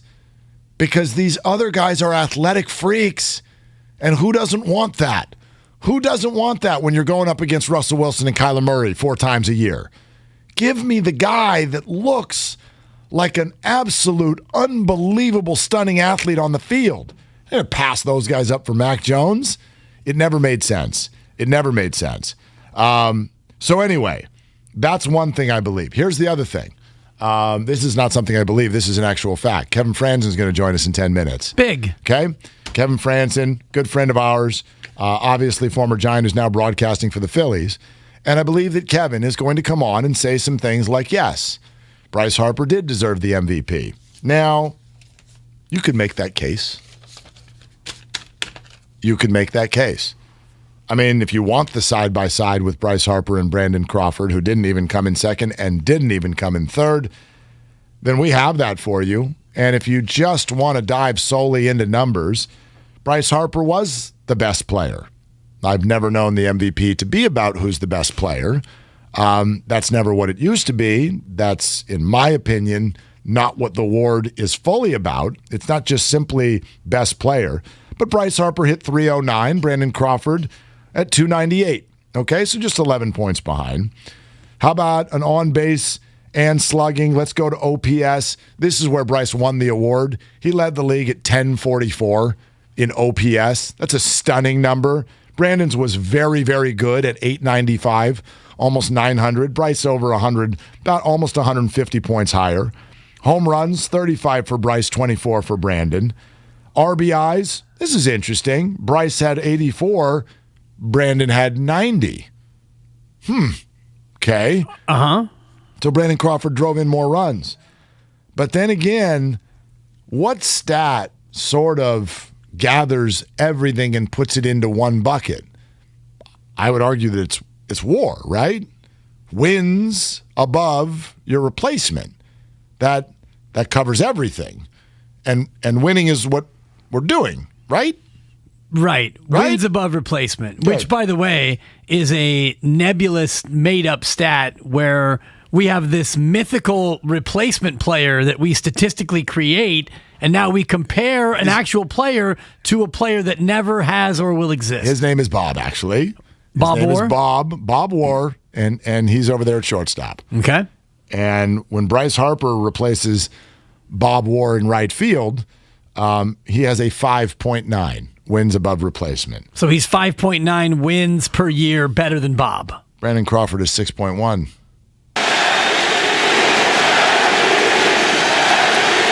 Well, wow. MVP chance. Defensive WAR, Bryce Harper minus 1.3. Brandon plus 1.3. That's a 2.6 WAR difference. Brandon Crawford plays the position where you, Mr. Youth Coach, put your best player when you're lining up your Little League roster. Bryce Harper plays the position where you put the last pick. And Brandon's team won 25 more games this year. I got nothing against Bryce Harper and their fancy 82-80 record that they got in Philadelphia, which is almost the same record that got Gabe Kapler fired from the same city. So that's great. Congrats. You're an amazing player. You play in a bandbox for a team that barely won more than it lost. I have no problem, though, with Bryce Harper. He, too, has great hair. But, Dibs, this award is broken. Juan Soto finished ahead of Brandon Crawford. His team won 65 games. I'm sorry. I'm not here for that. That's stupid. This award's totally broken. Well, then you need to figure out a new way to do it. You need to go to more of an electoral college system where people who actually see all the games from all the teams can weigh in. Because right now, Mark, it's just another example of East Coast bias. Because these voters in the eastern part, the central time zone in this country, You don't stay up and watch Giant games. A Giant game that's 6:45 at Oracle Park is 9:45 first pitch at Washington, D.C. or Philadelphia. And this team this year, this Giant team, was all about things like late night Lamont.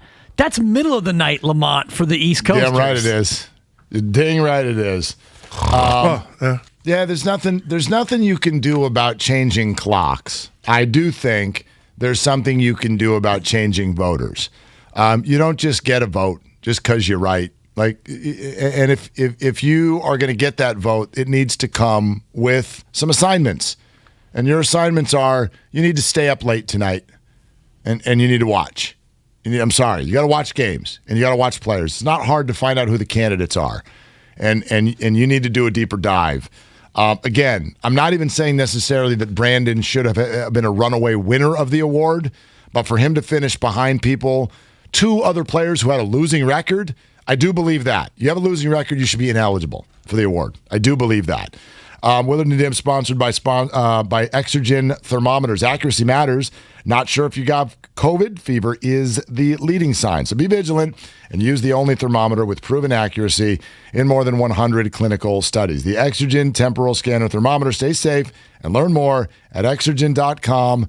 Kevin Franzen joins us next on 95.7 The Game. Many of us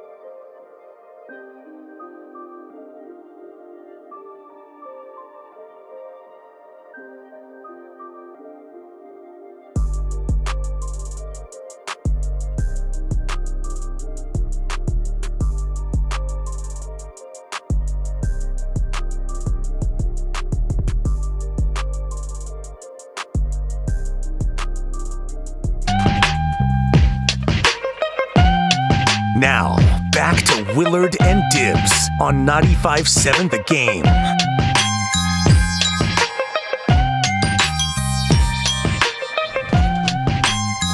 All right, Kevin Franzen is going to join us here in just a little bit. He's like, brother, my little man's not having it right now, so give me a few. So we'll get Kevin as soon as his kid stops acting up. So 2029 then would be the time. 2029 There you go. would be the time? Yeah, we'll see. When his kid stops acting up? I mean... Yeah, Kevin's... I don't know how old he is, but if he's... Not old. Yeah, probably Not 2 or old. 3. He's not old. They are still in young family phase. God bless them. Willard and Dibs, 888-957-9570. While we wait for Kevin's kids to grow up, apparently I just got a note that Harry Kalish is ready to pass along his message. Spadone, are we ready to go? Okay, so yeah, this is Harry Kalish, and apparently he feels like this is a huge game for the 49ers this weekend, and so he wanted to get together with his NFL Films people and put down a little preview.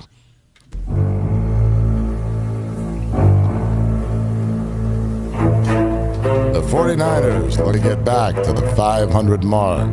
They want to put that in their bags. But standing in their way is the daunting Jacksonville Jags.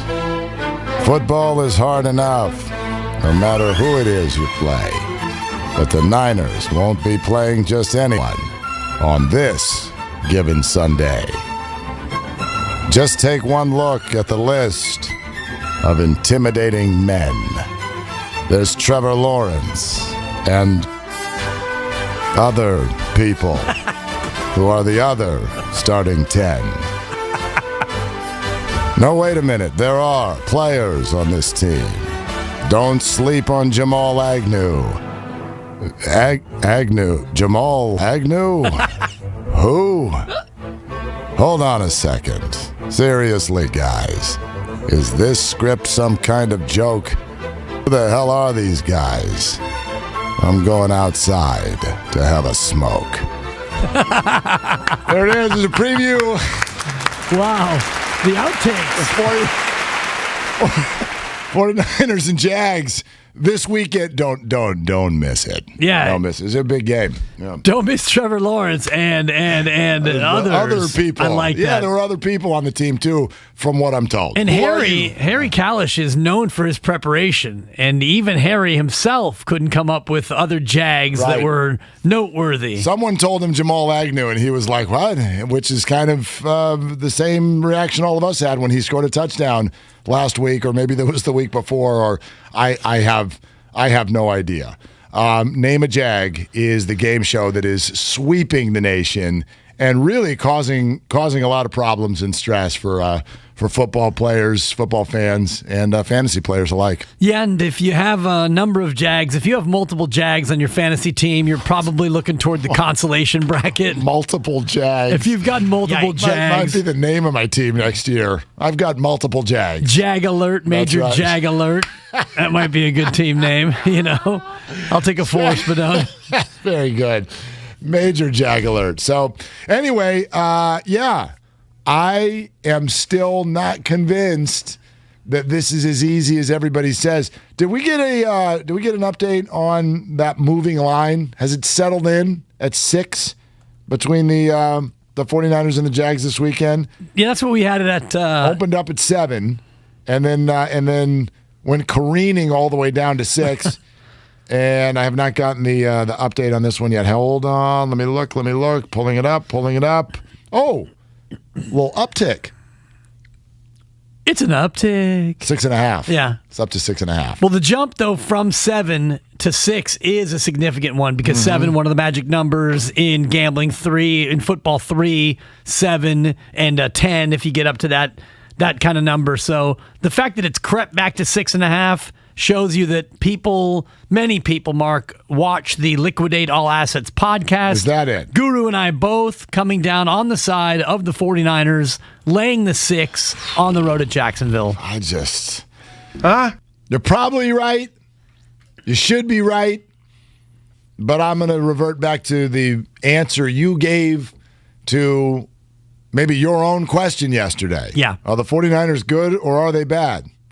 Yes. Yeah, totally. Yes. Marv Albert. So, I don't know. I mean, I got to a point a couple weeks ago where I'm like, well, the 49ers probably shouldn't be laying points to anybody. I mean, they were the favorite against the Cardinals. Favorite. And got run off the field. Right. So I'm not in a spot yet where week to week I know what to expect from these guys. I don't know what to expect from this team this weekend at all. Right. Which team will show up? Please stand up. Yeah. Please stand up. And I think the thing that makes me lean toward the Niners are good is that they're getting healthy and their offense is healthy and their run game is healthy. For me, the Kyle Shanahan approach, everything spins off of the ability to run the football. With George Kittle back, John, with George Kittle back and Eli Mitchell probably going to play with the better finger, Wilson Jr. another week removed, as we talked about with Dr. Nirav Pandya on Wednesday about getting cleared to play and how you improve the more reps you get in real game action. I think they can run the ball against Jacksonville. Therefore, they can control the game. Therefore, the Niners will win. I hope you're right. I absolutely hope you're right. All right, in preparation for Kevin Franzen potentially getting a hold of his children's mental makeup, in preparation for that, I do want to circle back to what we were discussing. I have a feeling I know what Kevin's to say. Where are you on this? And the idea of the team wins at least having something to do with MVP awards, because I feel like we slipped and fell and can't get up. I don't think it's the only factor by any stretch. For instance, I'm not overwhelmingly offended by Shohei Ohtani winning the MVP. I get it because he captured the hearts and the minds of the nation. However, he does fall into the rule that I just suggested, which is if you lose more games than you win, you're not eligible. Because to me, no, you don't need to win the division. No, you don't need to win the World Series. But value states that you, as a group, achieved something this year. I'll go back to the point I made yesterday. If Ohtani's the MVP and Juan Soto and Tatis can finish ahead of Brandon Crawford, then explain to me why Steph Curry is not your reigning MVP in the NBA. I don't get it. Well, they're two different conversations. So if you want to have the one conversation about baseball's MVP, we can have that. But to compare the baseball MVP to the basketball MVP to the NFL offensive MVP, they're three different things. In football, the offensive MVP almost always goes to a quarterback. That won. Correct. But yes. If you look at some of those instances, you should give it to the offensive lineman on the team that protected the quarterback, that allowed the quarterback to have the year, that allowed them to win. So football, we're going to put football away for now because it's basically the MVQ, the most valuable quarterback. But that's fine. But again, my point actually, I do think crosses sports because I'm simply asking how important is winning when it comes to the MVP. I was under the impression that it was at least a major factor. What baseball just spewed out to us today and over the last week or so is that it doesn't matter at all. Juan Soto, 65 and 97? Juan Soto? Baseball this year decided it means nothing. Like it's literally not something that you will think about for a second. And that to me, that's wrong. I just that I don't get, and I don't like that trend at all. 95.7 The Game breaking news. Brought to you by BetQL. Become a better sports bettor. Get smarter to beat the books. Download the BetQL app or visit BetQL.com today. All right. In addition to letting you know that the Golden State Warriors road trip continues tonight in Detroit with the Dubs visiting the number one pick, Cade Cunningham, and the Detroit Pistons. Tip-off set for 4 p.m. right here on 95.7 The Game. Warriors Live starts at 2:30 and is presented by Xfinity Sports Zone, the ultimate sports hub experience. To let you know, however, that in that game against the Pistons, Steph Curry and Draymond Green and Andre Iguodala will all sit this one out. Curry's got the left hip contusion. Draymond Green's got the right thigh contusion. Andre Iguodala has right knee soreness. Factor in a fourth quarter comeback victory that took a lot of injury, and the fact that the Warriors probably think they still got a shot to beat Detroit even without all of these people. These are injuries / load management decisions, don't you think? Yes, and Otto Porter, by the way, also will be out tonight, so you can add him to the list. Hashtag not chasing wins is the way you would file this, because if this was Game 5 of a playoff series, they all would play. So this is not to say that they are, tanking off tonight's game. You can look at the schedule, Mark, and you could go from here to the end of the year, and you could probably pick out the 5 to 7 games where this is going to happen. It's going to happen at the end of a road trip. This is game 4 of a 4-game road trip. It's the second half of a back-to-back, and it's on the heels of major energy expenditures by Draymond and by Steph, and to an extent Iguodala in that game. And, you looked at the fourth quarter last night. You didn't play Andrew Wiggins at all in that fourth quarter, and you've got legs. You have a deep team and know how to use. You're going to have fresh. Thank you, ZZ Top. You're going to have fresh bodies, and so can you beat Detroit without Steph, Draymond, Iguodala, and Porter? Maybe. Yeah, maybe. And because it's a maybe not. You feel good about sitting them out. What is the lineup going to look like? What's the lineup look like without all those guys? First of all, that's a great question. Yeah, Jordan Poole. Let's have some of the shots go in tonight. You get to take them. Going to get to take a lot of shots, but let's see if your maybe starting lineup is going to be. Go in. You'll go with Poole. You'll go with GP2. You'll go with Wiggins, Looney, and probably Bielitsa would be your starting 5, I would think. Then you got Kuminga, JTA, Damian Lee, Moody, Chioza coming off the bench. Chioza. Yeah, so it's going to be the young guns. Hashtag wham. Okay. All right. I mean, why not? They could beat Detroit with that. They're 13-2, Mark. Yeah. Even if they can't beat Detroit with that. Well, didn't you say before the road trip, 2-2 was kind of a par? What'd you call it? Yeah, 2-2 would be a par. That's a par. Absolutely. They've got the 2. They've already got the 2 in the hip pocket. They've got it covered. Yeah. So they basically, by sitting these 4 guys, you've got like a 60-foot birdie putt. Now, you're not going to try to smash this thing 12 feet by. You just want to lag it up there, get to the fourth quarter tonight with a chance to win. They come home for 3 games. Win. Coming up this weekend, Toronto, Philly, Portland, Sunday, Wednesday, Friday. Sunday, Wednesday, Friday. Okay, that's perfect. Yeah, so you're going to get some rest in there, no back-to-backs. We'll see. We'll see if they can pull this one off. I wonder if they give him the starting pitching treatment and send him home. Just send, like, Steph's already here. Yeah. What's up, Steph? Welcome home. Steph, Draymond, nice OPJ, job last night. And Iguodala. That would be, Can you imagine the card game with those 4? I think they'll be on. Otto Porter Jr.'s thinking, guys, I don't know about $1 million ante here. Iguodala, I'm a vet min guy, guys. It's too rich for my blood. I had somebody say to me last night that Otto Porter looks like the love child of Wilt Chamberlain and Lionel Richie. Not bad. I thought, you know what? That gave me a good laugh. That gave me a good chuckle. That's a 3. Yeah, right?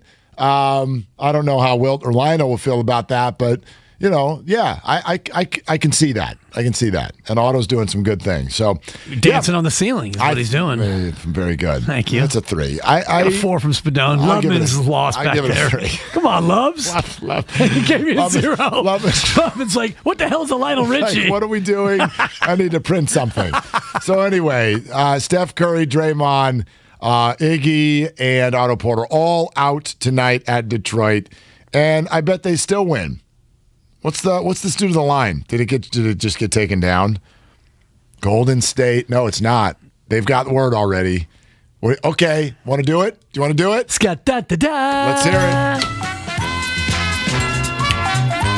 Post Steph Curry, Draymond Green, Andre Iguodala, and Otto Porter news.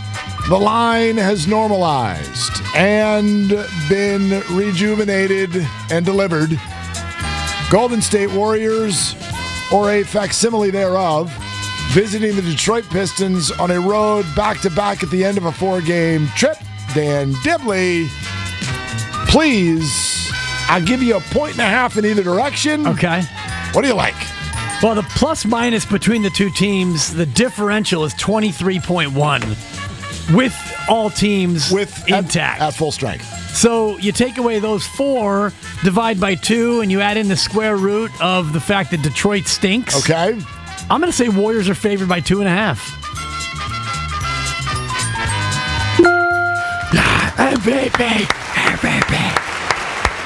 Yeah, baby. The number is 1.5. Oh, okay. The number is 1.5, but you had 1.5 in either direction. Very, very good. And boy, Detroit Pistons. How about that?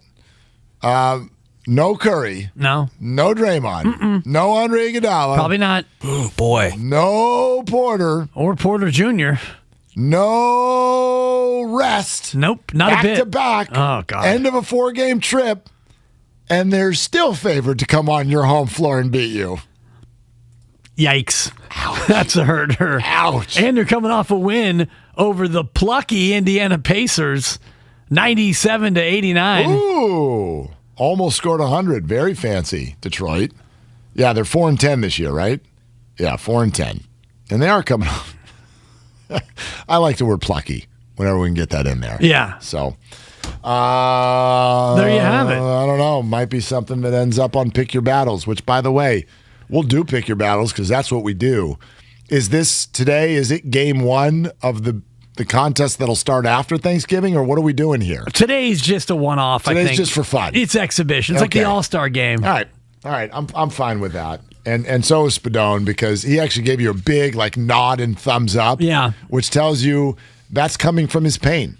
That's coming from the pain that he's experiencing after what happened last night with the Duke Blue Devils. He bet on Duke football. Think about your life. It was a bad beat, though, Mark. It was a bad bet. Duke football and lost by a lot, lost by 3 touchdowns. And so Spadone is going to be... They were 3-2 at home. Yeah. I thought it was a good bet. Going to be responsible for donuts on the Monday after our Masters. And I want to thank you, Spadone, because you helped provide me an unbelievable afternoon, early evening of sports watching because all 4 of our bets were happening simultaneously. So I had Stony Brook in Kansas on the ESPN Plus. That was active. And I had a 3-channel toggle, and I kept going back to Spadone's Duke football team, and they're down 30-6, late second quarter in the red zone. The best I couldn't find it anywhere on TV. The best thing you did, Dibs, every 5 minutes we were getting analytics of percentage chances of each of us to win. And what was odd was the first 2 times you sent it,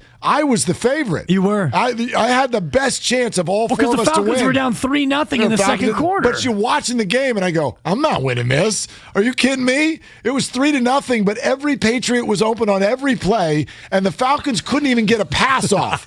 I'm like, there's no chance I'm winning this game. So I don't know why I got the best analytics. Louisville's scoring every 2 seconds. The Warriors are down double digits. I'm like, I think all 4 of us are going to lose. I had faith in Rock Chalk Jayhawk. Oh, my gosh. That was fun. Agbaji. Although I ended up being somewhat rude to my my dinner / watch partners with the chips, the guac, the fajitas. I was very distracted. I mean, we're trying to sit there and have a conversation, and all of a sudden, analytics on betting and donuts are pouring into my phone. I'm looking at them constantly. I get locked out of Twitter, tried to say something about the Warrior game. I'm locked out of Twitter. I'm staring at my phone for just a half hour while I'm sitting next to these people. I felt terrible. But then again, if you look around at a restaurant, I think that's what you're supposed to do. Just look at your phone. Don't look at other people. Yeah. Look at your phone. If you look around at a restaurant, that's what you're supposed to do. And that's how I feel on Bart every morning when we do our show call. Bart, that's called self-preservation. Well, yeah, everyone's looking at their phone, and we do a conference call every morning to talk topics, and I sit there quietly like Raj from Big Bang Theory, afraid to talk to a girl. I can't talk on Bart. You realize that no one's talking, there's no eye contact, and there's no talking on Bart, especially in this pandemic era. I'm going to give you a 4 for your Raj on Big Bang Theory reference. Thank you. Very, very Bazinga. Very, very I'm a big Sheldon fan. That show, everybody's got really wide opinions about that show. The first time I saw it, I don't like any of it. To be honest with you. my parents started watching Big Bang Theory, and I looked at them and I go, "What is this? What are you watching?" and they describe the premise to me, and I'm like, that's the stupidest premise I've ever heard in my 4 nerds at Caltech or whatever they are. Super pretty girl across the hall that now starts hanging out with them. I go, Mom, this show's over in a year. This thing's not getting renewed. Are you kidding me? This is the dumbest thing I've ever seen in my life. And then, of course, here we are. 12 seasons later. 15 years later, and it is omnipresent on your television. It is one of the most syndicated shows in the history of American TV. That was a miss. That was like my Falcons bet last night. I was wrong about that one. Yeah, they didn't score last night, Mark. Spoiler alert. Struggled for you in the Falcons, but Pick Your Battles comes back full swing after a Thanksgiving break. Will you get mad at me if I Uber name drop right now? No, I would love it as long as we hear the whoop whoop. So, I've actually been to a live taping of The Big Bang Theory. Don't tell me you had an embrace with Kaylee Cuoco. No. Whoop, whoop. You know the actress who plays Bernadette? Of course, yeah. Short blonde. So a friend of a friend, and we end up at thank you. We end up at. And actually, not just at a taping, but actually at the front row of Big Bang Theory. And this is when I was doing radio in L.A. And when the taping of the show ends, well, here comes Kunal Nair. Do you know who Kunal Nair is? He plays Raj. That would be Raj. That's exactly right. And Raj comes walking right up and goes, I know who you are. I listened to your show, and I was just listening to you earlier today talk about the Lakers, and I want to play golf with you and talk Laker basketball. Totally. Somebody turn off that faucet. So we did. Man, and you played golf with Raj? And actually had the SCGA bring out camera people, and we turned it into a show that ended up running on Golf Digest called Celebrities and Golf Carts. Go to YouTube right now, Celebrities and Golf Carts. And I'm not advertising something that's going to lead to anything. It's a dormant show. We ended up doing 6 shows, but it was born out of Raj. Raj, we were like, oh, let's just bring a camera out there and see what happened. Turned into 6 episodes. Raj from The Big Bang Theory and me golfing in Los Angeles, and then sitting and having beer after the round. How was his game? Man, I'm watching it right now, and it opens with 3 straight headshots of Mark Willard. Man, God, that was the intro to the show. I'll say it's the intro. It's the intro to the show. It's not like, oh, hey, it's me. It's like I was the host of the show. What do you want? Who else are you going to put up there? You walking, you with a headshot, you putting on a golf glove. I had nothing to do with the editing process.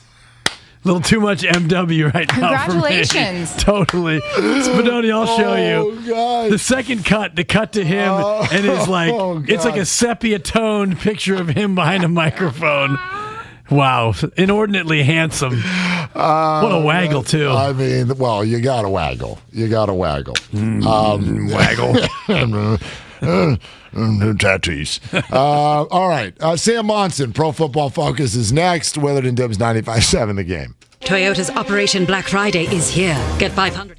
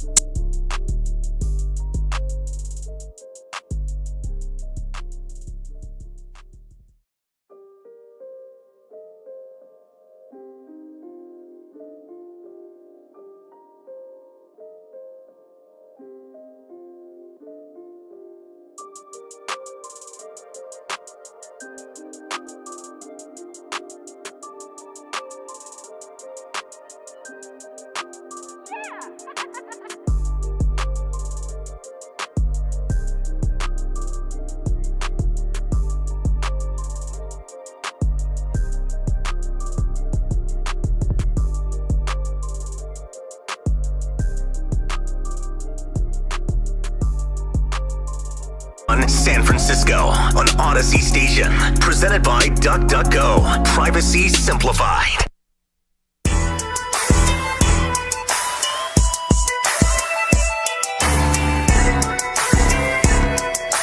Now, back to Willard and Dibs on 95.7 The Game. All right, we have an update. Kevin Franzen's now ready. Unfortunately, potentially like the Niners, he's missed the window. So, all good. We'll circle back with Kevin sometime soon because it is time, as we always do on a Friday, to welcome in our guy with Pro Football Focus. That's none other than Sam Monson. Sam, what's going on today? How are you?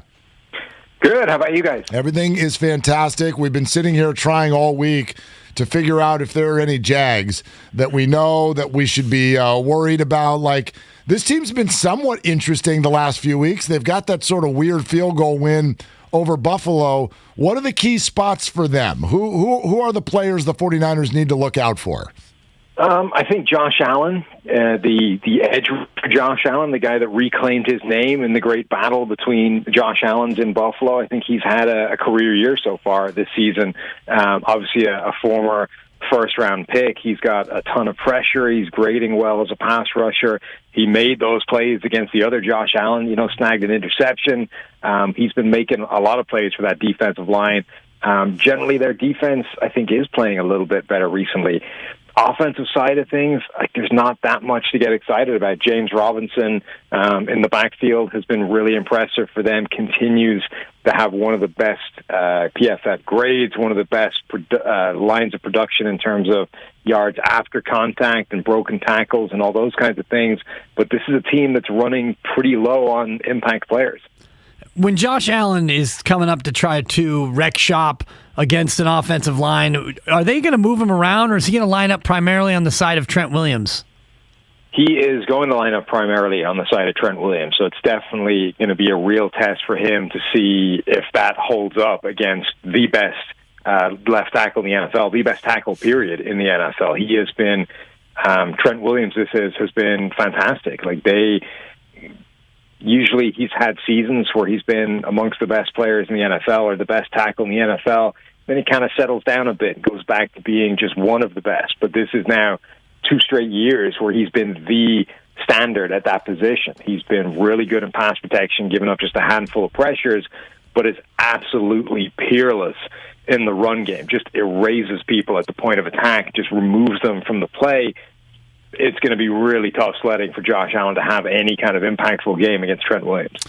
Beyond what you see on TV, the deep dive on individuals on the football field, that's Pro Football Focus, and Sam Monson is with us on Willard and Dibs, 95.7 The Game.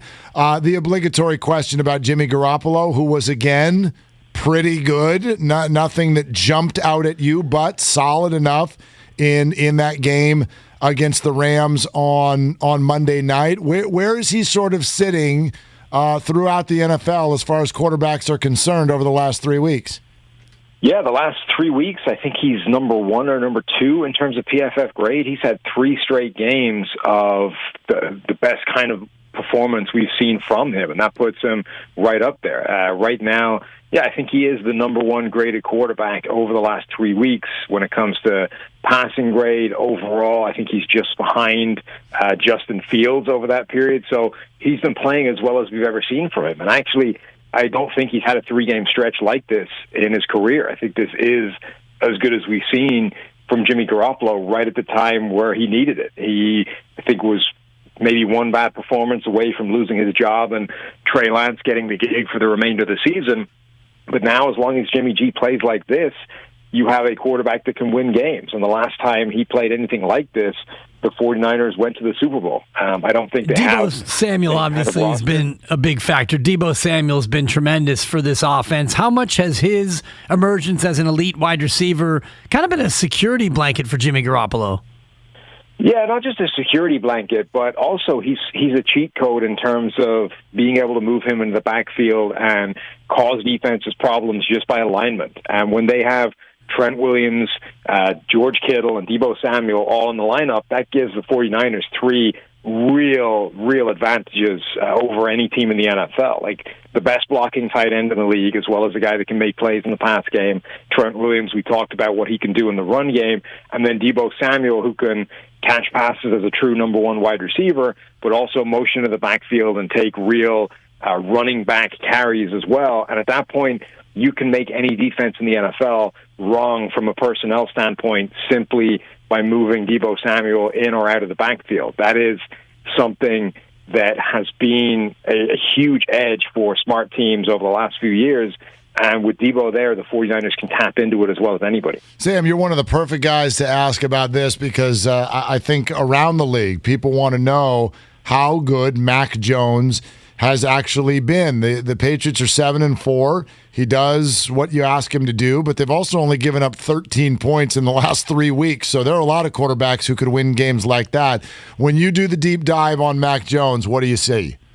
I think he's been very good, but you're right that he has an easier task of it than probably any of the other rookie quarterbacks. But he's been really efficient. He's been everything we thought he was at Alabama, and the question still remains, like, how much extra can he bring to the table? He's one of the most accurate quarterbacks in the NFL. He just doesn't miss a lot of throws.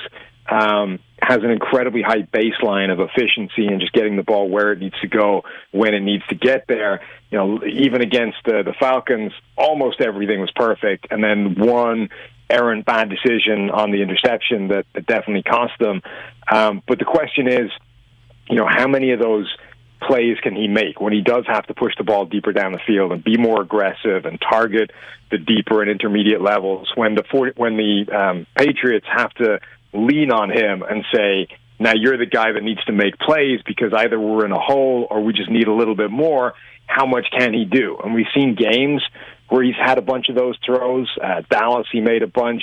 He's made a bunch against Cleveland. Like, there are definitely signs that he can do that, but he doesn't have to for most of these games. So I think that's going to determine how good he can be. His baseline and his floor are extremely high, but the ceiling is still an open question, and that's going to, I think, dictate whether Mac Jones becomes a top 10 quarterback in this NFL in this league, or whether he's just a capable starter that does have the ceiling to how good he can be. Another player with a high floor among rookies, Trevor Lawrence, who the Niners will see this weekend. Pro Football Focus has him ranked 35th out of 36 qualifying quarterbacks. Has it been a rookie struggle for Lawrence, or is it just a case where the coaches and the personnel around him are struggling also? It's been rough for Lawrence, but I think a lot of it is that offense. He is not being put in a particularly good position to succeed. He doesn't have any of the advantages that Mac Jones has working for him. They are asking Trevor Lawrence to do it all, and right now he isn't capable of doing that. Every game you see one or two throws from Trevor Lawrence where he looks fantastic, and it's, you know, you can see exactly why he was the number one overall pick, and not just the number one pick, but a guy that was known to be the number one pick basically from the moment he stepped onto a college field. He was being anointed as the next Andrew Luck, Peyton Manning, John Elway, like the greatest prospect we've seen come along in years. You see that every single game, but there's also a ton of mistakes. There's a lot of out-of-rhythm stuff. There's a lot of trying to do too much, and the offense just isn't giving him enough kind of freebies, enough cheap yards, enough easy plays where he doesn't have to do it all by himself. So I think the ceiling is still really high for Trevor Lawrence, but it's been a grind so far in his rookie year. So, Sam, with all of the individual work that we're talking about there, how do you see the game as a whole? Because we were having fun with the question yesterday. Are the 49ers good or are they bad? And Dibs here answered that by saying, yes. I'm still, just because they were good Monday, I'm not sure what to believe in. When you take all those individuals and look at this matchup, how do you see it? Yeah, and I think the thing is, you could say that about basically any team in the NFL right now. Like, there's almost no team that you're 100% confident in being really good. Every time you buy into one of these teams, they lose a game, and not just lose a game, but lose a game to ridiculous teams that they have no business losing to. Like Buffalo lose to Jacksonville, Baltimore lose to Miami. There's just no reason for these teams to be dropping games like that, and yet as soon as you buy into one of them, that's exactly what seems to happen. So this is a game that the 49ers should win comfortably. Jacksonville just doesn't have enough to trouble most teams. But then they do have that Buffalo game on their record. I think the 49ers are one of those teams, though, that are chasing that playoff spot in the NFC, those 6th and 7th seeds, particularly the 7th one, the last wild card spot. We right now in our projections, we have the 49ers with a 31% chance of making the playoffs with that last spot, which is it's not the highest in the NFC. I think the Vikings are the most likely team based off schedule and all those kinds of things. But they're right in the mix. Like, they have a shot of making the playoffs. And if all those guys stay healthy that we talked about before, Trent Williams, Deebo Samuel, George Kittle, Jimmy G, if that group stays intact, then they can definitely cause some damage there. Sam, my partner got locked out of his Twitter, so he doesn't know this, but you've got a hoodie controversy going on right now. How could you not possibly currently own a hoodie in mid-November? I didn't know it was a controversy, but yeah, I don't know. I went looking for one last night, and I was like, is it possible that I don't actually own one of these anymore? That seems to be the case. Wow, I'm jealous. We're both wearing hoodies right now as we speak. All right, no response. Yeah, I get you don't have one, so I get it. I totally get it. To jackets and cardigans, I guess. Yeah, Sam, good stuff. Let us know if you need maybe like a station-branded hoodie. We'll see what we can do. Oh, now we're talking. Yeah, all right, definitely. All right. Okay, all right. Thanks, my friend. Take it easy, guys. All right, you Thanks, too. Sam. Monson, Pro Football Focus. He's smart, but hoodieless. Yeah, apparently. Just on his Twitter, I think I learned my lesson there. Is it possible I don't own a hoodie anymore? Someone send me a cool one to buy, which I have probably 11 hoodies. I don't know if I have a sweatshirt without a hood currently. Yeah, I definitely don't have 11 hoodies, but we're north of 3. We're definitely north of 3. And I wish that I had more. Yeah. I'd like some more hoodies. It's nice to have this time of year. Well, look, we're coming into the city more again because we come in every day. We also come on right after a show that likes to do their show at 66 degrees. Yeah. So one thing that I'm a short sleeve guy, but not here. Not now. Not in November in San Francisco following Bonte and Joe. Holy smokes. You got to have sleeves and sometimes a jacket, too, every day, no matter Beanie what. and gloves for me as well. And we can always make it warmer if you'd like. And as long as we don't go north of 70, I'm okay with it. Well, I got this hoodie, so it's all good. And welcome to the Twitch and YouTube audience as well, by the way, looking at our hoodies right now. And to the rest of you, let you know, we're on Twitch and YouTube now as well. So all kinds of ways to bring in the show. Twitch, YouTube, obviously, traditional 95.7 The Game, and the Odyssey app. So wherever you are, whatever you are doing, you are officially out of excuses in terms of why you can or cannot bring in the show.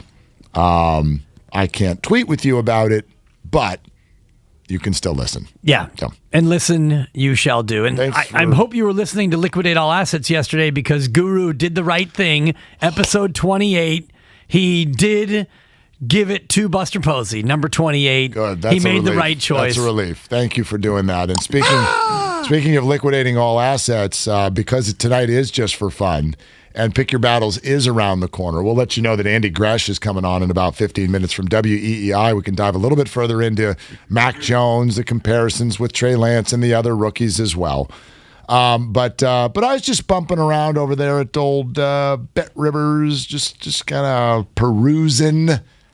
Oh my gosh, there are 2 games. I'm telling you. For the weekend? Or for tonight? Tonight. NBA slate, I assume. One of them. College football, Friday night action? College basketball. You stay off my college basketball. Right here, happening in this Bay Area, United States of America. Man, that's a tease. Or, as Dabo Swinney once called it, wherever we are, USA. Okay. Do you remember that? I don't. Dabo at the national championship game at Levi's was like, to have somebody come from Clemson, and I don't know where the hell we are. No, dude, we don't know where the hell you are, okay? That's Santa Clara, California. There are more people in that stadium than in your entire state. Don't come over here. I don't know, wherever we are, USA, that would be Santa Clara. That would be San Jose adjacent, that would be Bay Area. That would be big. That would be a lot bigger than you. I know college football all takes place down in those 3 states down in the southeast corner of our country. But Alabama, Florida, South Carolina. Well, Georgia, too. They're number one in the country. All right, fine. We'll throw them a bone. Give them 4. Yeah. Louisiana, 5? Not anymore. Texas, back in the day. Nebraska. I was almost going to do an Ed Orgeron, and it was going to come out exactly like Bruce Bochy. So that would have been unfortunate. Nobody knows what Eddie O sounds like, so. Well, it's just grunting. And screaming. It's kind of like Bochy as well. I actually was doing stuff. Go Tigers. Yeah. He sounds like the Ruffle Got Ridges. You know, Ruffle Got Ridges. I always wanted to ask Ed O that at a press conference. Coach, I don't care about the game. Would you please tell me about Ruffles potato chips? That's right. Ruffle Got Ridges. He was the defensive line coach with USC when I used to. So I've watched Ed O in practice.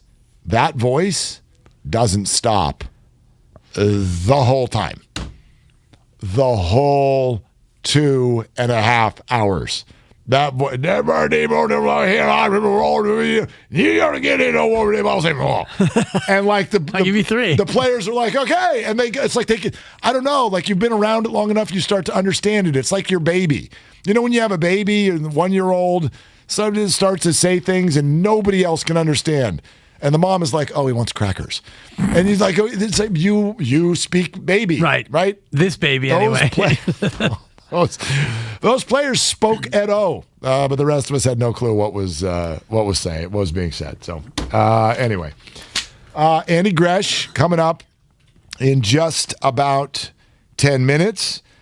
We do have this from Jimmy Ward, which I thought was interesting as we sort of get you ready for the 49ers and the Jags this weekend as well. This is some interesting sound post-practice press conference from yesterday. Jimmy Ward started sharing things about Trent Baalke, which was fun. So went down memory lane a little bit with Jimmy, who sort of sneaks up on you how long he's been around. I mean, Jimmy Ward, how many years is this right now with the 49ers? I think 8. Jeez. 8 or 9, right? That's insane in today's NFL. And how many times has he been? He's been re-signed at least twice. He's been cut by the fans over 40 times. God. Remember the first time? You got to Google it. Remember the first time Kyle brought him back? Earl Thomas was on the market. Everybody was like, oh, we're going to get a fancy free safety. And then Thomas went somewhere else, and there were a couple other safeties and went somewhere else. And everyone's like, what are the 49ers doing? And Kyle and John were like, we're going with Jimmy Ward. And people were like, what? He's always hurt. And then Jimmy had a great year. A great year. Here's Jimmy talking about when Baalke asked him if he knew how to play cover 3. I haven't kept in touch with him. I like to thank him again for drafting me. Drafted me first round. I don't know what his options were with 30th pick, so I don't know. But I appreciate the opportunity. I'm still here. Nobody else that was a GM drafted me. So earlier than that, so got to give him credit, and I got to love him up. But I still think about the day that I want to say it was the Giants game, playing cover 3. And he came up to me. He was like, Jimmy, you don't know how to play cover 3? And I'm like, man, I'm the buzz player. I'm doing the right thing. You need to look at your other guys, like who's ever in the hook, need to push the hook on the slant. But that's something I never forget. But it's just like, I couldn't say that back then. I can say it now because the player's not here, and Trent's not here. So I can, come on, man, you got to talk to him too. Like, come on, I know I'm a rookie, so you're going to pit it on me, but I can't play the hook and the buzz. But all right, but shout out to Trent, though. I wanted to get that off my chest. I've been waiting for 8 years to get that off my chest, man. Oh, that's amazing. I can't play the hook and the buzz. I mean, come on. By the way, Deshaun Watson did this at a press conference one time because people think football players are stupid. Like, oh, they're just big old dummy with athleticism. Do you know how to speak football? Do you know what it's like inside a huddle? Do you remember when Deshaun Watson sort of had to address that at a press conference after a game, and instead of explaining it to people, he goes, let me just take you through what happens before a play. And then he went through calling a play. And it was like listening to Ed Orgeron. Right. You're like, oh, my God. What? 12 words of nonsense. Oh, way more than 12. And super complicated and all this. And everybody has to understand the indicator of what that means, where they're supposed to be, when they're supposed to do it. It's crazy. And so Jimmy gave us a little bit of that there. I can't be the hook and the buzz. Right. And Lo Neal, I've learned so much about football from 4 years of radio with Lo Neal, and he always talked about the defense playing in that hook to curl, where the linebackers playing the hook route. And what Jimmy Ward is saying, he can't play the hook inside and also be able to buzz out toward the boundary and take away the throw to the flat. So just the breakdown. And, do you know how to play cover 3? Coach, I'm the best at playing cover 3. Right. To your point, though, about his durability, he has missed 35 games. This is his 8th year. So just one time has he played all 16. Jimmy Ward, in his rookie year, because he also, low-key there, was kind of thrown under the bus the other players in the secondary. Yeah. So I was like, wait, I was trying to remember who were the other members of the secondary in Jimmy Ward's rookie year. 2014. Do you remember? 2014. The left corner starter. Well, I'm not going to. I don't want to put you on the spot on that. You'll remember these names, though. Football Reference lists the starters as Parrish Cox on the left corner. Yep. Chris Culliver. Cully in the house. On the right corner. That's his Twitter handle. Strong safety, Antoine Bethea. Wow, former Colt. And free safety, Eric Reed. Wow, yeah, okay. Eric Reed. So Jimmy Ward was in that mix, and those are some of the people he was talking about. You got to go talk to Parrish Cox. Talk to Culliver, man. He's the one who's throwing this thing up. All right, more from Jimmy. He then talked about Balky trying to coach him and Jaquaski Tart up. Oh, yeah. Oh, Trent. Oh, yeah. That's never good. That's never good. GM come down there, and that means something's going on. And we saw what happened. So, yeah, it's never good. But he was a great GM for us. Okay. That's never good. It's never good when the GM comes down to try to coach you up. I don't know. It's always such a thing. It's such a thing in the NFL, like a GM or even worse, an owner like Jera, who start making their way down to the field. Instead of just being like, no, I'm a part of this team and I went down to the field. There's just this thing. It's like the death march of Darth Vader or something. Oh my gosh, here comes the GM. You know what that means. Speaking of the GM, Jimmy talked about the differences in the way Balky coached up players and the way John Lynch coaches up players. John was a player, though. He can't help it. And that's different. John was a player. He can't help it. He has a gold jacket. So, Trent never played, right? So Trent never played. John played. He has a gold jacket. You can't keep John off the field. John probably still want to play. So, and he doesn't say too much. You really he'll probably pull a guy to the side, talk to me. Hey, man, that was a good track and wrap. We showing that to the scouts. I'm like, oh, you showing that to the scouts to replace me? All right. I love Jimmy Ward. I very much love Jimmy Ward. And You've got a gold jacket. What are you going to say? John, what do you know? You don't know what you're talking about. I just love when guys get to a veteran status enough where they feel free to speak. Like this is come on. We all know this stuff happens, like the early portions of careers where it's just all like, oh, I've got to tiptoe. I got to be respectful. I don't listen to what anybody else says in the media. I don't read anything. But it's like they all do. Right. They all do. They all hear it. And he even said it there. He's been wanting to get this off his chest for 8 years. And yesterday was that day. Okay. Andy Gresh from WEEI. Is this Mac Jones thing real or imagined? We get into that next on Willard and Dibs on 95.7 The Game. Looking for a fulfilling career?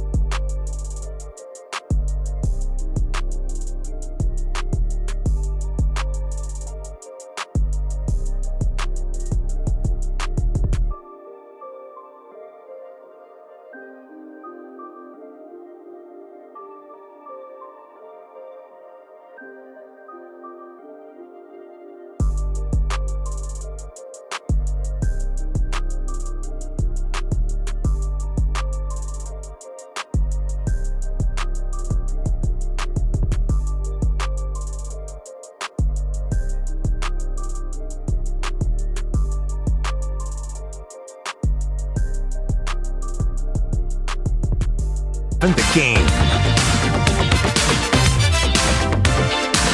Oh, this is how I know that it's almost here, Mark. It's Friday, and our guy Joe Spadoni. I don't know if you know this about young Spadone, but he's always been a fan of Phil Collins Friday, which cracks me up because Spadoni was born in like 1997, yet when he thinks about Friday, he thinks about Phil Collins. And I fought against it for months and years, but you know what, Mark? When he plays the darn Phil Collins, it makes me feel like it's a Friday. Yeah, well, it is, and it's not just Great any. job, Spadone. Yeah, it's not just any Friday. Gonna miss you next week, there, buddy. I'm gonna miss you too. Yeah, but it's Thanksgiving time, and I'm going to disappear. I am going to march on the headquarters of Twitter, and I'm going to get my damn account back. Best of luck. That's what I'm going to do. Just do me one favor, and this is one of my pet peeves. Don't call in when you're off. When you're off, I won't do that. Stay off. Because some people, when they're off, I'm going to call in. Right. You can listen. It's my show. But you can't call. No. I will not. If you want to call me, I'll be there for you. Okay. But I'm not going to call you. I'm not going to book you. If I call you, it won't be between 9 and noon. No, let's book Andy Gresh instead. Can we? From WEEI, so that we can work through San Francisco's budding draft PTSD that people are experiencing every time Mac Jones gets a win. Andy, thank you so much for coming on. What does everybody think of Mac Jones out there? Is he at Tom Brady levels yet, like it seems, or what's going on here?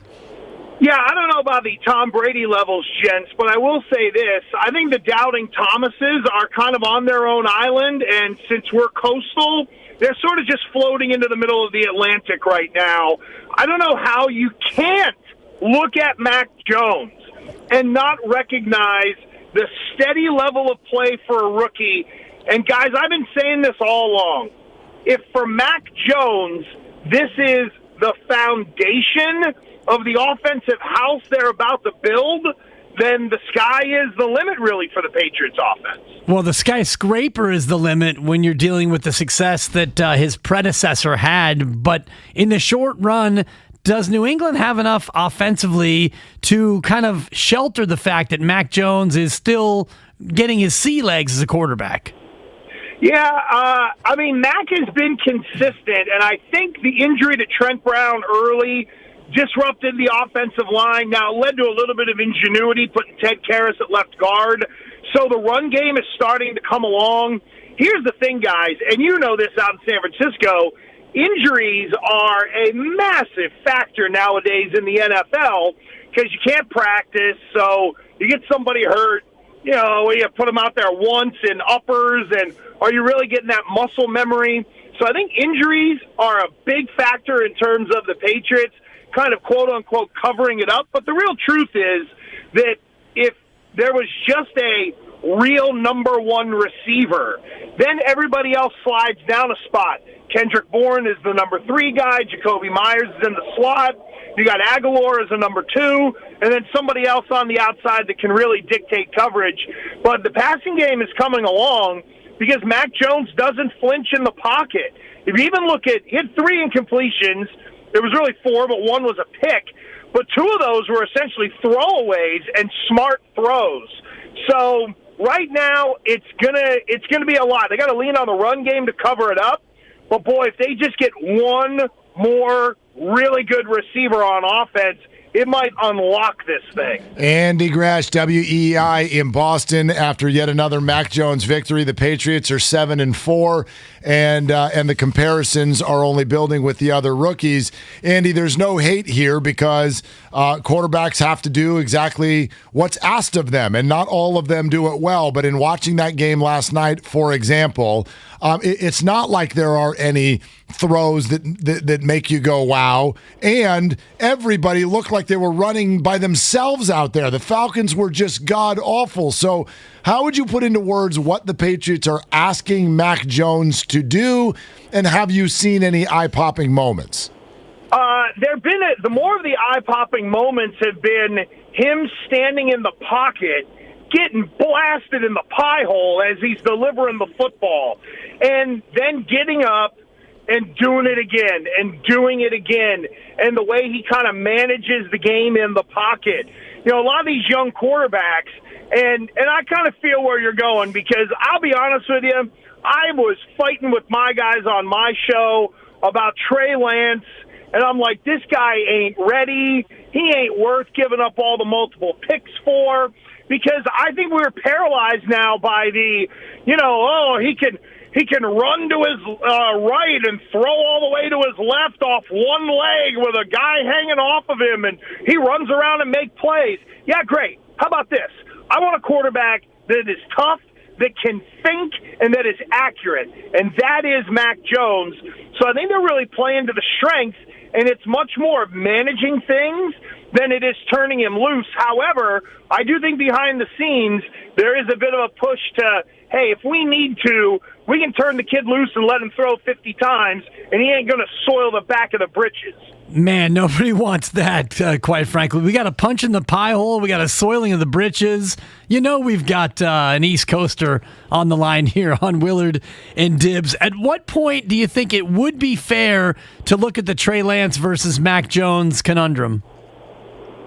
Probably now, because you've seen enough from Mac Jones. I mean, how many rookies are this consistent through 11 straight starts? And oh, by the way, guys, if I may present this case, he actually won a job.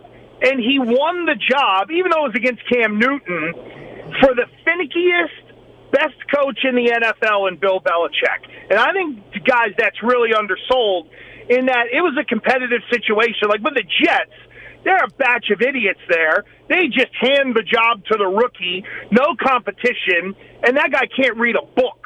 In Chicago, I don't know if Justin Fields should have played right away, but it hasn't been great since they put him in there. Mac Jones actually won a job, and he did it with the toughest coach in the NFL to win a job for. That's got to count for something. So I think, you got to re-examine kind of what maybe Kyle Shanahan and John Lynch were thinking out there, and I think they did fall into the trap of, the athleticism, the ceiling, da-da-da. Great. Tell me what it's like whenever there's a guy bearing down on him on third down. Is he going to make a big throw in the fourth quarter like we've seen from Mac Jones here in a lot of these games, regardless of whether the Patriots won or lost? There are a ton of things to really love about Mac.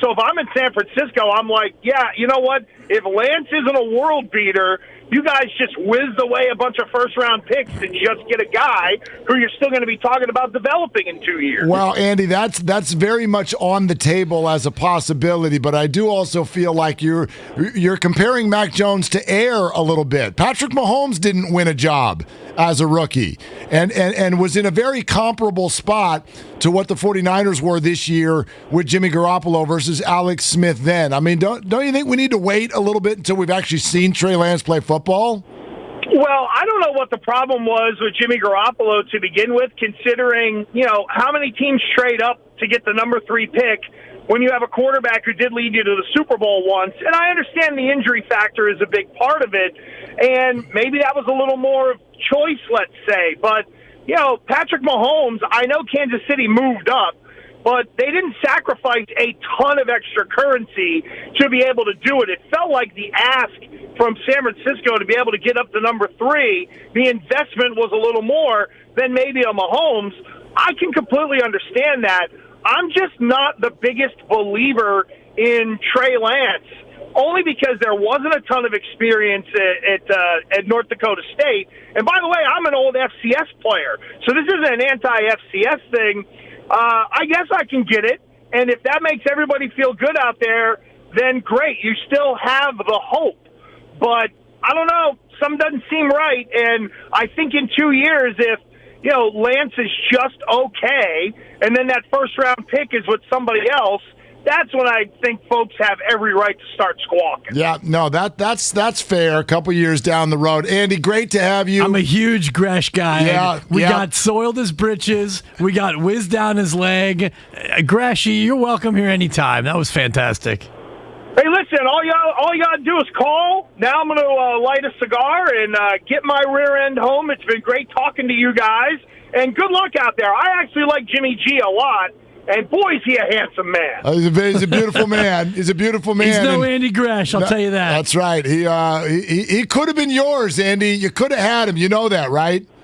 You know what it is? It's that damn salary cap getting in the way, and the fact that there was maybe the greatest player of all time in front of him, too. Wow. Belichick will never live that one down. But anyway, guys, it's great. I'm loving having the weekend off. You guys enjoy all the good or the bad football, and I'll talk to you whenever you want. Sounds good. All right, there he is. Andy Gresh from WEEI. 7-4 never sounded so good. 2:42 in the afternoon, and he is already on one. So congratulations to him.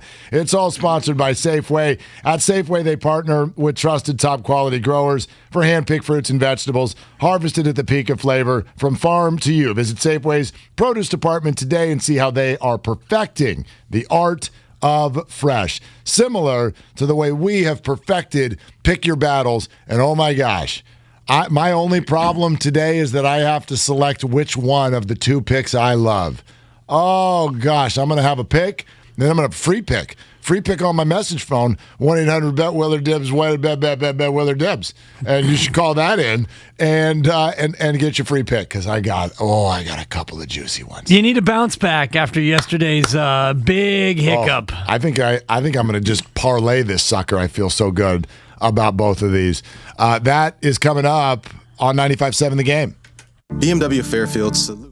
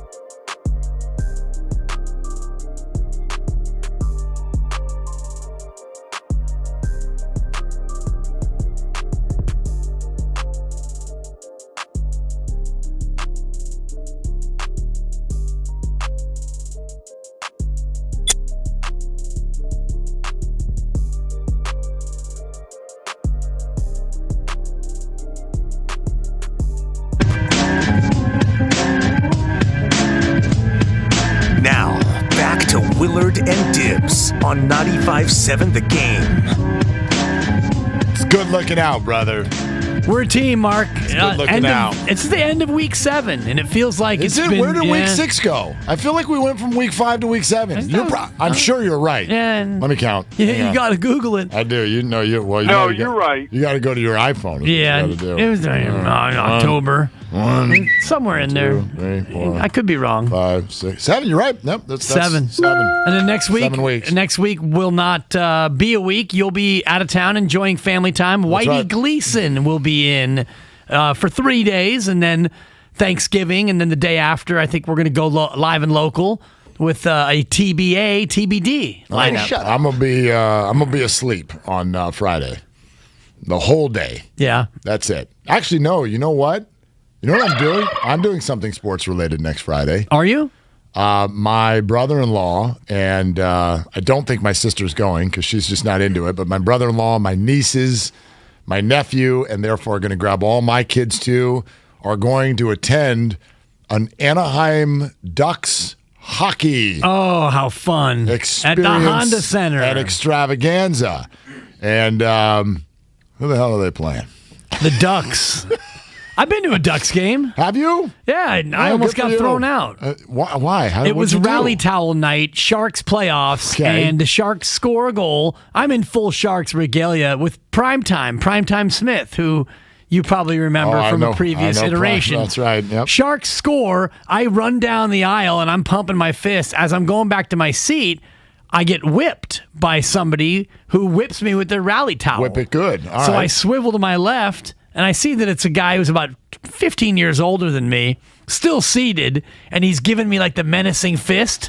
And so I lean into him. So he whipped you on purpose? It wasn't an accidental Not whipping? an accident. And I looked at him, and I said, "Whip me again." Oh, wow. Whip me again. You Sam Jacksoned him. And he's looking at me menacing. All of a sudden, security comes down. They grab me by the arm, not forcefully, and they escort me up to the top of the section. I think I'm getting kicked out. And I said, "Sir," the man whipped me with his towel. I simply said, "Whip me again." Whip me again. And had he whipped me again, I probably would have headbutted him because I'm not a big, I'm not very strong, as you can see. Yeah, well, shout out Twitch. Yeah, punching is always weird. My head, though, is granite. Oh, wow. I will crush you with my head. That does not surprise me. I got a hard head. Yeah. I've had multiple head injuries in my life, and so I know that that's my best foot forward. Okay. All right. So they grab the guy who whipped me, and they throw him out. Yeah! They apprehended the whipper. Gone. Wow. So as this all plays out, second period, Sharks would go on to lose. My buddy Dion walks up with 2 giant 32-ounce beers. "Let's go, Dibs!" Let's go. I'm like, "Dude, not now." Yeah, exactly. I'm trying to get out of this little situation. So that's my Honda Center Ducks game. Song of the day, The Whipping by Pearl Jam. Not bad. Coming up next week. Look forward to that. Who knew? 1, 2, 3, 4, 5, 6, 7, 8. The Ducks just got off an 8-game winning streak. Oh, my God. Just lost to Carolina last night. And last night they lost 2-1, but they are 10-5-3, and they will be welcoming Udoa. Udoa is going to be coming to town on Friday, November 26th, and we got a whole gaggle of family members going to that one. And we'll scream and yell and potentially whip some people. It'll be great. That'll be fun. Yeah, I looking will. forward to it. I'll be hosting dinner or supper with my 2 boys. Both will be home from college. Is supper going to be there at supper? Supper will be providing the supper. Supper. Yes, it's a double supper Friday. Supper. Keon back from Santa Barbara. Quest will sidle down from Berkeley, and I'll get to see my boys for the first time in months. How good is next week? Awesome. Let's just I eat. love it. Let's eat until we pass out. And that's the plan. So very, very much looking forward to that. It'll be a leftover turkey sando and a little Ducks hockey for yours truly. And then we'll rally back on Monday, November 30th. Is it the 30th? Believe so. I think it's the 29th. Am I wrong? Who's right? You're right. No, I'm right. 29th. Okay. 29th, Monday, November 29th. And Spadonuts will be here. There'll be some Spadonuts. Give you 2 for that. Spadonuts are in the building. Nice. You're only giving me a 2 because I already texted it to you last night. Yeah, And spaghetti will also get you a half a credit. Well, Mom's Spaghetti. What about Mom's Spaghetti, which did make an appearance on this show earlier this week as well? But let's do a one-off. It is known as Pick Your Battles on a Friday with absolutely nothing on the line, but that doesn't mean that you can't go win Christmas Christmas cash. 3, 2, and 1. Christmas cash. Black Friday is 1 week away. You're going to need money. So let's get to it. Would you like to go first? Do you want to go third? What do you want to do? I'd like to hear from Sam Lubman, actually. All right, Sam Lubman joined the show immediately. He cracked the mic right as we started, so it feels appropriate to get bonus Lubs. Coming in hot. I know he's got a pick. He's a smart man from the U. Sam Lubman, what do you got, Lubs? Yeah, you know what? I'm feeling some college football tonight. I'm going to go with the Houston Cougars taking on the Memphis Tigers. I'm going to go Houston -9. I'm going to take that one. Lock it up. He's feeling college football. Is it foreshadowing that he's looking for the Cougars to perform on a Friday night? Oh, gosh. All right, Sam. Yeah. Get it, Sam. Sam, Young good man, job. handsome. Great job today, Sam. You're welcome anytime. Cougars. And then here comes Spadonuts with a pick for today. Steph Curry is not playing tonight, but the second best show in the NBA, maybe the first, depending on who you ask, LeBron James will be making his appearance tonight. Game time decision, I think he plays at the Garden. Maybe Andy Gresh will be there. Going Lakers +2 against the Celtics. Well, the number's actually up to 3. It's been on the move a lot just in the last half hour, and there's a reason I know that. So, do we give I already Spadonuts? locked it. You already We'll locked do it the in? 2. Okay, so he's locking it in at 2. And he's desperate for a W, too. We got to throw the kid a bone. Dibber Claus, I'm going to let you be the caboose. Okay. Let you be the big finish, if you will. Appreciate it. I'm going to just jump on the back of Spadonuts and let you know that I already locked it in on my personal account at 2 and a hook. However, we're not going for the Lakers. We're going against the Lakers. The Boston Celtics with a losing record are underrated. They are competitive. And the Lakers are a mess. They're on the road. I don't even know if LeBron's going to play. But even if he does, it doesn't matter because Russell Westbrook will be there to throw the ball away. Give me the Celtics -2.5. Locked them in at 2.5. But if you really want to parlay that sucker, if you really want to get your Black Friday cash, then I want to take you down to wherever USA, also known as Santa Clara, California, where my alma mater, the Cal Poly Mustangs, will be in town visiting as an underdog tonight. And after they gave me one win, followed by a disappointing loss, I'm mad at my alma mater. And they stink. So, lay the 15 for Santa Clara tonight at home. They blow Cal Poly off the court in what will be their first road game of the year. Santa Clara by 20-something tonight. Down south. I love it. A good college hoop. Guru would call that reverse devil tongue, where you bet against your favorite in hope that, if they win, well, I only bet against them because I wanted them to win, because if I bet on them, then they lose. So. Not really. I don't really care about Cal Poly basketball. It's not that kind of school. Well, I don't care about Duke basketball, but you know what I do tonight? Because the Dukies are playing at Cameron Indoor, and they're going up against Lafayette. And I'll tell you, Mark, Lafayette's been struggling. They lost to Syracuse by 34. Yeah. Cornell nipped them by 5, and then Penn took them out by 28. The Lafayette Leopards are not going to go into Cameron Indoor and scare a young, vibrant, electrified Duke team playing for Coach K in his final season. The number? Well, it's 32.5. Well, of course Lay it is. the 32 and the hook. I'm taking Duke. I laid 25.5 last night with Kansas against Stony Point. Wow. I'm laying 32.5. The Dukies against Lafayette. All right, there it is. Duke minus a lot against Lafayette. I love the Steiny smirk when I have my random college pick du jour. Oh, it's so good. I gave you the Celtics.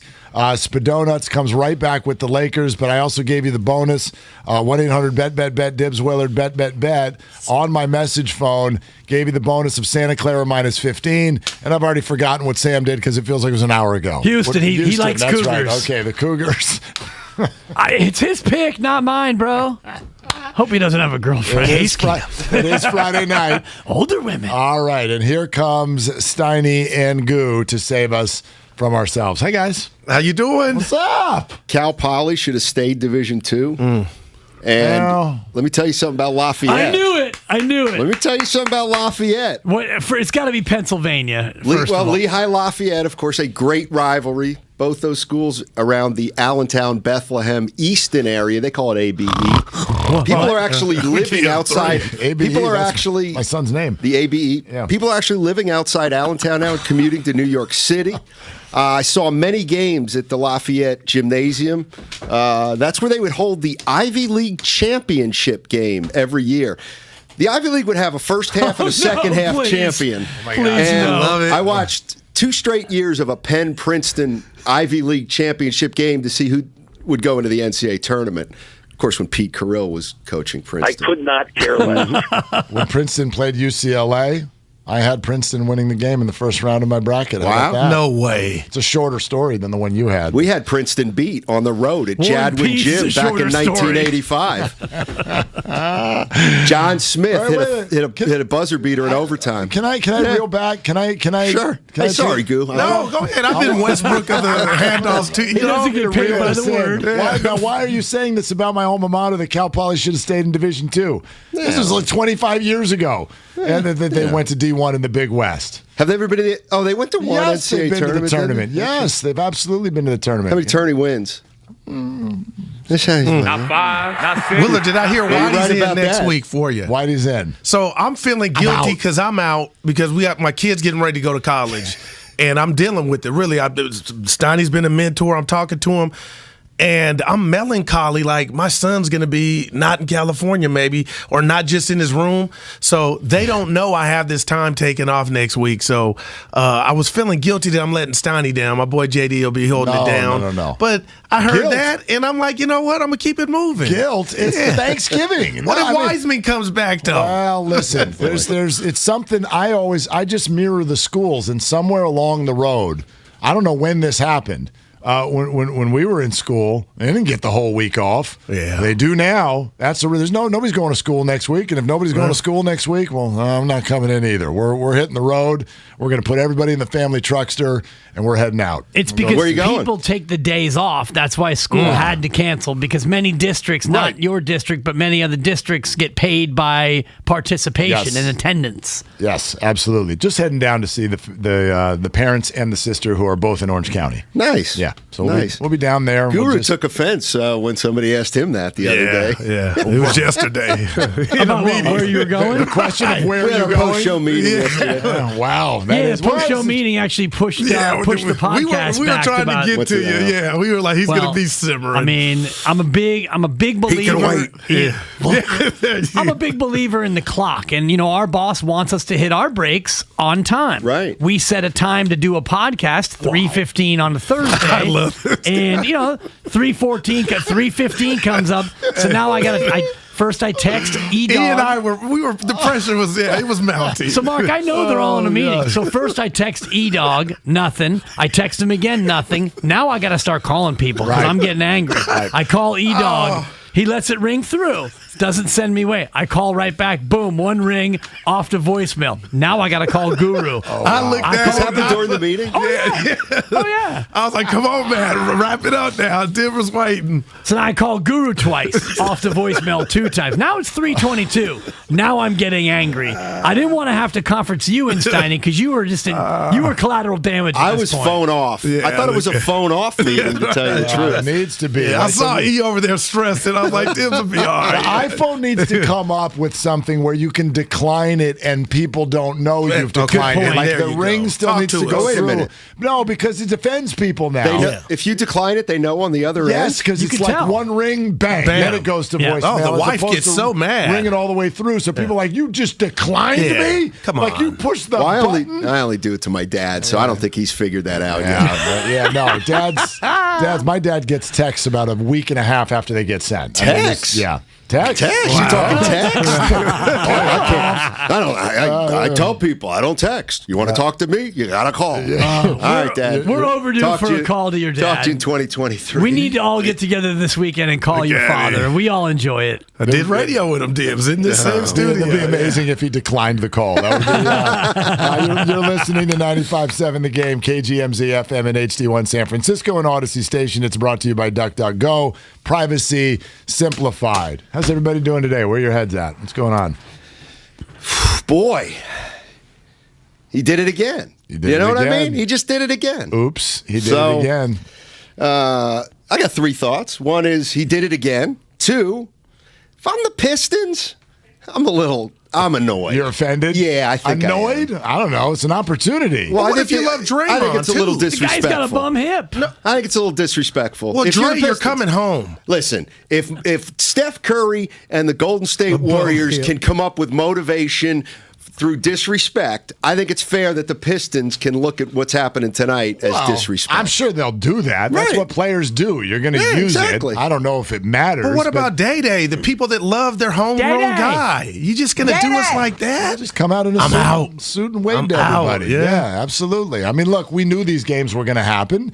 You got to be strategic about them. If guys are a little dinged up, combined with back-to-back, combined with end of a road trip, combined with had to play your crazy butts off in the fourth quarter. Dude. It's and Detroit stinks out loud. It's actually the perfect night to do it. What about the 9-year-old who drove 3 hours from Dearborn, Michigan? I've been that 9-year-old. Just to see Steph Curry play for the one time. Listen. Michael would have never done that. Jordan, look at that game play ledger, 80, 82. I'm with it's different. It's not that I'm not with you. He did play the entire game last night with a wrap on his leg and never came out in the fourth quarter. And look, not Saran. At the end of this all, unfortunately, while I agree with you, it becomes one of those things that if everybody else is going to do, you have to do it too, because you end up at a deficit by forcing the issue in the regular season when everybody else is gathering rest. And I'll tell you right now, December 13th at Indiana, all you 9-year-olds in Indiana, Steph's not playing against Indiana. Look at him. Why not? They've got Philly on the 11th, and then they've got the Knicks the next night on the 14th. You're not sitting on the second half of the back-to-back. Even in the nation's Midwestern basketball hotbed. Steph Curry will not play against Indiana on December 13th. You can put it in the cap. That is wow. Put it in the cap. I hope he's wrong, Mark. I hope you're wrong, but maybe we should be. I was telling Steiny. Also at Toronto on the 18th is another candidate. Second half of back-to-back. Can I get a future on the Pacers for that game? Yeah, I was telling Steiny, one of my good friends, Gerard, went to college with the head coach of the Cavs, Bickerstaff. Yep. And I know he hadn't had a lot of success in the league, but the way the Cavs scored that last bucket of the third to go up 13, I told Steiny in the green room, I said, I would have told the team, I don't care if we lose. Double 30 and make the rest of the, because should have hurt Fitz. Did you hear Fitz? Nobody else outside Curry can make a 3. He reminded us that all game. But why would you let the chef cook? Like, I know we ain't in Cleveland, but I'm just sitting there like, Dad, this is phenomenal, but why are they not doubling the chef? 3 possessions in a row. I mean, it was a 13-point lead. And then 24 seconds later, I'm like, game over. The Warriors are going to win. They're still down 4. And I'm like, that's the end of that. Like, that was the Cavs' chance. 3 possessions in a row ball game. Cleveland scored 8 points. Dude. In the Did fourth they have that many? 8. Yeah, didn't feel it was a 17-0 run to start. 2 of them were at the very end, too. Man. Here's what I want to. Here's what bothers me.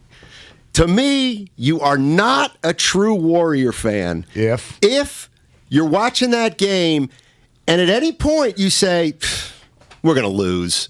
We got no chance. I never thought that. If you turn off Warrior games now, you're an idiot. Well, you're not. I mean, how many times does it have to happen? I thought that about the Falcons last night. I didn't think that about the Warriors. Wow. Yeah. Mac Jones, he going to the playoffs. It wasn't all that pretty. I mean, he got the dub, but 19 for 21. Yeah, something but like that. It's like I mean, Bill Walton against. They punted the ball. Is all I'm saying. Did you watch the game or the box score? I just saw him throw. Did you watch the game? The pork chops. Did you watch the game? All I know is he going to the playoffs. Two conversations going on. Trey Lance, something new. Trey Lance might go to the playoffs. He made a mistake. 49ers made a mistake. Oh God! Did they make a mistake? Oh God! Do I have DPI? Don't do this. Don't do this. What's DPI? Listen to a commercial every now and again. I'm acting like I know. I'm gonna go to Thanksgiving now. Have a good week, brother. Real quick, is your partner acting different with the cameras and the TV in here? Oh, totally. Mine is. What a diva. He went Hollywood. What a diva. Yeah. No. He's got the same beanie cap on. He's always got on. Dibs is a real one. Ain't that the truth? All right, Steiny, good next. He brings the passion. For what? I want to know now. I'm mentally invested. Don't tell me to pray and you don't say what for. He brings the perspective. Yeah, I think they both have a great point. Get off me, text line. He's truly one of a kind. That is wow. Oh, my God.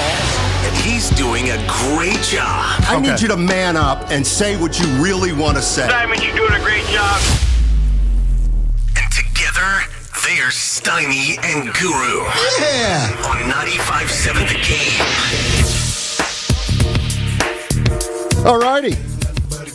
Steph Curry, 20 in the fourth last night. Big deal. Does that all the time. Ho-hum. I want to know how they got down 13. Nobody else could hit a three but the Chef. Fitz was in. Fitz is a gift, man. Oh, yeah. I go back to the Monte Ellis days. Before then, but he's great. Now, what did he do last night that... They reminded everybody that the Warriors outside of Steph couldn't make a three. And it was like he was on a roller coaster as the ball went up that was shot from somebody, not Steph Curry. Steiny, we have to enjoy what we're watching, really. Well, we don't have to, but it would be stupid not to. I agree. I was talking to the big man out in the I saw you guys room, had a little something going on. Yeah, we got to decide some things about the show, kind of just the two of us. And I'm kidding. You weren't. I really listening. like Willard. Do you? All right. I don't know. By the way, let me tell Willard, Curry is all a 6'3". Oh, my. I got you. Anyway, have a good break, Willard. Yeah. Good to see you. All right. What was I going to say? Steph. Because Kobe's ended fast with the Achilles, and he wasn't never. What's I going to say about was Steph? Never the same. Enjoy him while we can. Oh, yeah. You said, of course. I mean, listen, if let's say you're, whatever, 15, 20, 25. Right. When I was a big time, I mean, this is like, I had Larry Bird. Nahegan had Jordan. Guys in L.A. had Magic. I had Jordan. A lot of people have LeBron. And the Warrior fans got Steph. Wow. It's the exact same thing. Well, now the world has Steph. He's global, Steiny. No doubt. But what I'm saying is if you're a Warrior fan. Appreciate what. I mean, listen, I just remember back when Bird played, just watching a game because every game he'd do 3 to 5 things where it would just be amazing. It would just be incredible. And just... good for Warrior fans that they got Larry Bird. So Steph Curry. I know we're not in They're Boston. not that lucky to have both. Real quick, damn. Did your infinity for Bird, was it before college? Was it when he was in college or when he donned the white and green? I remember, back when he played in 79, not every game was on. In fact, Indiana State, his senior year, they were undefeated. And they were on TV for the first time in a game against Wichita State. Oh, must-see TV. Well, Bird had 49. Ooh. So it was the first time they were on national television. either, right? No. Wow. No. 49. They did it like... buckets, Adrian Dantley style. J.F. Hutton, they earned it. No, is that Smith Barney? They earned 49 points. An extra point just because you shot it from 25 feet. I mean, why don't we... take away all Steph's three-pointers. Now where does he fit? Guess what? Yeah, but you can't. He's still pretty good. No, I told you that. You take away the three-point line right now. Steph still is effective. Oh, there's no doubt. You see him go to the basket now? That's where that muscle that you saw front row. I still ain't got my invite. But front row in Meyer's seat, Steiny, that muscle he's added has made him be able to. My dad was saying it. Man, that boy could take some contact. He called him that boy. He could take some contact going to the rack. He doesn't get enough credit for adding that to his repertoire. That reminds me, Phoenix is coming up, so I can talk to Bob. Well, hopefully we'll go as a show. Streets are talking. They didn't like how you took Dana. I get why you took him. I'll tell you what, the streets are wrong, and I'll tell you what, I'll stand up to the streets on this one. And you know what? But the way you ran out the bullpen, go! It was Myers. He got floor seats, and I jumped up like you and I. Batman and Robin, Captain and Tennille. I had already. Yeah, I know. I get it. Tough. I'm hating. Yeah, it was a tough. Sound like my wife. But go ahead. What a game last night, Steiny. Yeah, it was. And I'm telling you right now, so tonight, they're playing Detroit. No Curry, no Draymond Green, no Iguodala, no Otto Porter. What? Yeah, no Otto Porter. We're going to see Chorizo. He going to get some run. How you pronounce it? Chiozo. Yeah, Chiozo. Yeah, we'll see him get some run tonight. Listen, if you're the Pistons, you got to feel disrespected. Pistons lose tonight. There's no way the Pistons should lose tonight. I mean, they're trying to make a fool out of you. Wow. That's the way you got to look at it if you're the Pistons. They're trying to make an ass out of you. Yeah. Well, let's put the rat on the table.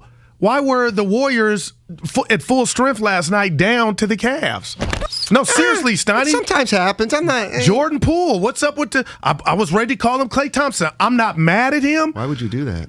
Because he was on fire in fuego, Dan Patrick. No. But, Steiny, there's some Maggie Seaver. There's some more growing pains, and it looks like when Klay comes back, the opportunities will not be as much as they are now. But he's jacking shots. Oh, yeah. He's not the reason they were down. I thought that's what you liked in a player. And if we had a beer, I'd be like, dude, you have the guts of a burglar. That's my line. I love that. Yeah, it's a little trite, a little hackneyed. But Kuminga's shooting threes. Boy, if you don't get yourself on that block. Wait a minute. Ben Simmons can't shoot threes. He doesn't. You want him to. Kuminga's not a bad three-point shooter. You don't want him to. Well, for that matter, Wiseman wasn't a bad three-point shooter, but when you got a body like Zeus Kuminga and you're trying to keep impressing the staff, boy, you better go to the rack. He shot a couple three. I'm like, boy, hey, I'm not mad, but give us some more going to the rack using that big body. Yeah. We got somebody that can shoot. Well, we got one guy right now because everybody outside Curry having trouble from the three-point line. No doubt about it. So anyway, we'll see what happens tonight in Detroit. But, boy, I'm just telling you, Detroit, they got to be. Come on. Go out and take it out on them. Exactly. The Warriors are treating them like a G League team. I wonder what the spread will be now. I'll find out for you here shortly. I bet they take something like that off the board? Yeah, maybe. But then they'll go to the lab and come back with one. But how you watching tonight? Like, what are you looking for? Just Bielitsa? No, not really. More like Iggy. He's not playing. Kuminga, that's obviously. 2 in a row. See how Kuminga plays? Yeah. See how I like K. I mean, that's I love Spadoni. Mac Jones. Whoo! Mac Jones going to the playoffs. He's a competitor. Mac Jones is going to the playoffs. And I love the kid. The Patriots are going to the playoffs. Yeah. It looks like. Yeah, and Mac Jones is going, and he's leading them there. Meanwhile, Trey Lance hasn't been on the field in a month. What's your point? What are you trying to say? I'll tell you what my point is. Yeah. I'm going to tell you what my point is. Yeah. I'm going to tell you what my point is. And I'm not the guy who says Trey should do this. Kyle should do this. I just bring up points, and you guys can talk about in the streets. They're discussion I know points. You don't care. They're provocative, and here it is. Hold on, before you go. When somebody says, "Hey, I'm not hating," before they say something, they're hating. I'm just going to bring up. I'm going to make a statement. I'm right here. All right. So Trey Lance. All right. He hasn't played in 3 weeks, right? Yep. And he's been healthy. So Kyle Shanahan, let me get this straight. Right. Let me get this straight. So Kyle Shanahan, before the season, says no quarterback competition, but here's what we're going to do. We know this kid's part of the future. He's going to be our future. We're going to have some packages for him. We're going to play him a little. got to shoehorn him in there. 4 to 6 plays. Get a package for him. It gives us an extra dimension. That was the lowest of the low bars that the 49ers set. Okay. He's going to play a little bit. We saw it. No, he didn't. He hasn't played he hasn't taken the field in 3 weeks. So now we've gone from we're going to try to play him in small packages or different situations, get him in here and there, 4, 6 plays. They don't even do that anymore. So they're not even doing like me. I don't have a dog in the hunt other than what's going on. And it makes you scratch your head. Why is he not playing 3 to 5 plays a game? What happened to that strategy? Steiny, we got to ask Kyle. We got Cam coming on today. We'll ask Cam. We got Baldy as well. We'll ask both. But I just don't get it. And you know how sometimes you say stuff, Steiny, but it sounds good to you and other people like, oh, all right. But if you're in love, this ain't love. This don't look like a coach that went up in the draft, spent what he spent to get this kid, and just have him sit his ass on the bench. I don't like it, but it is what it is. And I told you, Steiny, I'm a 1-quarterback guy, so I'm okay without the sideshow. And it sounds like you might miss the sideshow a little bit. I'm not really centered on the Twitch, am I? Dude, my jacket's looking phenomenal. By the way, twitch.tv. We got 90 right now. Is it twitch.tv.com? Twitch.tv/957 the game. Oh, nice. So we got 77. Dude, you're right, let's see if we can bump that up a little. Say it again. Twitch.tv and then just search for 95.7 the game. You can see Guru. Neighbor, I'll tell you what, Guru's got his blue. Yeah. Blue but it's reversible. I know. After the break, I'm going to have white. No, 130. But when they're on the road and I wear this, it'll be predicated on where they're at. So if they're at home, I'll wear the white. But listen, true story. My neighbor Sharon, my dad's neighbor, on Twitch, we could have her call in. She said, does your partner wear a hairpiece? That's how good the hair looked on Twitch. That's not the camera. Oh, it is? No, the camera's right there. Oh, my goodness. Oh, no, the camera's right there. Yeah. See, if I stand up, then my head gets cut off. But anyway, the compliment Sharon gave you. You know what? I'm in a frisky mood, so I'm going to come right at the text line. The 925, Matt Steiny Bayless is at it again. What does Mac Jones have to do with Trey Lance? If you don't know what Mac Jones has to do with Trey Lance, I can't help you, 925. I can't help you. What does Mac Jones have to do with Trey Lance? Out there, give me a break. Break it down, Steiny. He was drafted later than Trey Lance, and he's better right now. That's my partner. I'm just saying. What does Mac Jones have to do with Trey Lance? Okay. And let me guess, Wiseman has nothing to do with LaMelo Ball. Man. And LaMelo Ball has nothing to do with Wiseman. And Sam Bowie had nothing to do with Jordan. And Jordan had nothing to do with Clyde Drexler. It comes with the territory, no doubt. Hit the pike. Now, I will say this. You don't know, and you can't say Mac Jones or any of these other quarterbacks is going to be better than Trey Lance. Not going to be. Lance's dance has yet to start. And the worst start was when he got that start and got hurt, sent to sick bay. Yeah. Running like he was Earl Campbell. I mean, if nobody really knows what's going on, but why doesn't Trey Lance play 4 to 6 plays anymore, which was the plan going into the season?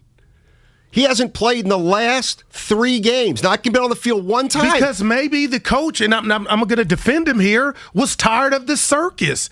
And maybe what circus? You know what, Steiny? And I'm going to say this to you and the masses. Not that you're against this. Maybe he did this for the sake of Jimmy. Maybe Garoppolo was tired and wasn't putting his best foot forward coming off the field. And I told you, who does that? And maybe he did it for that reason. If I'm going to get the best out of Jimmy, I'm going to ride with Jimmy. You know, I hadn't thought about that. Maybe it's not about Trey. It's about, you know what, Jimmy, I'm not doing that to you. This is your show, damn it. It's not about Jimmy. It's about Trey. It's about Trey Lance. It ain't been about Trey the last 3 weeks. Well, that's why it now becomes about him. So what if they win in Jacksonville and they're 500? Here's my point. All right. I don't care if they go into Jacksonville. Why can't he get on the field for 4 to 6 plays like they said the plan was? There's only one. Like, we don't know. What is it, though? I hear you. He's not good enough, maybe. That's to even scary. get on the field that is scary. for 5 plays. But when you started him against the first-place team, you only lost by 8 touchdowns. Why isn't he playing 4 plays a game? 888-957-9570. I hate that How do we down. want to use Trey Lance? We're going to put him into packages. Ooh, I don't know. People were like, I don't know. That may be but we got to think about the future. When they said they were going to play him in small packages, 4 to 6 plays, a lot of people didn't like that, but they said, all right, let's see how it goes. Now they're not even doing that. So are you grading on a curve? They're not even doing that. Are you grading on a curve, or do the 4 to 6 plays for you, Steiny, say he's on the right path? Like, to me, the 4 to 6 plays mean nothing in the grand scheme of things. But to you, it sounds like that represents progress. Why hasn't Trey Lance gotten onto the field in the last 3 games when coming into this season, you said if he were healthy, you wanted to get him a package here, a package there, a few plays here, a few plays there, because you didn't want him to go 2 years without playing football, and you were also acknowledging that he is the quarterback of the future. Why hasn't he got onto the field? We'll ask him. And that's the bottom line. And that's where I feel like he doesn't think Trey Lance is good enough to get on the field. What other conclusion is there? 888-957-9570. I'm thinking. By the way, I left my reading glass. I don't have my reading glasses today. I was hoping you'd so I have a find spare them. Oh, pair, it makes us look older. But Steiny, they're my mom's, so they're ladies. Yeah, so we'll be all right. That's a reason to get on twitchtv.com or twitch.tv. Twitch.tv. Do they have to put .com? Yeah, after no, that? it's twitch.tv/957 the game. That's too much though for people to. Well, 148 people have found it. All right, if you jump on, if you jump on now, you're going to see me wear it's like a horse race. We're out the gate early. See me wear women's glasses to. Somebody says Trey Lance's knee is hurt. Okay. Yeah, okay. That's right. It's been on the injury report for the last 3 weeks. Please, dude, we're gonna have some fun today. You haven't responded to my dad's neighbor, Sharon, saying your hair was so phenomenal. She asked me, was it a piece? No, it's not a piece. I told her here. that, but it was a compliment. I should have her call I gotta get a in. haircut. I still haven't gotten a haircut. Well, people liking it long. Really? Well, Sharon like it long? She said you had nice hair. Your partner. She called you my partner. Nice. That makes us feel good. All right, here's what we got going today. What is going on here? I'll tell you what, Fitz, here's what's going on. We've got one of Guru's flat-out heroes joining us today. Do you know about this guy coming on? Moose? Watched every snap he No, played. but did you know he's coming on today? We're trying to hold that for you. So, Darryl Johnston at 1, Brian Baldinger 1:30, Cam Inman 2 o'clock. Obviously going to sprinkle in some Warriors. Can somebody tell me why Trey Lance can't get on the field for 4 plays like Kyle said he would get on the field for 4 plays before the season? That's what we're going to talk about next, 888-957-9570. It's all sponsored by your Northern California Toyota dealer. Toyota's Operation Black Friday is on. Get low 1.9% APR financing on 2021 RAV4, RAV4 Hybrid, Highlander, and Highlander Hybrid.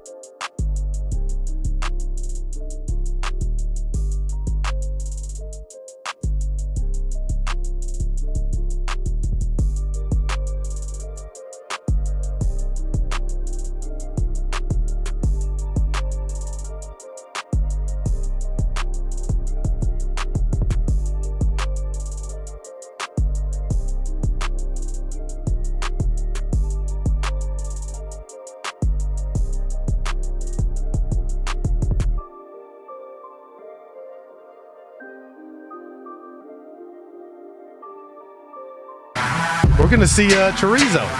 Now, back to Steiny and Guru on 95.7 The Game. Oh, God, I'll tell you what. Sometimes fans can annoy me. This whole Trey conversation is utterly nonsense. Utter nonsense. Wow. It's true. Steiny's what you get when you order Skip Bayless off Wish. Oh, my goodness. Hey, man, A925, why ain't Trey Lance playing? Just answer me a question. Why isn't he playing? The 49ers were supposed to go make a run at the Super Bowl, so that's why he probably wasn't going to play much. Well, they hung on to him, Steiny. You're missing that. Hung on to what? To Jimmy G. And so the shot was called before the season started. I'm the one that was yelling from the rooftops about. Skip used to work at the Examiner in San Jose. Have you ever met him? No, he didn't. Yeah, San Jose Examiner. It's called the San Jose Mercury News. Oh, help me out. I just did. He was in the Yay. I just did. Did you meet him? No, he called me once, though. He wanted a Warrior idea to write on. And you turned him down? No, I gave him an idea. So you're friends? Oh, no, he couldn't. He wouldn't know who I was. Nor would I want to be his friend. He's like, you know what he makes about him and your boy Stephen A. They need to get back together, too. I can't relate to guys who make that much money. That's why writers who think they're friends with players, that's a joke. Reporters But the and friend media. doesn't turn into money. What's that? Friendship doesn't turn into money when you go to the bank or do what you do. Exactly. But you're rubbing elbows. Nah, no, you're not. You're rubbing elbows in a locker room. You're not rubbing elbows at the club. Yeah, I know a lot of fans. I've been around ball players. Eddie House, Ryder, you know. Talking about A-listers. Yeah. Roy, you are just. I told you I was well. I'm mad at Shasky, too. We got a short show today. 2:30. We're out at 2:30. What are we everybody. doing? I know. We're out at 2:30 because that's when Ratto and Damon come in for Warriors Live. Warriors start at 4 today, so we're out. What's left of the Warriors? Yeah. I just can't believe they're doing this to the D. That's Detroit. No Curry, no Draymond Green, no Iguodala, no Otto Porter.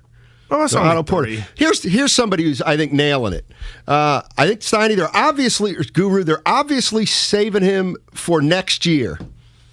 That's right. Duh. I think so. I think that's so. Why right. are you now got your stuff in a bunch? Because I think he's got to keep him in his back pocket so that there is something to be optimistic about next year, as opposed to if he starts playing week 11 or 12 and they go 1-4 and he doesn't look very good, then we go into next season saying, oh, man, what's there to get excited about? And by the way, I don't want to get anybody out here saying Simons is saying they should have drafted Mac Jones. I'm just telling you Mac Jones is starter on a team. Actually, right, all four guys are there starting. You go.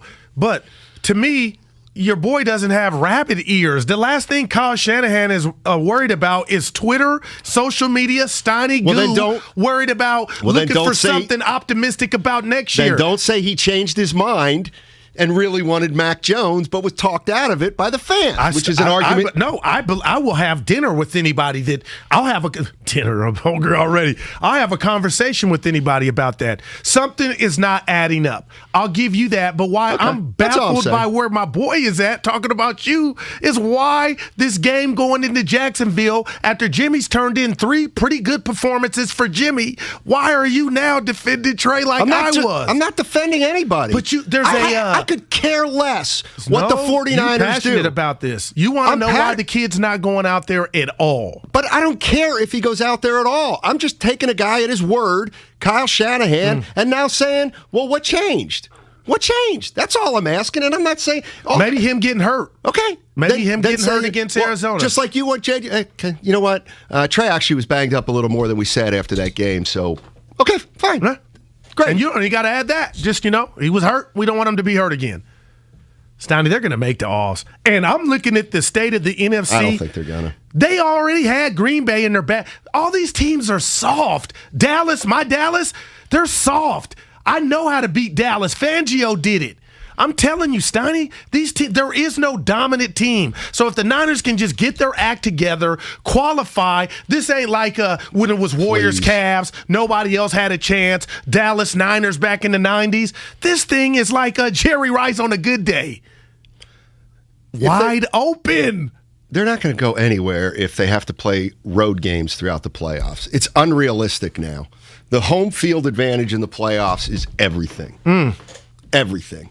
And I think it was a big reason why they even got to the Super Bowl. I'm not saying it can't happen. Hell, the Raiders beat the Eagles back in '81. They were a wild card team. I watched that one. Jaworski. Yeah, Rod Martin had 3 interceptions. Carmichael was my guy. Implunket. No, I didn't say I could care less. I don't misstate Look that. at Jim Spadone. I say I couldn't care less, like Rick Barry. We need to get him on. Nah, that's all right. Trey in the East Bay. I could not care less. What's up, Trey? How you we doing, love man? You, Rick. What's up, fellas? Hey, man. So, Steiny, man, I know I don't come down your road often, bro, but we agree on a lot of things, man. All right. But this freelance thing, man, you got me there, bro. But I'm going to tell you why Shanahan's not playing them. Okay. At the beginning of the season, we all had high expectations, including Shanahan, the organization, and everything. We expected to get to the Super Bowl or at least NFC Championship, right around there. So once we start losing, man, it's like, okay, what are we doing here? We can't put this kid in who doesn't know the offense all the way. Jimmy's okay, he's healthy now. So now we got to play Jimmy and try to win these games. We can't experiment with Trey right now and try to get some wins because we're not going to win like that. I mean, so that's pretty much it. And, of course, Shanahan said we're going to play him at some point because he thought we would if we were winning. What about what about the packages, though, Trey?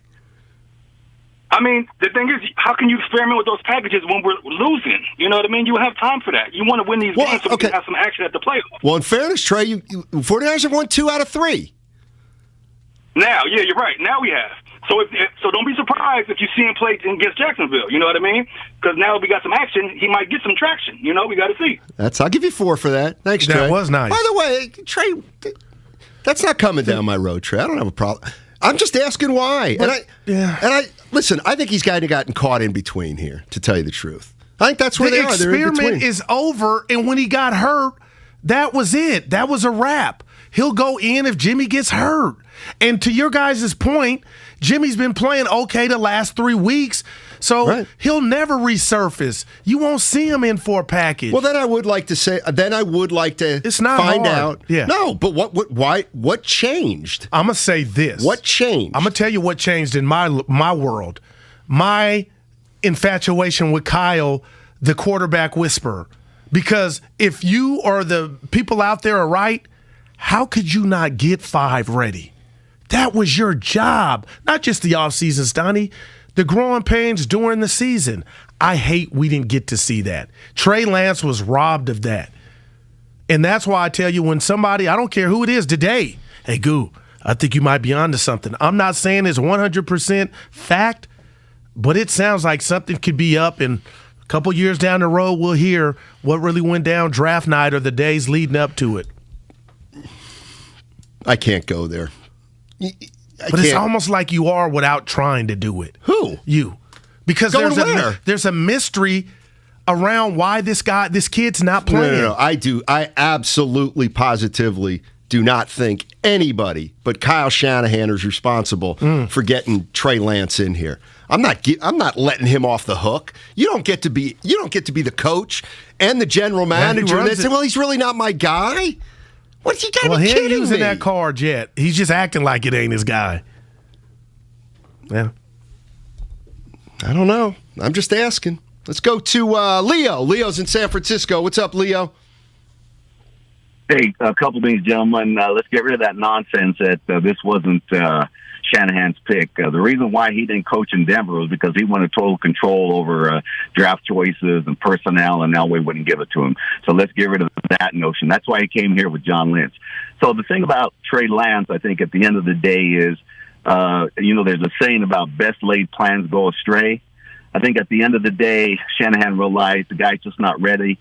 He runs a rhythm offense, obviously. I think it was breaking up the rhythm of the offense, and now that Jimmy G is healthy, he's going to go with Jimmy G because to give him the best chance to win. This is no different. The analogy I make is this no different than when Wiseman came in. Wiseman didn't have a lot of experience, played 2 games at Memphis. They were going to get him in there, give him some experience.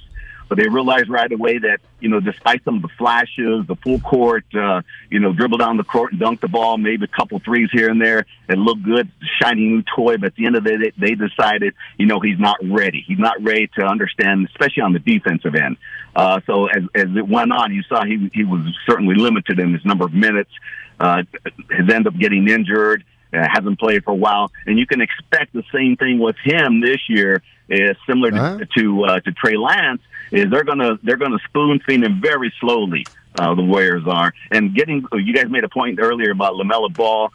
From day one, I said they should have drafted him. I was watching him the other day, and I saw him make this underhand pass. And he's done it a few times. I know. Full length of the court. Yeah. And I thought, man, who does that remind me of? I went back to look at some old films because I remember I'm old enough to remember Pete Maravich. I'm not that much younger than Pete Maravich would be today. Pete Maravich was making those underhand long court passes back in the day. Yeah. Hey, Leo, I'm Leo. Everything Leo said, I agree with, and I think there's a very good comparison to be made between Wiseman and Trey Lance. But what if here's the other thing. Why can't Kyle Shanahan just say, hey, you know what? Trey's not ready yet. He's not ready. Because that may not be true. But then they held on to Jimmy for a reason, It is Steiny. true. Let's put honest. He's not playing because he's not ready. But then why did they keep Jimmy and not go get draft capital for him? Even if it was a second or third, why would you hold on to something that's inferior to what you just drafted? Because this is protecting. No. Trey Lance is not ready. That's why they kept Garoppolo. So you're saying, okay, Kyle thought he would be far more advanced? No. They kept Garoppolo, so they had a safety valve if and when Trey Lance wasn't ready. But damn, we haven't seen but one game that was lost by a touchdown. So I guess I'm asking you in the masses, when did he fail? It's showing in practice. In practice. Oh, man. They held on to Jimmy for a reason, Steiny. Right. And the reason was to start. Or start. And that's what we're watching. Yeah. No. Like the mystery if I was a detective, I wouldn't take the case because Jimmy was always the constant. I would take the case with Kyle. I don't think it's exactly a caper. I think it's easy to figure out. Well, you started the show and we're asking why is he not playing? So because he's not ready. He's not good enough. Plain and simple. That's too harsh, Steiny. I don't think it is. I really don't. And the Wiseman comp, and I'm not saying he's coming into I'm the not pros. Saying he's not going to. I'm not saying Trey Lance isn't going to be good. He's just not good now. And neither's Wiseman. And to you and Leo, and you said it before, the comp between Wiseman and your boy Lance is valid, but it falls apart. Because Wiseman has got a half a season under his belt, multiple games to show us what he needed to do. Right. Lance has 4 quarters. I don't know what grade you gave him during that game, but they had the ball with the chance to tie at the end. I gave him a D. C- for a rookie. I'll give him a C. I give the coach game plan a F. I'm going to give him, a Jimmy grade. But my thing to you is he hasn't failed in multiple starts or failed to impress. How about that? Wiseman, you can make the argument that did. I do not think Trey Lance is not impressed. And when you say he's not ready, what does that mean? Like exactly, he's not good enough. Like what the comprehension of what the defense are trying to do, everything, the control. I believe he's not accurate enough. Well, I believe he probably doesn't have fix that. Yeah, you can over time. Josh Allen got better at it over 3 years, didn't he?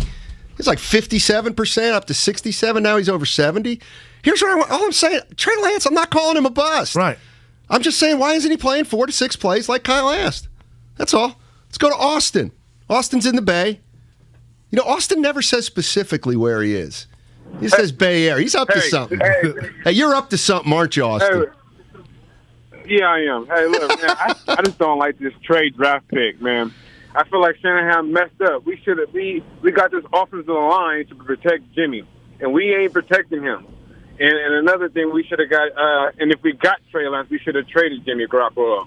Exactly. That's another thing for Julio. You got to look at it. We picked up Rosen and dropped him off, and he go to Atlanta, and he throws the interception for a touchdown last game. Thanks a lot. That's where I was at, Steiny. You go do what you did and spend those number ones to get what you think you were in love with. You got to start. You got to get the Mac Jones treatment. So there is envy. I have New England Patriot envy. I have quarterback envy on how Belichick is. I mean, they kicked Cam Newton to the curb, and I guess Jimmy's better than Cam, but it ain't that far off. You know who they Cam drafted? is back. You know who they drafted? Maybe they drafted Kevin Garnett. They drafted Kevin Garnett. Straight out of high school. Not quite ready. Rookie year, he played some, and it was like, oh, this kid's going to be good. But when it happened, it happened. Didn't happen right away. Yeah, and I'm not saying he's a bust because he ain't played enough. A project. Ooh, man. I think that's what it's coming down to. They went up and made a big trade to draft a project? Yeah. I don't hear guarantee in that, Jack. That's what I think. What's an emote? The people keep saying we need an emote. I keep thinking remote. Emote. Well, emote means... Like a cartoon? When you emote, like you emote a lot. No, it's not. It's when they have the cartoon, like on the NFL. About an emoji? It's saying emote, E-M-O-T-E, and I saw it yesterday. Where are you looking here? Oh, no, the Twitch. We're at 126. Wait, there's the text line and Twitch? Yes. You can comment on Twitch? I'm reading them to you. All right, here's what we're going to try to do today. But hold on, let me teach you what an emote is. You ever see when they put up Dak Prescott or Jimmy Garoppolo and it's cartoonish, they look like superhero-like? Yeah. That's an emote. Okay. So they're saying we should have one of those. Okay, can somebody do one? Put waves on me. I hold my hair right. Okay. I hold my hair right. I don't. So you're now looking at the text line and this thing. I'm looking at you, gazing in your eyes. I may have to. It's fun. Like people are in here. We may have to have a team meeting. Yes, I'll stop. We are having a team meeting. Well, we had one yesterday. It was short. It was a half hour. It was positive, though. It was like 35 minutes. I know. But Tony looked checked out. How about this? How many times Guru do this? Man, I don't want to keep everybody here too long, but can we get inside some numbers and some details? I'm like, you got to be kidding me. That's my dad. I know you're not allowed to do this, but can you do it? Right. Is the one. Yeah, exactly. Oh, wow. Oh, man. Mark is in the Bay. Mark's also in the Bay. He doesn't want to get specific. It always makes me feel like somebody might be on the lam when they just say, hey, what's up, Mark? What's going on, man? Hey. I just want to point out that, if somebody didn't sign Michael Jordan when he came out of retirement, they'd be fired. If somebody didn't sign LeBron James, wanted to come to their team, they'll be fired. And if somebody doesn't sign Tom Brady when he hasn't had any down years, they should be fired. People come with Tom Brady. So to pass on Tom Brady and to put Trey Lance in will fail the Jimmy experiment. If Tom Brady gets another championship, then he should be fired. The coach should be fired for passing on Tom Brady. Thanks for the call. Well, actually, Kyle should get fired as GM in that case. Yeah, that's the rat on the table. See, go ahead, Stein. We talked about it. We ran promos. I was pro bring Brady in. Yeah, I was skeptical. Shocker. I still am skeptical. Of Brady? Everything would be different. Hey, listen, man. This is where I'm not willing to say, this is why I'm not willing to say the kid's a bust. If Trey Lance starts next year and is a 49er starter for 10 years and is really good, then they didn't make a mistake by not signing Brady. But if we live for now, sports is about now. It's about if you want to win. You are a fan. Well, no. You are a fan. You've got to You're think. constantly reminding us of Kyle's failures as a coach and his record. He's had one good season. Right. You think he can sit on his ass and say, in 5 years we'll be a bully? Yes. People want something now. Too bad. And He's got a 5-year contract. Like he had something. You want something but you're now? keeping it on ice. You better break that Henny out now you need so we something can now? drink it. No, Yes. you're not getting it now. I'm thirsty. I'm the coach. Yeah. I'm the GM. All right. I have 5 more years on my And deal. that's why there's an so you upheaval can stick coming it right for up you. your Guglioni. Yeah. People got pitchforks out. Too Steiny, bad. you know, and you started the show with your I know pitchfork. it. But you know what? He doesn't have to play into that crap. Kyle Shanahan is on nobody's timetable. That I give you, but the Brady, was it an error not to pass on him? That's all people are. That was the caller's point. See, I'm not with them. This is what we're talking about yesterday. I'm not ready to say that was a mistake. We're going to have to see, because if they bring Tom Brady in here, they probably never get Trey Lance. So okay, who's not helping anything? So what is that? Okay, let's keep it moving. Let's do a hypothetical here. Trey Lance plays 10 years at quarterback for the 49ers, starting in not even next year. Let's say he sits all next year. Okay. Then he plays. Starts for 10 years, and the 49ers win 3 Super Bowls. Was that a mistake to not sign Brady?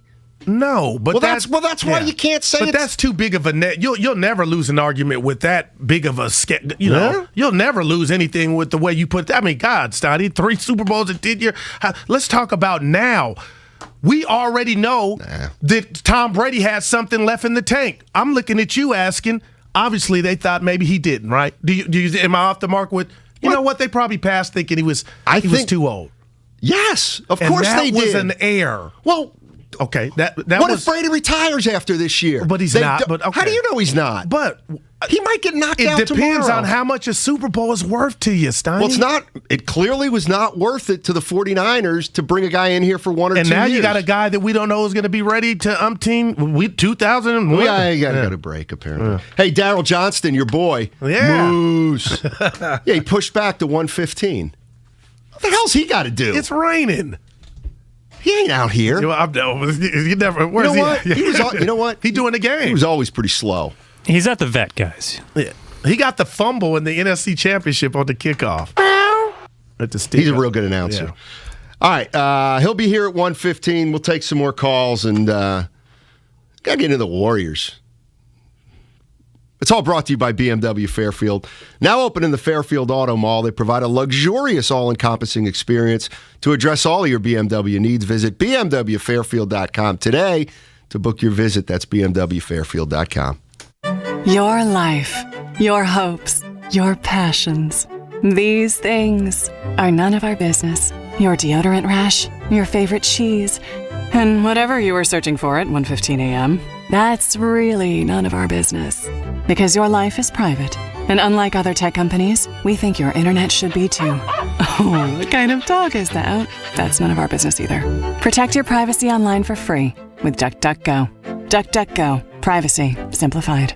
There's a story behind the food we eat. I'm Amber Stott, food activist and host of Raising Kale, a podcast that uncovers the food stories no one else is talking about and the heroes improving food in their communities. Listen on the Odyssey app or wherever you get your podcasts.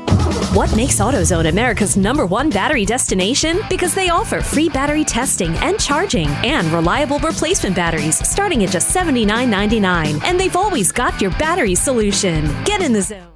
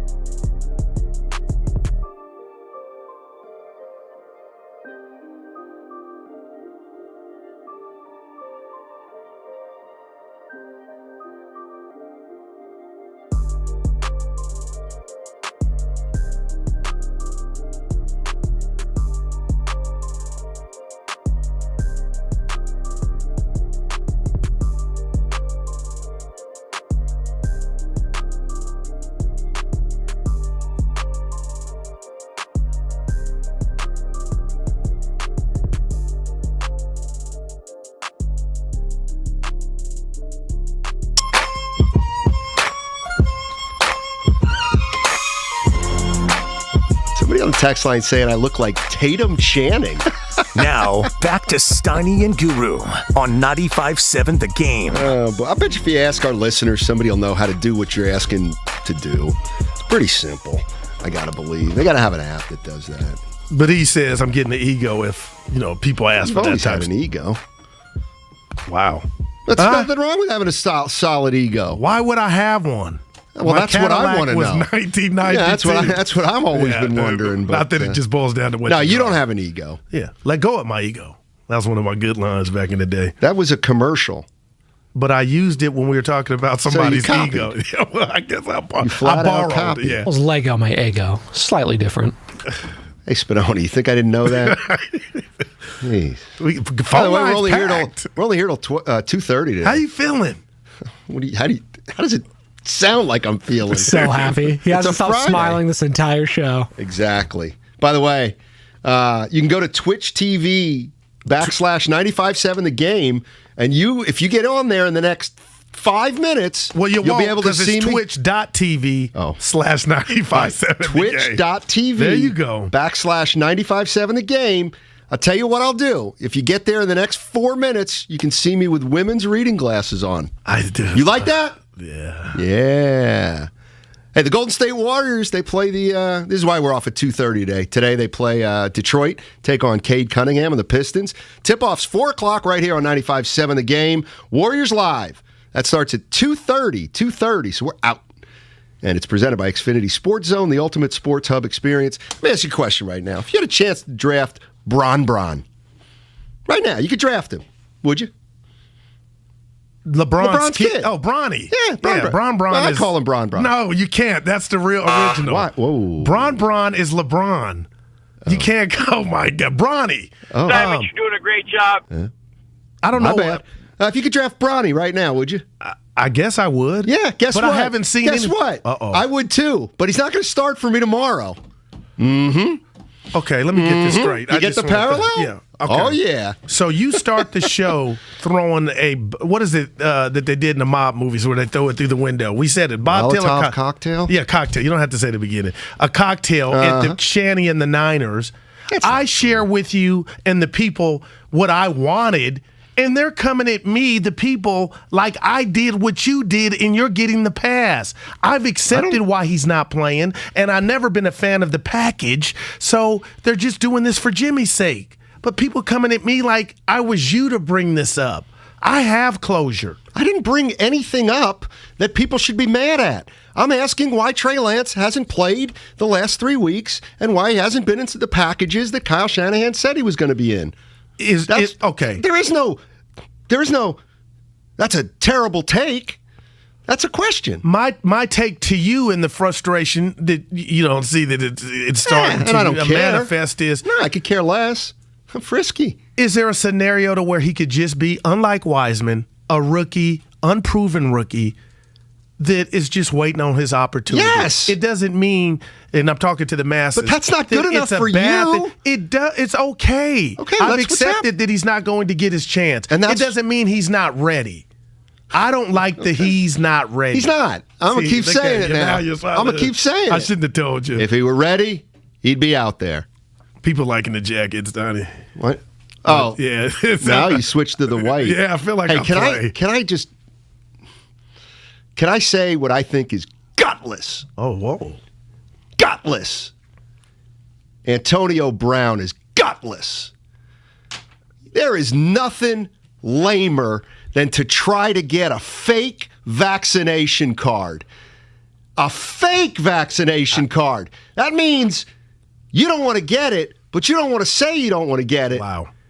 And you're trying... That's the worst. That's worse than Aaron Rodgers. No, I was about to say it's as equal. No, it's worse. At least he didn't open his mouth. He tried to do it behind closed doors. It's still bad. Could be a felony. Antonio Brown's not. You know what? You're probably right because this is all Rodgers the same. Is misleading. I'm watching this. Actually, if this is true, I'm watching this. Aaron Rodgers opened his mouth and played people to act like. I'm taking that back. This is all the same. And the NFL, if you're listening, we're watching to see how or what happens if this is true to AB.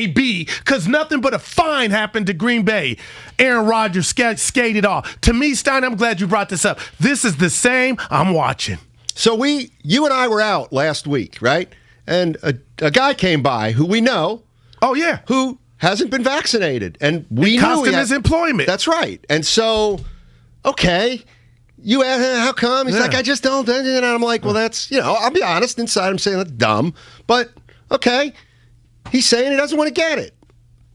This is worse. This is not only is it lying and all that crap, you're actually telling people around you you're vaccinated and you're not. So, okay, hold on though, Steiny. So please don't forget about A-Rod. He was doing what you're talking That's what about. I said. So now they got a band, the liar band. Gutless. Flat out gutless. And how could you sleep at night with a fake card? Getting people sick or Steiny, man. I mean this. And then what else happened today? I know we don't do politics on the show, but I mean I don't. And Moose Johnson coming up in 7 minutes. 3-time Super Bowl champ Darryl Moose Johnson. Doesn't spell it like me. No E. Daryl. Oh, yeah, you don't care. There's about 7 ways you can spell that name. Every hood movie, the lead character is Darryl. I hated it. Here we go. 707, you got it, baby. Steiny does look like the janitor from Scrubs. Neil Flynn. Is that what you're aiming for? We're still going, Cameron. Yeah. No, but Ferris that's what Bueller's. I've heard that before. But the way you said it, it was like you were cool with that. Like I told you the story. I met him at a Lakers game, and I took a picture with him. But I lost the picture. Yeah. Neil Flynn was in the first row of the Lakers game. This is like 5 years. Oh man, more man. No. Episode of Curb Your Enthusiasm. So I was like, oh my God, that's the guy everybody says I look like.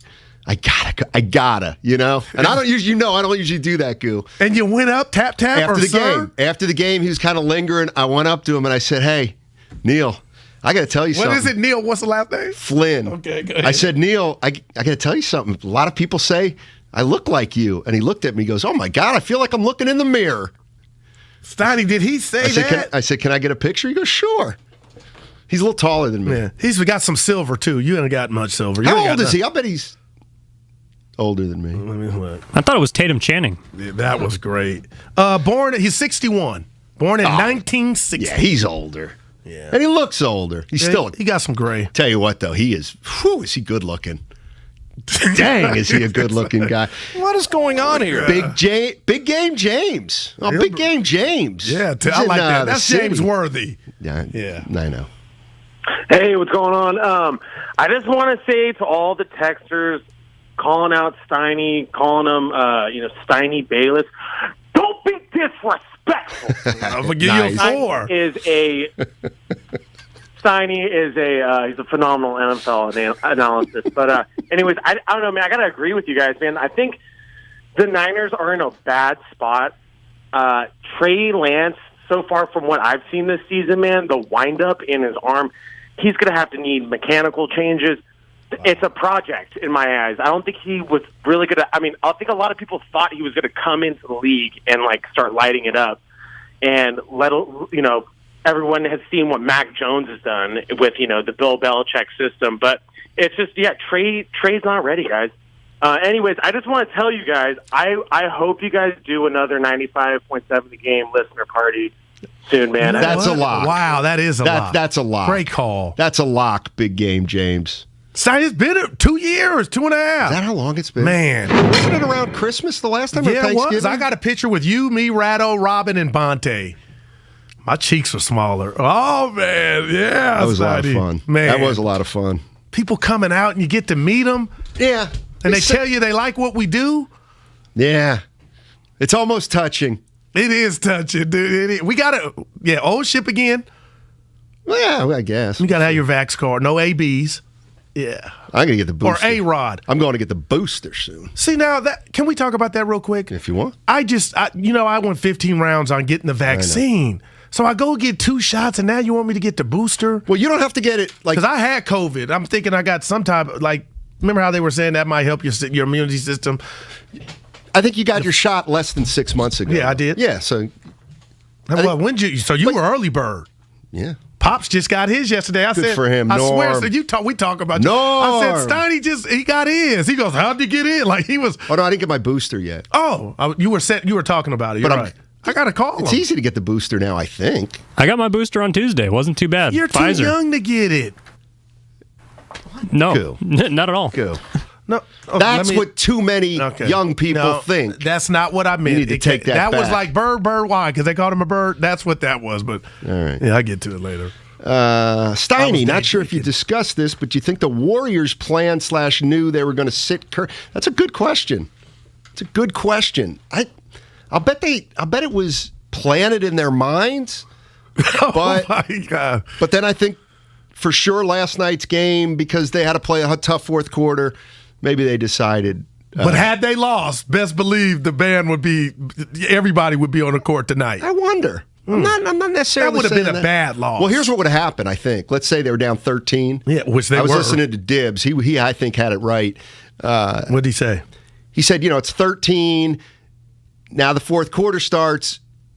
If it goes the other direction, that's when maybe you throw the white flag up. Because you got to play Detroit. You got to travel and play Detroit. Yeah, I heard that. Not too far. Oh, it was Nash when the Warriors were kicking Brooklyn's ass. He took Durant and Harden out. Yeah, Steve Nash with 9 minutes left. Stephen A. said he threw the flag. Waved it. All right. You know what? Coach Durant in Union City, I love you. I love you like a brother. But I ain't taking your call today. Why? Because it says Steph is the MVP. And it's a two-man show. How can you just overrule me, Spadoni? You got to bring something to the table that's provocative, not something that's. Well, he wants to feel good. Let him out. Let him get Durant, it out. I'll tell you what. He feel good, Durant. Hang up the phone. Steiny, you can't. Steph That's Curry's my hometown. He's the MVP right now. 15 games into the season, no doubt about it. I didn't know you were this type of guy. What type of guy? This is my hometown, and you're blocking them from saying praises to the chef. Come on. I can do. We just did that. No, I want to hear my guy, Coach Durant. Come on. What are we? Did he doing hang up yet? Yeah, I hope he did. All right, Coach Durant. There you go. Go ahead. I'm here. Hey, what's up, bud? Coach? Hey, buddy, how you doing? Hey, how's it going, fellas? Happy holidays. Dub Nation is here. Oh, you best We're believe mashing it. teams right now. Yep. What you got? What you got? Killed Cleveland last night. Steph's looking like MVP. He's got the numbers. He's backing it up. His action is there, and you got to love it. Yeah, Warriors are taking over. So as the time goes on, we're going to get better. Shout out to Dub Nation. Happy holidays. Yeah, shout out to Dub Nation, too, from us in here. Yeah. Did that ruin your day? No, but... Yeah, the happy holiday got me. It's like now I got Antonio, who's... Antonio, I got bad news for you. You're going to have to take a back seat to Darryl Moose Johnston. Moose! Oh, we got him? Oh, sweet. All right, let me introduce Darryl Moose Johnston. He's a 3-time Super Bowl champ, Fox NFL color analyst, and he'll be on the call with the 49ers Jaguars game on Sunday. Darryl, thank you so much for joining us. Really appreciate it. Yeah, my pleasure. Hey, Lorenzo Neal, a great fullback, works for our station. Were you better than him? I'm going to give the nod to Lorenzo because of length of time at the position. To play at the level he played at for the number of years he played at is pretty amazing, especially, having spent 11 years playing that. I can't imagine 5 more getting out to 16. So when you can play that position as physically as Lorenzo played it for that long, I'm going to tip my hat to him. Let me be serious and ask you, why do you think there are no fullbacks in the Hall of Fame? Well, there are, but it's odd who those fullbacks are. I think there's 5. Jim Brown is actually in as a fullback. Larry Zonka, Marion Motley. It's interesting, who they are because in their era, the fullback was a runner. But if you come into the modern day, there really hasn't been anybody, and it would be interesting to see who was the last one that went in. I would think it would be Larry Zonka. So he probably went in sometime, late 70s, early 80s. So it's been quite some time. So just real quick, and I've kind of wondered this. So Jim Kick, Larry Zonka, and Mercury Morris, what were their designations? I would say back then you had a lot of the split back, along with the I. The Brown sets where the fullback and the running back were side by side as opposed to in an I formation or an offset I. So I think the designations were fullback, halfback. Okay. Moose, I'm going to try to keep my we got the same first name. I spell mine with the E. Who cares? But I had to tell you that. But I'm going to keep my question under 2 minutes. But it's about Jimmy Garoppolo and the drafting of Trey Lance. My partner and I have gone 15 rounds along with the fans. I said when they initially made the trade and drafted Lance, hey, you got to get Jimmy out of here, start the rookie. We're seeing rookies have some success, some learning throughout the league. But when you look at this Niners situation and what Jimmy is, and I call him average, Moose, what do you think? Do you think Kyle Shanahan is handling this situation the right way? Should Lance be getting some reps? Well, there's not a lot of average quarterbacks that have led their teams to Super Bowl championships, so I might differ with you there as being just an average quarterback. I think, most quarterbacks that you would probably put Jimmy Garoppolo in, need that supporting cast around him. There's very few Tom Brady's, Peyton Manning's, Drew Brees's, Aaron Rodgers out there in the world. Most of the teams in the NFL are working off and having that quarterback there that needs that supporting cast, the great receivers, a good running back, or a good run, complemented by defense, special teams. I mean, that's why we always talk, winning all three phases. The great teams sometimes have great quarterbacks, but they've got a lot of other pieces in place as well. So I think it's always a challenge when you draft somebody as high as San Francisco did, and you give up as much draft capital as they did to get there. You expect him to be on the field immediately. You expect him to make a difference his first year in the organization, and that hasn't been the case for Trey. So I can see the frustration, from the fan base, but obviously Kyle and John had a plan when they set out on this. Every time you have a plan, something's going to, send you down a different route. So they've had to adjust on a couple of occasions, and I think right now the most important thing for San Francisco is winning football games and getting that playoff spot. And over the last 3 weeks, I would say that Jimmy Garoppolo gives you the best opportunity to do that. And until that changes, I don't think you make any changes. Darryl Johnston joining us. He's a 3-time Super Bowl champion. He'll be on the call Sunday, 49ers, Jaguars, along with Chris Myers. Let me ask you this. Obviously, Jacksonville's a team that flies under the radar pretty much. I think a lot of 49er fans look at that game and say, okay, we get back on track, get to 500. Give us a couple nuggets on Jacksonville that may areas where they may pose challenges to the 49ers. Yeah, I can't wait to see Kyle Shanahan and his run game go up against Joe Cullen and his defense this weekend. I think you're exactly right. I think Jacksonville is under the radar. Now, we've had Detroit 3 times this year. The only winless team in the NFL, and Dan Campbell and his staff are there in year one of the rebuild. Urban Meyer is there in year one of the rebuild. But there was a lot more in the cupboards from a talent standpoint in Jacksonville than there was in Detroit. So, watching the film this week, this is a much different team than Detroit. They've gotten progressively better every week during the course of the season. They're playing some of their best defensive football right now. Trevor Lawrence had some careless mistakes in the first 3 or 4 games. He's eliminated those and is playing much more consistent. Now he struggled a little bit with his accuracy against the Colts last week, and that's something that he openly talked about to the press there and with us this afternoon when we visited with them. I think the one big thing is the wide receiver position. They've had some injuries there. They've had some guys kind of rotating through the different positions. You take Jamal Agnew, a return specialist who was converted from a defensive back, and he's really your big threat right now. Very similar to what San Francisco does with Deebo Samuel. He's the most explosive player they have, so they're trying to get the football into his hands. James Robinson is a big difference maker when he's in the lineup and he's healthy, but he's got that heel right now. So, this is a good team. They held the Bills, to 6 points. At that time of the season, the Bills were considered by a lot of people to be the number 1 team in the NFL, and Jacksonville had a great afternoon against them defensively. So, again, this is a team that's starting to see all the hard work that they've put in. Through the time that Urban Meyer and his staff came in, it's starting to pay off, and they're starting to see the dividends. So they're starting to gain some confidence. So this is definitely one of those games, as a fan, you would be really kind of in a quandary as to how your team could have lost that game. But this Jacksonville team is pretty good. They're pretty good. And I think the big thing here will be, the success in the running game and how Jimmy Garoppolo is able to work the football down the field in the passing game based off that. Moose, we'll get you out of here on this one. My dad is from Texas. I've seen every snap of your career, so the star means a lot to me. I was at the 92 championship when you recovered the fumble against the Niners. My question to you is, Moose, and I mean this, you're around the game still, but when you've won a Super Bowl, multiple, I mean, how often do you go to those memories, the good times? Well, probably more than I'd like to admit over the last 15 years or so. It's been a tough stretch here for the Cowboys and for Cowboy fans.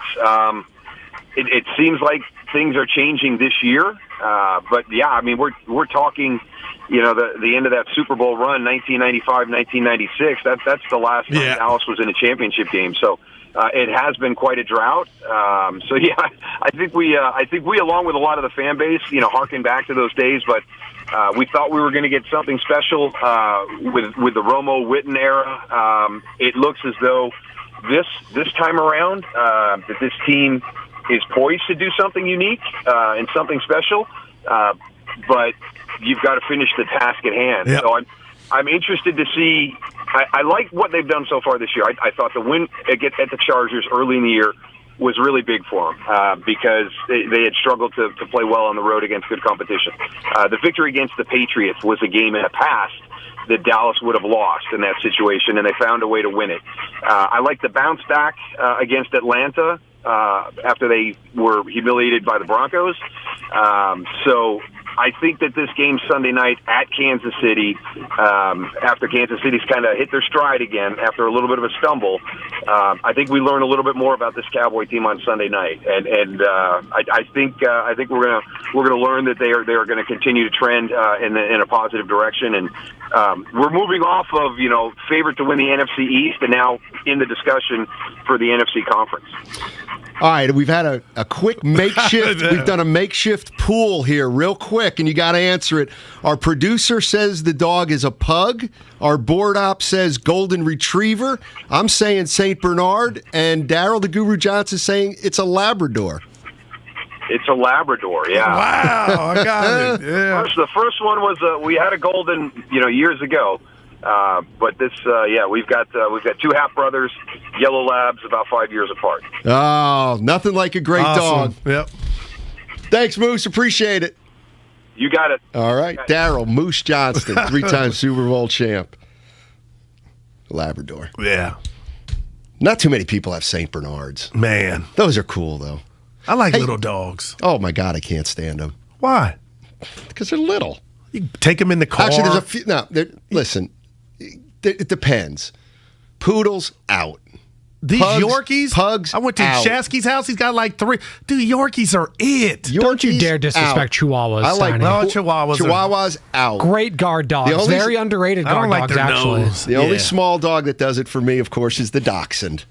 Well, gotta love the Dachshund. Love a good wiener dog. And actually, corgis are kind of cool. Don't you? The one that can be in the house and pooping everywhere. The little dog. Come with me. Spaniels and Cocker Spaniel, little hunting dog. That's not little. Those are little mid-size. They say the Great Dane is a terrific apartment. Too big. Yeah. They say it's a great apartment dog because they don't need as much exercise. You can't have the big dogs though. The life expectancy. It's like I can't. It's too short for me. That's true. The heart breaks, Steiny. Actually, you know what?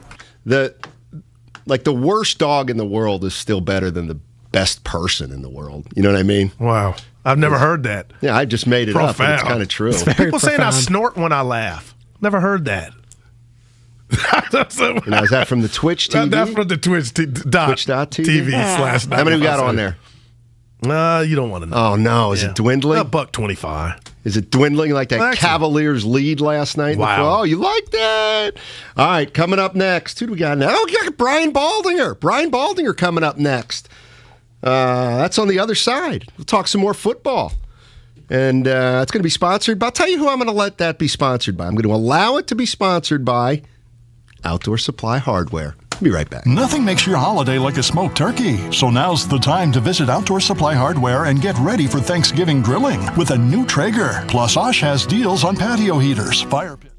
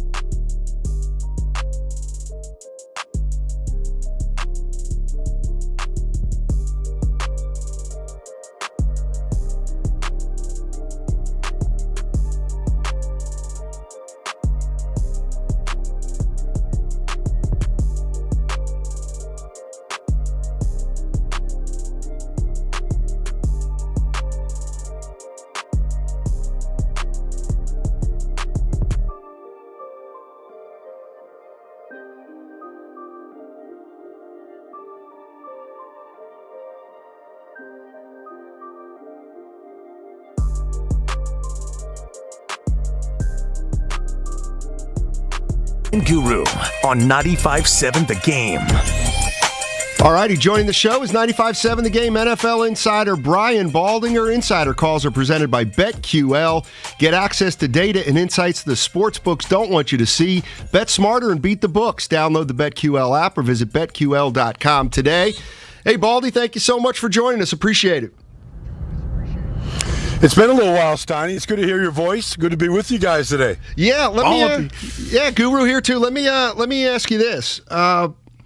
Why do you think Trey Lance is not playing at all for the 49ers, neither as a starter nor as a quarterback getting 4 to 6 plays or a package here and there like Kyle said he was going to try to use him before the season?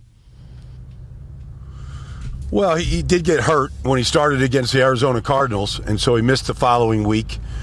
So that was part of it. In their latest victory, I don't know if he was healthy for the Chicago Bears game or not. I can't remember. And then the latest victory, I mean, they threw the ball 19 times. They ran it a whole bunch, and they got into a pretty good rhythm and jumped out to a pretty quick lead. And I think that they were content on just kind of handing it off to Elijah Mitchell and some of the wide receivers and Debo and those guys. And I think it just didn't create the opening that maybe he thought might happen. Sometimes the games dictate these things. I would expect to see him against Jacksonville this weekend, but I don't know if they're running it 40 plus times this weekend. Maybe they'll just have Jimmy G hand it off again. Baldy, always a pleasure. You're the best in the business breaking the film down, man. So always honored to talk to you. Let me ask you about Debo Samuel, because here in the Bay, he's a rock star. But I think, and you tell me what you think, he's kind of the best kept secret around the league. Does he have a weakness, Baldy? I mean, where do you have him when you talk about the best receivers in the game? Is he up there with Adams and the Mari Coopers? I don't know if he's with Devontae Adams right now. I mean, he probably wouldn't appreciate that. He's not getting targeted like those guys. I mean, those guys are getting targeted 12, 15 times a game. Not necessarily Amari because he's sharing it with CeeDee Lamb, but, some of those guys are getting targeted. I mean, he'll never catch the amount of balls that Devontae or Stephon Diggs are going to catch. But I think he gets plenty of attention. I mean, it would help if they're winning more games right now. I mean, I certainly have been one of his biggest fans. Yeah. I've been saying that he's the best player on the 49ers. They got to find ways to get him the ball, even if they're handing it off to him or flip it to him from the tailback position. They got to get the ball in his hands. So I just think, the more they win and the bigger the part of the games like he's been the last couple of weeks, the more attention he'll get. Pro Bowl voting starts, pretty soon now. And so, winning helps your national cause, that's for sure. Brian Baldinger joining us on 95.7 The Game. Brian, and I apologize if I'm putting you on the spot because I don't know how often, if at all, you've seen Jacksonville this year. I'm sure you've seen everybody, but they're a team that I guess 49er fans would expect to get a win against. But are they playing better? Give me a challenge or two that the 49ers may face this weekend.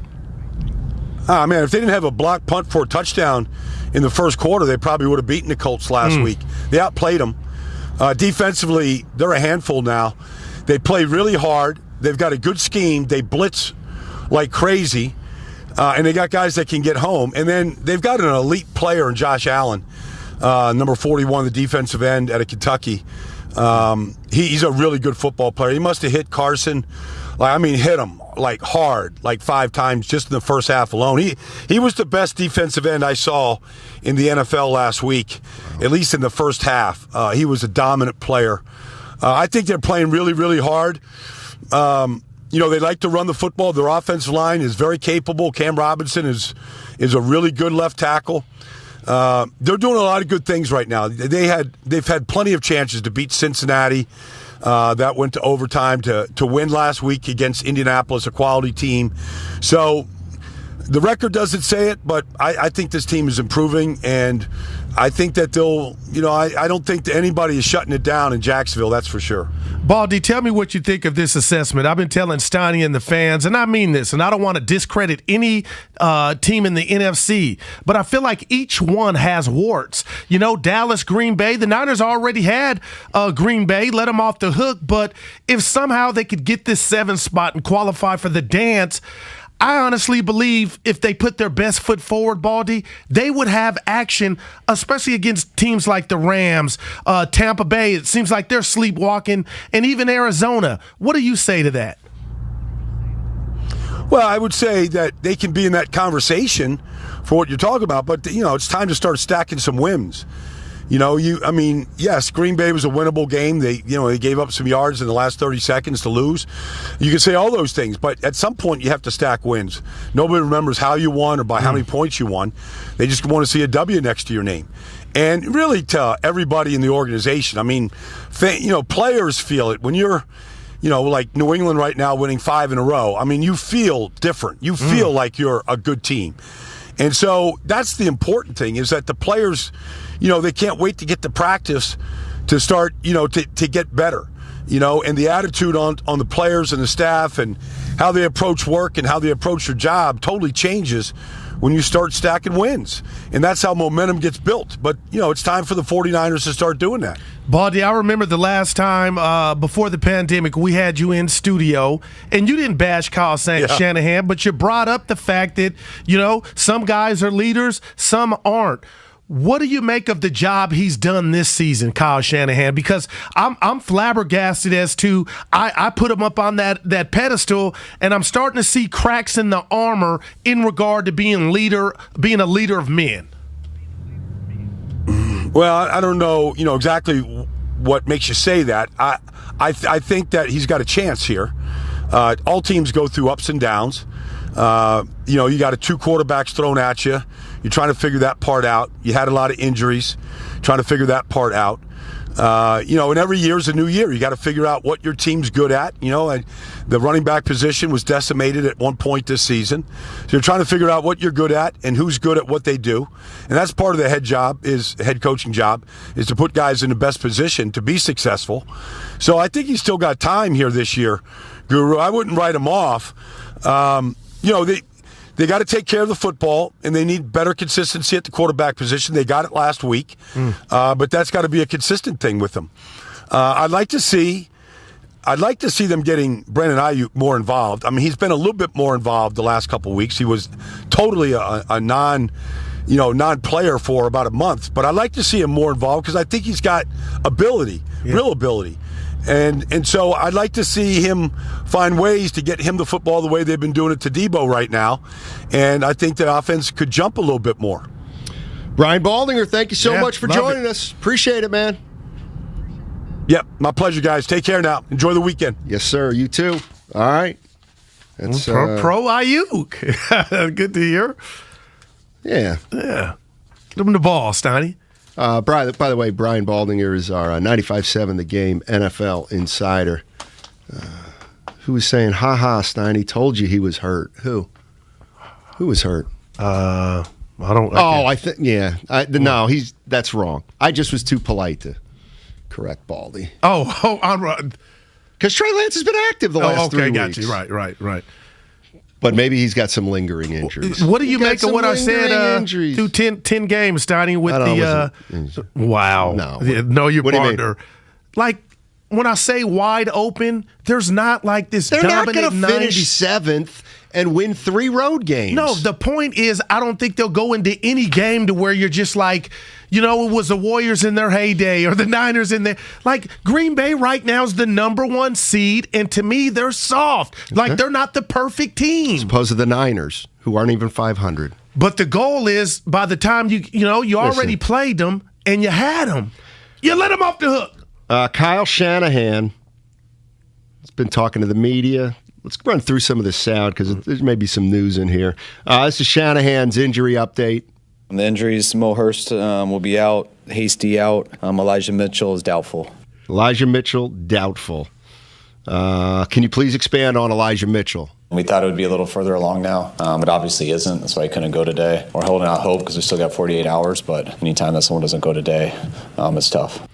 And we understand you had a little back and forth with Matt Mayoko of NBC Sports Bay Area. Can we listen in and hear that? Has it been determined when Elijah hurt his finger? Second quarter. But he didn't say anything at the time? No, he didn't say anything to anyone at all. He just thought he had a jammed finger and it was hurting, toughed it out, but that stuff starts to hurt a little bit more when the adrenaline goes down. And clearly there, what the focus that Mayok was sniffing around on was, did he get hurt late in that game when he didn't need to be in? But according to Kyle, it happened in the second quarter, and he gutted it out. What's going on with the, Emmanuel Mosley up and down season, et cetera? I think Emmanuel, I still don't think he's reached his full ceiling. I mean, Emmanuel's earned everything he's gotten here. He started the first year just playing on scout team the whole year, ended up the second year, which I believe was 19, being our starting corner, playing at a high level. I thought he played at a very high level this year. I think he's been up and down this year. I mean, last year, he's been up and down this year just because of his injuries. I mean, he started out training camp missing the first 10 days of COVID. Then he missed a number of days again in training camp after he came back with an injury. He's been up and down throughout this time, so he's just starting to get back to me to his level of play before. And now that he's there, the way he's made, the way he works, now I know he'll only get better. All right. Well, thanks, Kyle. Appreciate that. By the way, are you surprised? There's a lot of parity in the NFL right now, and I guess that parity allows a team kind of as lousy as you guys at 4-5 to think you're in it. What do you think about the parity in the NFL? There's one or two teams every year that it seems like end up with a 13-3, 14-2 type record. But after that, I mean, it's very rarely that many teams aren't playing that last week of the season with playing for something, whether it's a seeding in the playoffs or whether it's just to get in the playoffs. So, I always think it's so competitive, and that's what I think is so cool about the NFL. You watch Jacksonville, and you can see why they beat Buffalo. It doesn't look surprising when you watch the tape. I know the records and what people predict to be Super Bowl teams or not always makes it a surprise, but that's, I think, why everyone loves watching the NFL, because every game can be like that. You have to play very well to win consistently, and I don't think people get how hard it is for the players emotionally and physically to do that every single week for this long. All right, that's Kyle Shanahan. Some of what he had to say today when he met with the wide media. Open. Elijah Mitchell, doubtful. I knew when I heard surgery on that hand, damn, a finger, which is on the hand. Well, it is, but I like to be precise. Right. You can blame my mom and dad. Right. Hello, Mary. Sure. Yeah. Hey, she don't listen anymore. She's very busy. I'll reach out to her. We talk on Facebook. But listen, Steiny, to have even Lois you put something on that bad boy and go out. That was that's too. You hold the rock with your hand and your fingers. A helmet gets on that thing, and I'll say this. You got to love me for saying this to you, we'll see. Then Baldy and the fans. It is wide open right now at the NSA. For him to touch on that, I could have been over there asking that question. I'm excited if they can. Hey, I'll tell you this. What? If Jacksonville beat Buffalo, they can easily beat the Niners. But it's about what Baldy said. Have they turned the corner? No. I thought they did. No. What'd you say? No. Against the Bears. Have they turned the corner? I don't know. But, wait. Well, if they win 28-10 today, Sunday, then you come in here. Well, JD will be here. But, I'll text you. But then you feel like something's happening here. Buffalo, Springfield. I'm actually going to wait 2 games for that. And that's not a bad. I'm dead Well, serious. if they lose, you don't have to wait 2 weeks. True. Right. That is true. Because it'll be a wrap. I ain't talking Saran. No. Yeah. 888-957-9570 if you want to jump into the conversation. We're talking about why Trey Lance can't get on the field. Not even for a package. Not even for a play or 2 or 3 or 4. But look at your Shanahan they can see your face. Why are you disgusted with that? Just somebody changed his mind. Why? Oh yeah, that's ever good enough for you. You want Jed York? You want Jed York addressing the fan base 3 times a week? He's been a mute since and rightfully so. That draft day tweets. I told Bonte this. I thought the other day. Yeah. I said we're going to find out what that meant. They're friends. Who is? What he said, I'm doing what? I talked to him on a personal level. Right, but don't bring that on the show. That's like bringing your second string material. Hey, Spadonio's talking to JD and I love JD. I talked to him too, but come on. Can I say something about I hate people that talk about themselves, but I got to tell you this one. How many we got on Twitch right now? 104. 104. It's raining, Steiny. People, Yeah, they're listen inside. To this. I got a gripe. One of our coworkers. So you saw me doing my photo shoot with the reversible jacket. I posted on Facebook and Twitter. I did both. Instagram. Yeah. Shasky responds, and now everybody's following him. Hey, you just needed a side profile for your arrested picture. Yeah. Like, if you can't say anything nice, Shasky, don't respond. Just hit like and move on. Now everybody's doing what he's doing and my kids see that. Oh, is that an arrested photo? It's called a mugshot. That's jealousy because my jacket is mugshot, dope. it's Yeah, called. but he didn't put that. He put arrested, and I didn't like it. I'll call him after. I mean, but why? If you're not going to listen. type anything nice, don't type it. How about this? Now my kids, if you don't want to hear anything negative about yourself, don't put a photo of yourself up there for everybody to that's see. for positivity. Okay. I know. Well, guess I'm what? showing off. Guess what? Yeah. You're not a woman, so you can't post a selfie and people say beautiful, gorgeous. Yeah, right. Am I gaining weight? Yeah, I remember that. You look so young. Yeah. Forever Young. That's a That's Jay-Z classic song. Hey, Guru, Forever. he did not write that song. It's Bob Dylan. Okay. Bob Dylan. But I heard it first from Jay-Z. Forever Young. Dude, a great song. Is it the same Forever Young? Dude, Give me the lyrics. Give me the lyrics. I'll tell you if it's the same one. I just remember Forever Young right now, but I'll play it May for you. you stay forever young? Yeah, and then he has somebody singing that. Oh, it speaks to you, man. I can't stand guys that do that, though. It's a rework of Alphaville's 1984 song, Forever Young. That is the sample that Jay-Z uses in that. What a voice. That dude's got a voice. That's Spadoni. Yeah, Spadoni did a podcast with your boy yesterday. Who? The best pitcher on the Giants.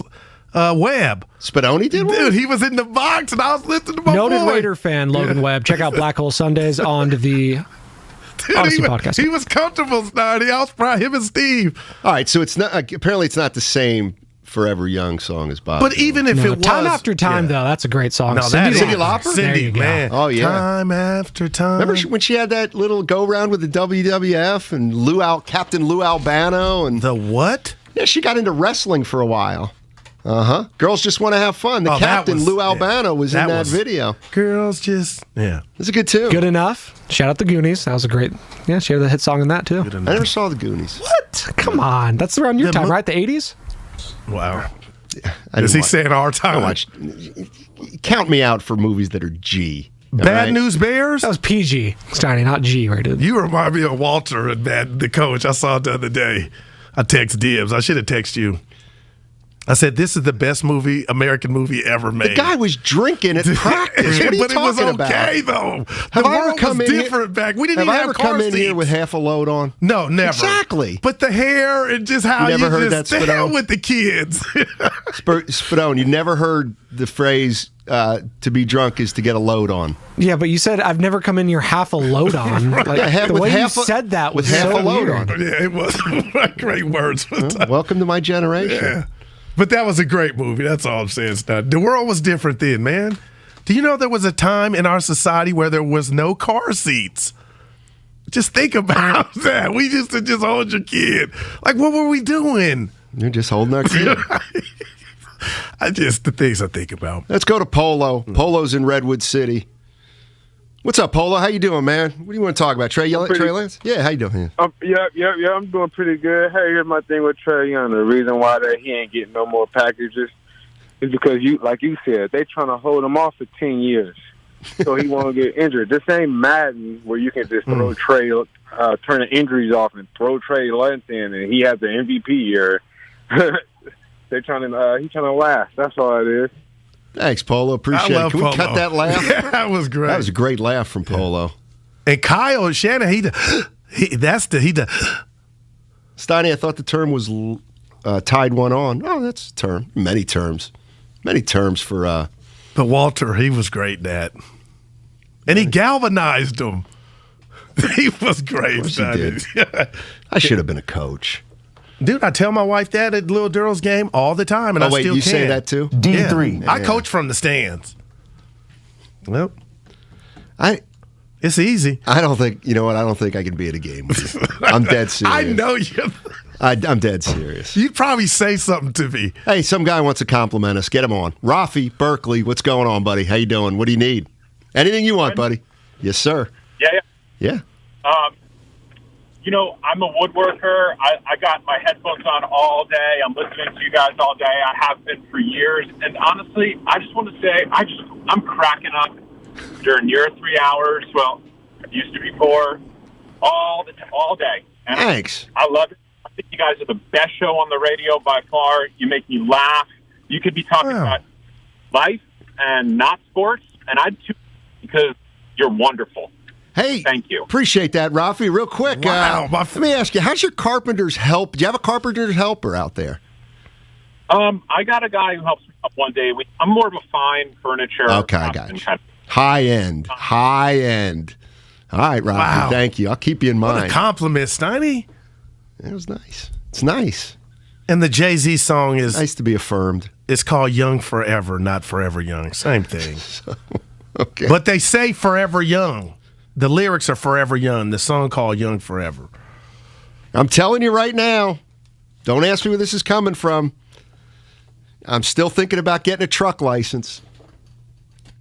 Wow. My boy Carrington, G-Force Transportation, does that for he's his own boss. He'll have us on in the 18-wheeler. Shamari's either brother or uncle. Remember, he Oh, yeah, called I think it's his brother. And he says, how long does it take? Like 6 weeks? You don't have that patience. You're crazy. You're going to go from a Chevy Spark to a 18-wheeler? It's a Volt. I cannot wait. Oh, my God. You're going to go from that to that? Steiny. I just want to prove that I can do it, that I can drive an 18-wheeler. I won't get in it. Everything will be in trouble. I guess my one question with if you're a truck driver, let's say you got to go from San Francisco to Bakersfield. Let's say Fayetteville, Arkansas. You got to drop something off at the University of Arkansas. Does the boss say, "All right, well, you got to get there by"?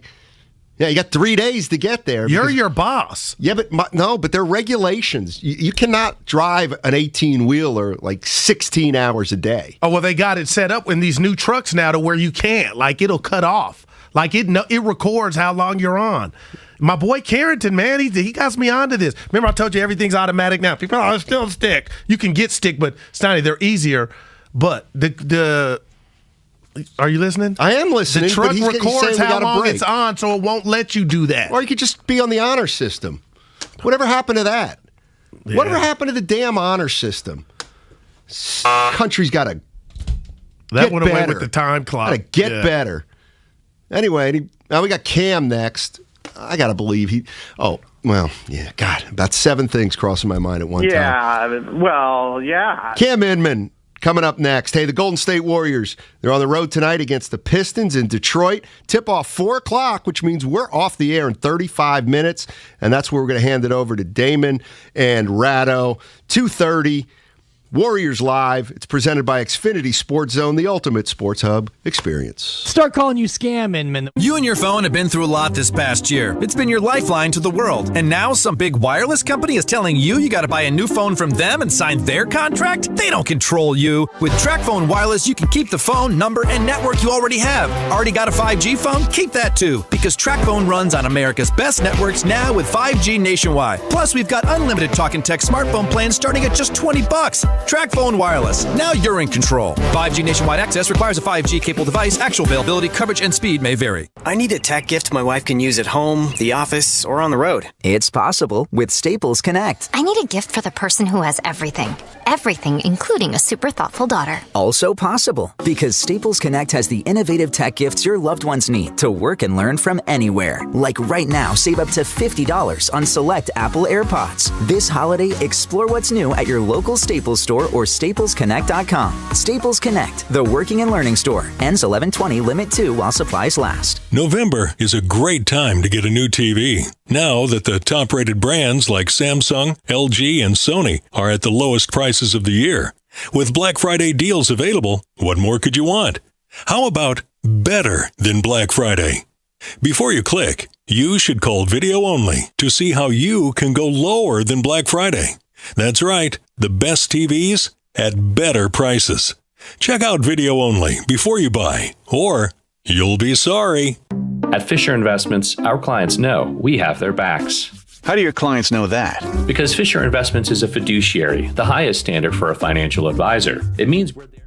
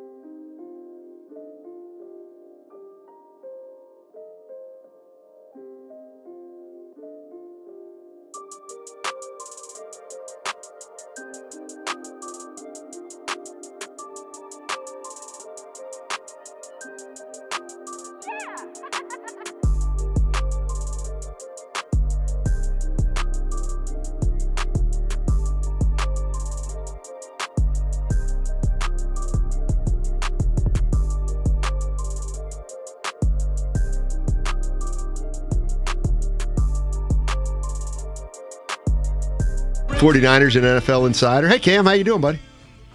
I'm doing great. I hear we've got 30 minutes to fill. Well, No. We're gonna get you moving in about No, it's 6 good. to I'm 8. here for you. Let's go. Yeah, that's all right. We don't need you that much. No, I'm kidding. Hey, all right. I opened the show today with a question, and Guru got mad at me. Here's my question. So Trey Lance has been healthy for the last 3 weeks. At the beginning of the year, Kyle Shanahan set a very, very low bar of, maybe we'll have a package for him. I'd like to get him in, here and there because I don't want him not to play for 2 years. It feels like he's not even meeting that low bar now because he hasn't even gotten on the field in a month. So what's the question? The question is why? The answer is the 2021 49ers do not need him on the field. The 2022 49ers would love if he's on the field right now. The 2021 49ers, they're in a groove right now with Jimmy Garoppolo these last couple games where he looks like the guy that you have paid $25 million for this year. The guy who's running an efficient offense that relies on running the ball, hitting third down passes where they're supposed to be, which for Jimmy is they're short to intermediate and they're over the middle. So at some point the defense is going to have to correct itself and make him throw outside the numbers again. And then you kind of get back into can he do that? But right now, Jimmy's playing really well. He's got a tremendous road record. He's got a great overall record as the Niners starter. And, there wasn't a need to rush Trey Lance back onto the field to substitute in for him when the offense was doing well against Chicago and against the Rams. Now, that being said, you go to Jacksonville, and if you have no spark because you're on a short week and you just went cross-country flight, they're on the tarmac right now at San Jose Airport, I believe, so they're going to be flying the rest of the day. So if they're a little cranky and slow out the gate, that wouldn't preclude Shanahan from throwing Trey Lance out there for a snap or two, but that would just still be for a package, not for him to take over for Garoppolo. And it's just, they've kind of found a nice groove right now team-wide, and I don't think you make a quarterback change to rattle that unless it's absolutely necessary. And basically, it's the same reason going into the season as if Jimmy Garoppolo gets injured. Cam, that makes sense. And, I've been consistent today at least. I don't want to disrespect any other NFC team, but I'm telling Steiny and the fans, Cam, it's wide open to me. And we can go back to, if you want to call it dysfunction that the Niners had, they had Green Bay. And I'm hoping if they get their act together, there's not a team that I would say, you know what, Cam, the Niners don't have a chance. With that said, through 9 games, the team being 4-5, Cam, it can be for better or worse. What's your biggest takeaway or surprise from this team thus far? Well, that's a good question, Guru, and I'm done typing negativity. We're a positivity now that we've played the front 9 and we're making the turn.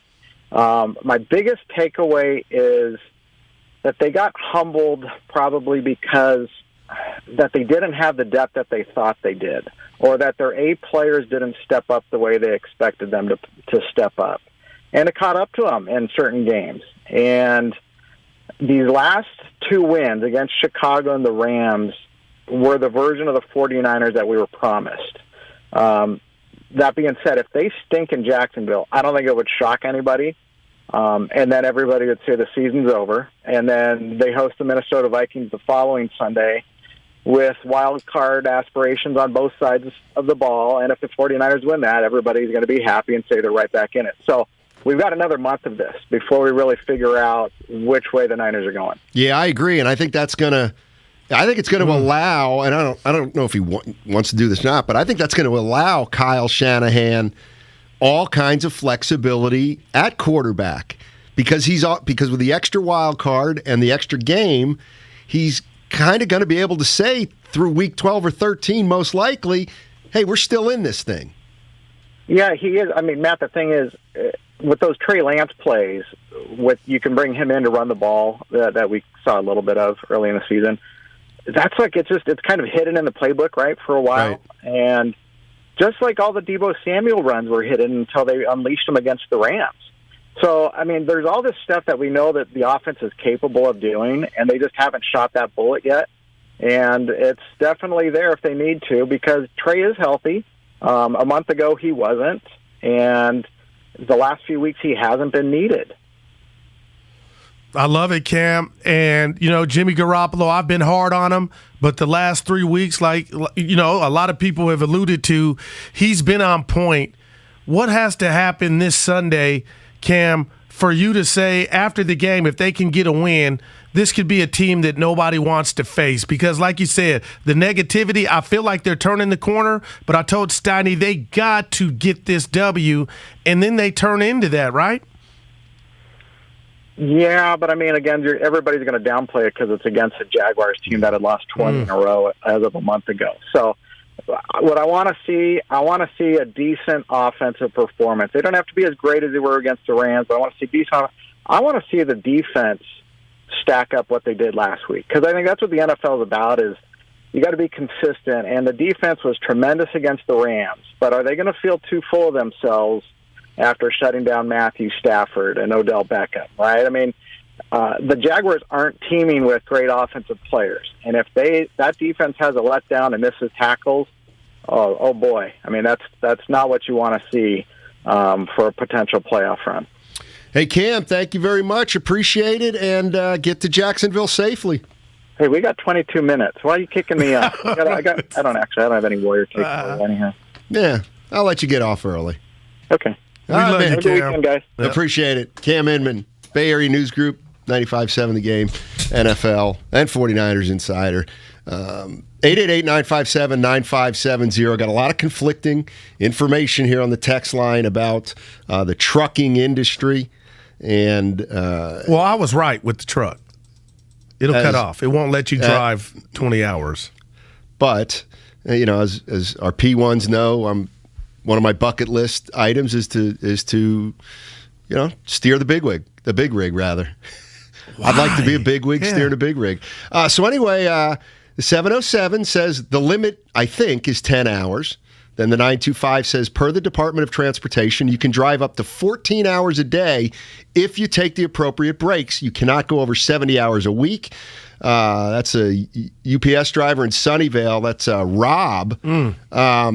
But UPS drivers aren't going cross country. Oh, no. That's kind of I don't imagine.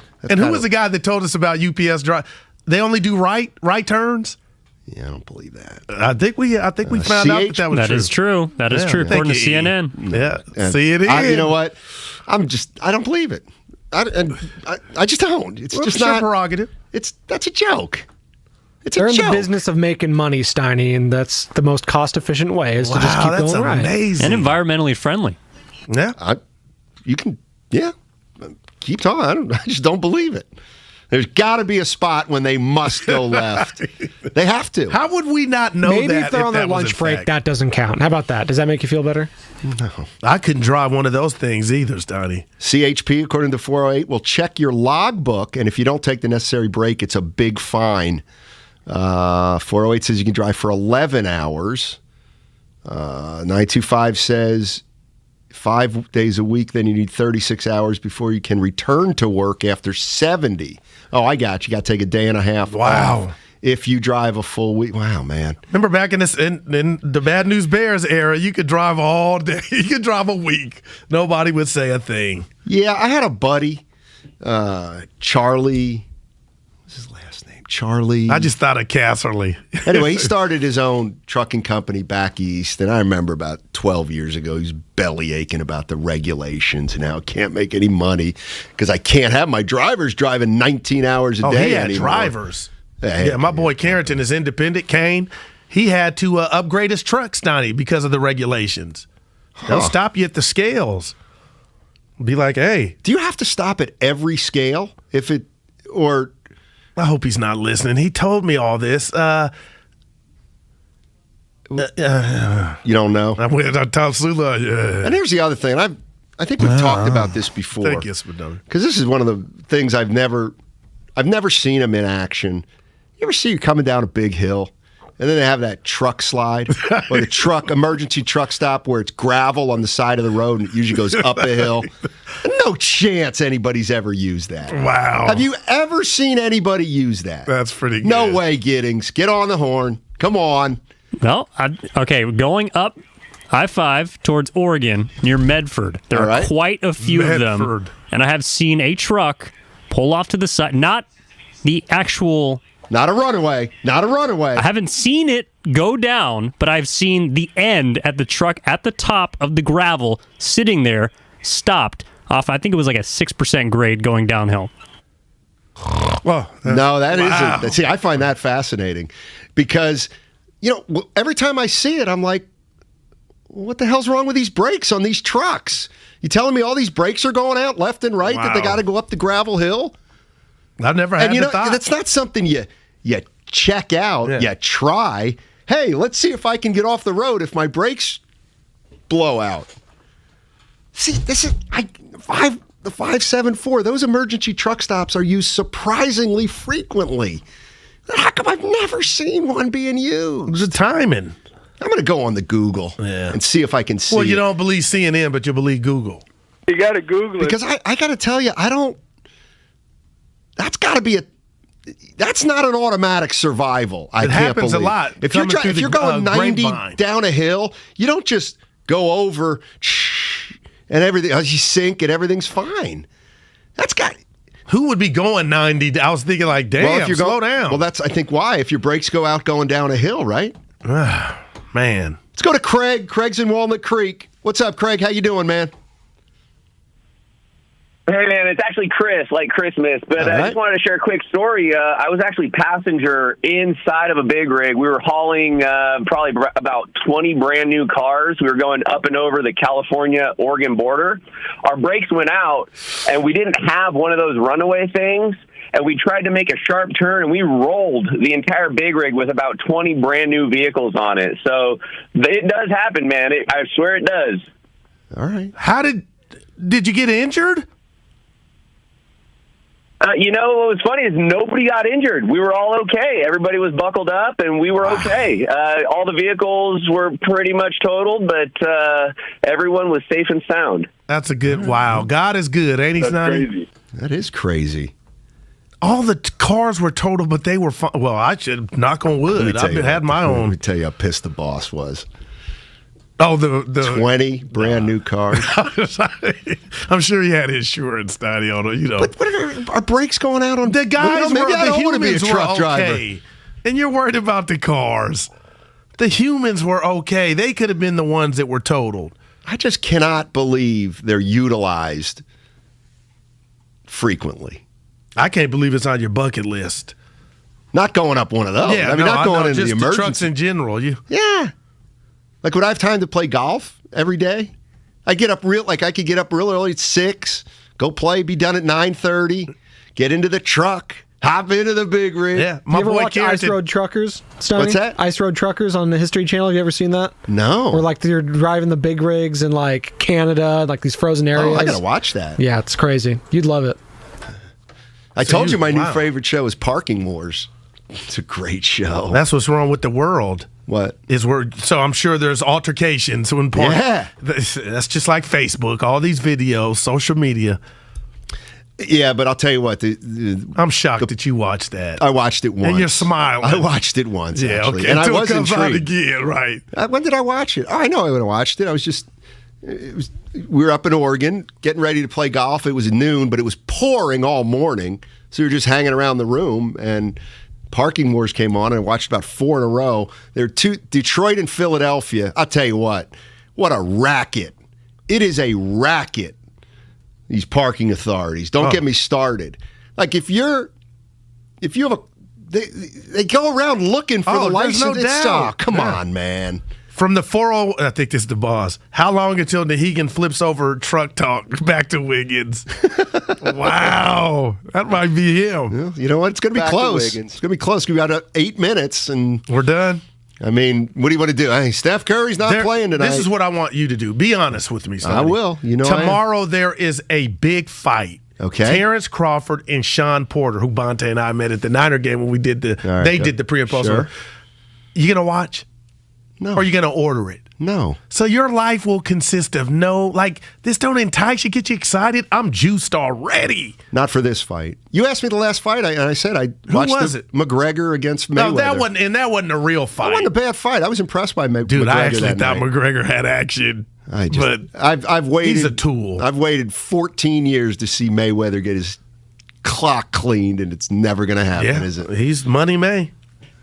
I'm a UPS driver in Marin County. We absolutely make left turns. Thank you. Is that wow, Thank you. man? Absolutely. So it was a lie. Because we would have known UPS can't make lefts. Of course we would have known that. Thank you. Here's what's we got a sports question. Who wins the game for the 49ers, the offense or defense? Guru, your take. Boy, it's going to be the offense. Question. It's going to be Jimmy Garoppolo in the air, and that's what Baldy said. Ayuk's going to have a break. I love that he said he wanted to see more Ayuk. 100 yards for Ayuk, his first game this season. All right. Put that in the cap. I think the 49ers defense is going to win it for him because I think How? I think Trevor Lawrence they'll make him look like a rookie. Jacksonville is physical. Not great, but they're physical. Dude, the Rams, if the Niners have to play the Rams again, they do. Last game of the season. I'm taking Niners. Hold on one second. I want to hear that. Like they put this new laugh on. Remember Polo called in and he had a laugh by himself. Hold on. And that was was it you? Oh, no, that was JD. Hey. Somebody laughed like Kawhi. It was Shanahan. And then Spadoni cut this. Were you listening? Yeah. It was Polo. It was Polo. So we've done that. And they played that right next to Kawhi. Oh, I got and you. we had a ball. All right, let's try it. Spadona, I'll do the first one. You do. I'm going to do Polo, then you do Kawhi. Here's Polo. It's not bad. Wow. That's not bad. We can do a little Q&A on the text line. What the hell? I got a question for Steiny. 888-957-9570. What's your favorite golf course around the Bay? Oh, that'd be Carica Park in Alameda. Not Harding? Well, my boy Victor Bannerman was there yesterday. VB? You don't know him.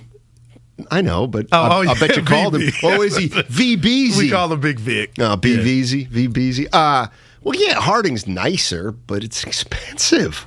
You say Carica Park? Carica. That's wow. These guys in the back, man. They can write comedy. I've never seen a love affair between a place and a guy like this place in Curry. It's heartwarming. Chicago and Jordan, Montana and Magic. This is bigger. This is bigger. You can't disrespect. That's not disrespecting. The dude's still selling shoes because of social media. Oh, okay. There's just no doubt. Well, it sounded like there was something personal behind that. No, nothing personal. But Curry's connected with the Bay Area, far past what Montana did. Okay, I'm giving you one pre-social media. Did. Jeter, New York. I'll wait. It's equivalent. No.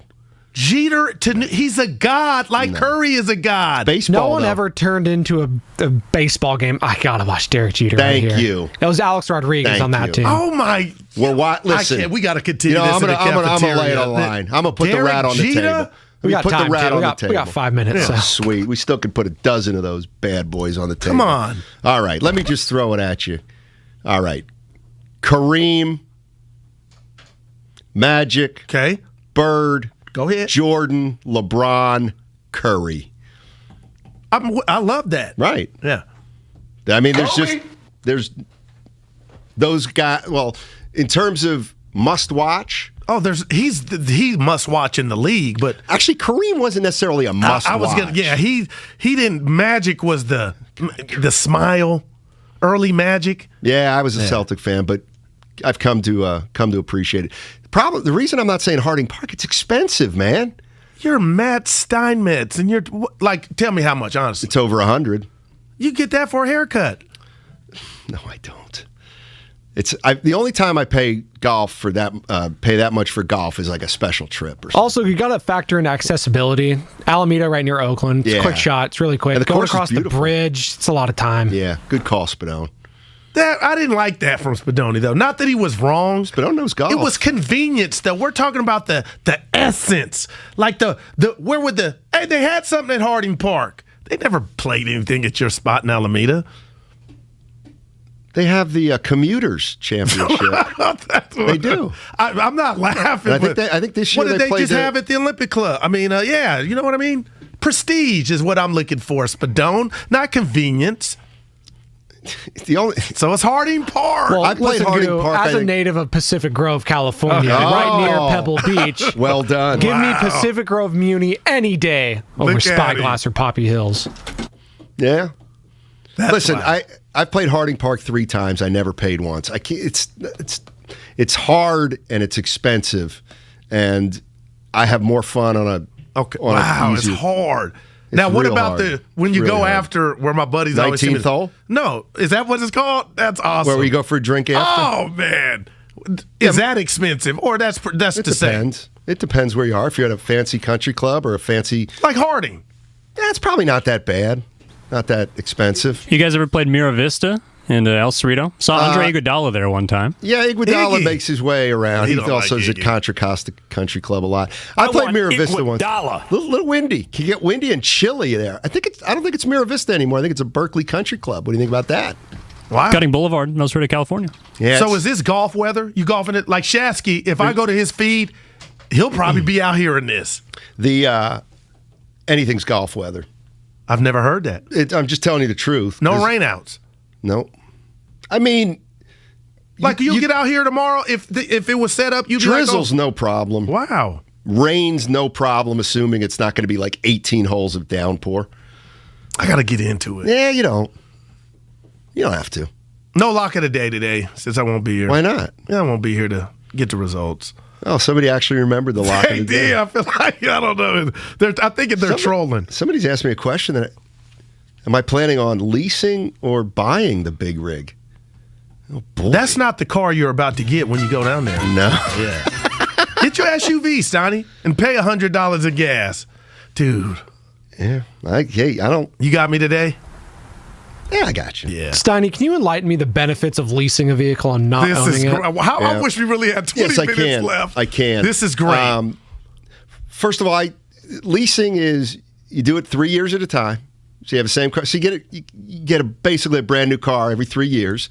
That's big in the hood. But you accept the fact that you're going to have a monthly car payment all the time. You're never going to pay off a car. But if you lease it too, and you lease it the right way, your monthly payments aren't that big. Like I think you're basically renting it because the money's going towards nothing if you wanted to purchase the car because you're going to be up out of it. The hood, that's what they do. Steiny flossing. Oh, he's leasing, but he's getting a new car every 2, but he was leasing it. Yeah, but that's kind of why you do it. God, I tell you what, I listen. Sorry, Spindle, I got to get rid of it. I cannot. 1 minute. I cannot wait to get another. Get you car. something good, a Bentley. Yeah, okay. Right up in here. That's what Lacob drives. A Bentley. Yeah, I bet. Yeah. Damn. Saw it when I was at his house. At his house? I'm kidding. Oh. I just wanted to see you react like that. Well, invite your boy. Yeah. Dude, I told you I'm going to hook you up with Relaford. He's been asking for you. Bring you down. I got to show him. It's not 20. It went from a minute to 20. Are we late? Let's see how many we ended with. I want everybody. About 10 seconds. All right. I want everybody to have a great weekend. Yeah, I want them to stay safe out there. We'll be back Monday. And Ratto and Damon, Warriors Live. Stay tuned. Come rain or shine, high winds or mild breezes, blue skies or gray. It's a great time to consider getting vaccinated against COVID-19. Brought to you by BioNTech and Pfizer. Church's is adding Applewood smoked Texas cut bacon to our all-white meat chicken sandwich. Yep, these two are best flavors forever. Try our new Texas cut bacon chicken sandwiches today. Church's, bringing that down home flavor. Offer valid at participating location. Masterclass gives you unlimited access to online classes from the world's best, anytime, anywhere, and at your own pace. Create an unforgettable dish with Gordon Ramsay. Write a chart-topping song with Alicia Keys. Build an iconic brand with Anna Wintour. Or land a Yurchenko 2.5 with Simone Biles. Okay, maybe we'll wait on that one. Learning from more than 100 world-class instructors through over 1,000 exclusive lessons with cinematic quality classes broken up into on-demand videos short enough to fit into your everyday life. You can watch from your phone, tablet, living room devices, computers, or even just listen with audio audio mode. So if you know somebody who wants to do everything and anything, give them the gift that shows them how well you know them with Masterclass. This holiday, give one annual Masterclass membership and get one free for yourself. Go to masterclass.com/thegame. Do it today. That's masterclass.com/thegame and get a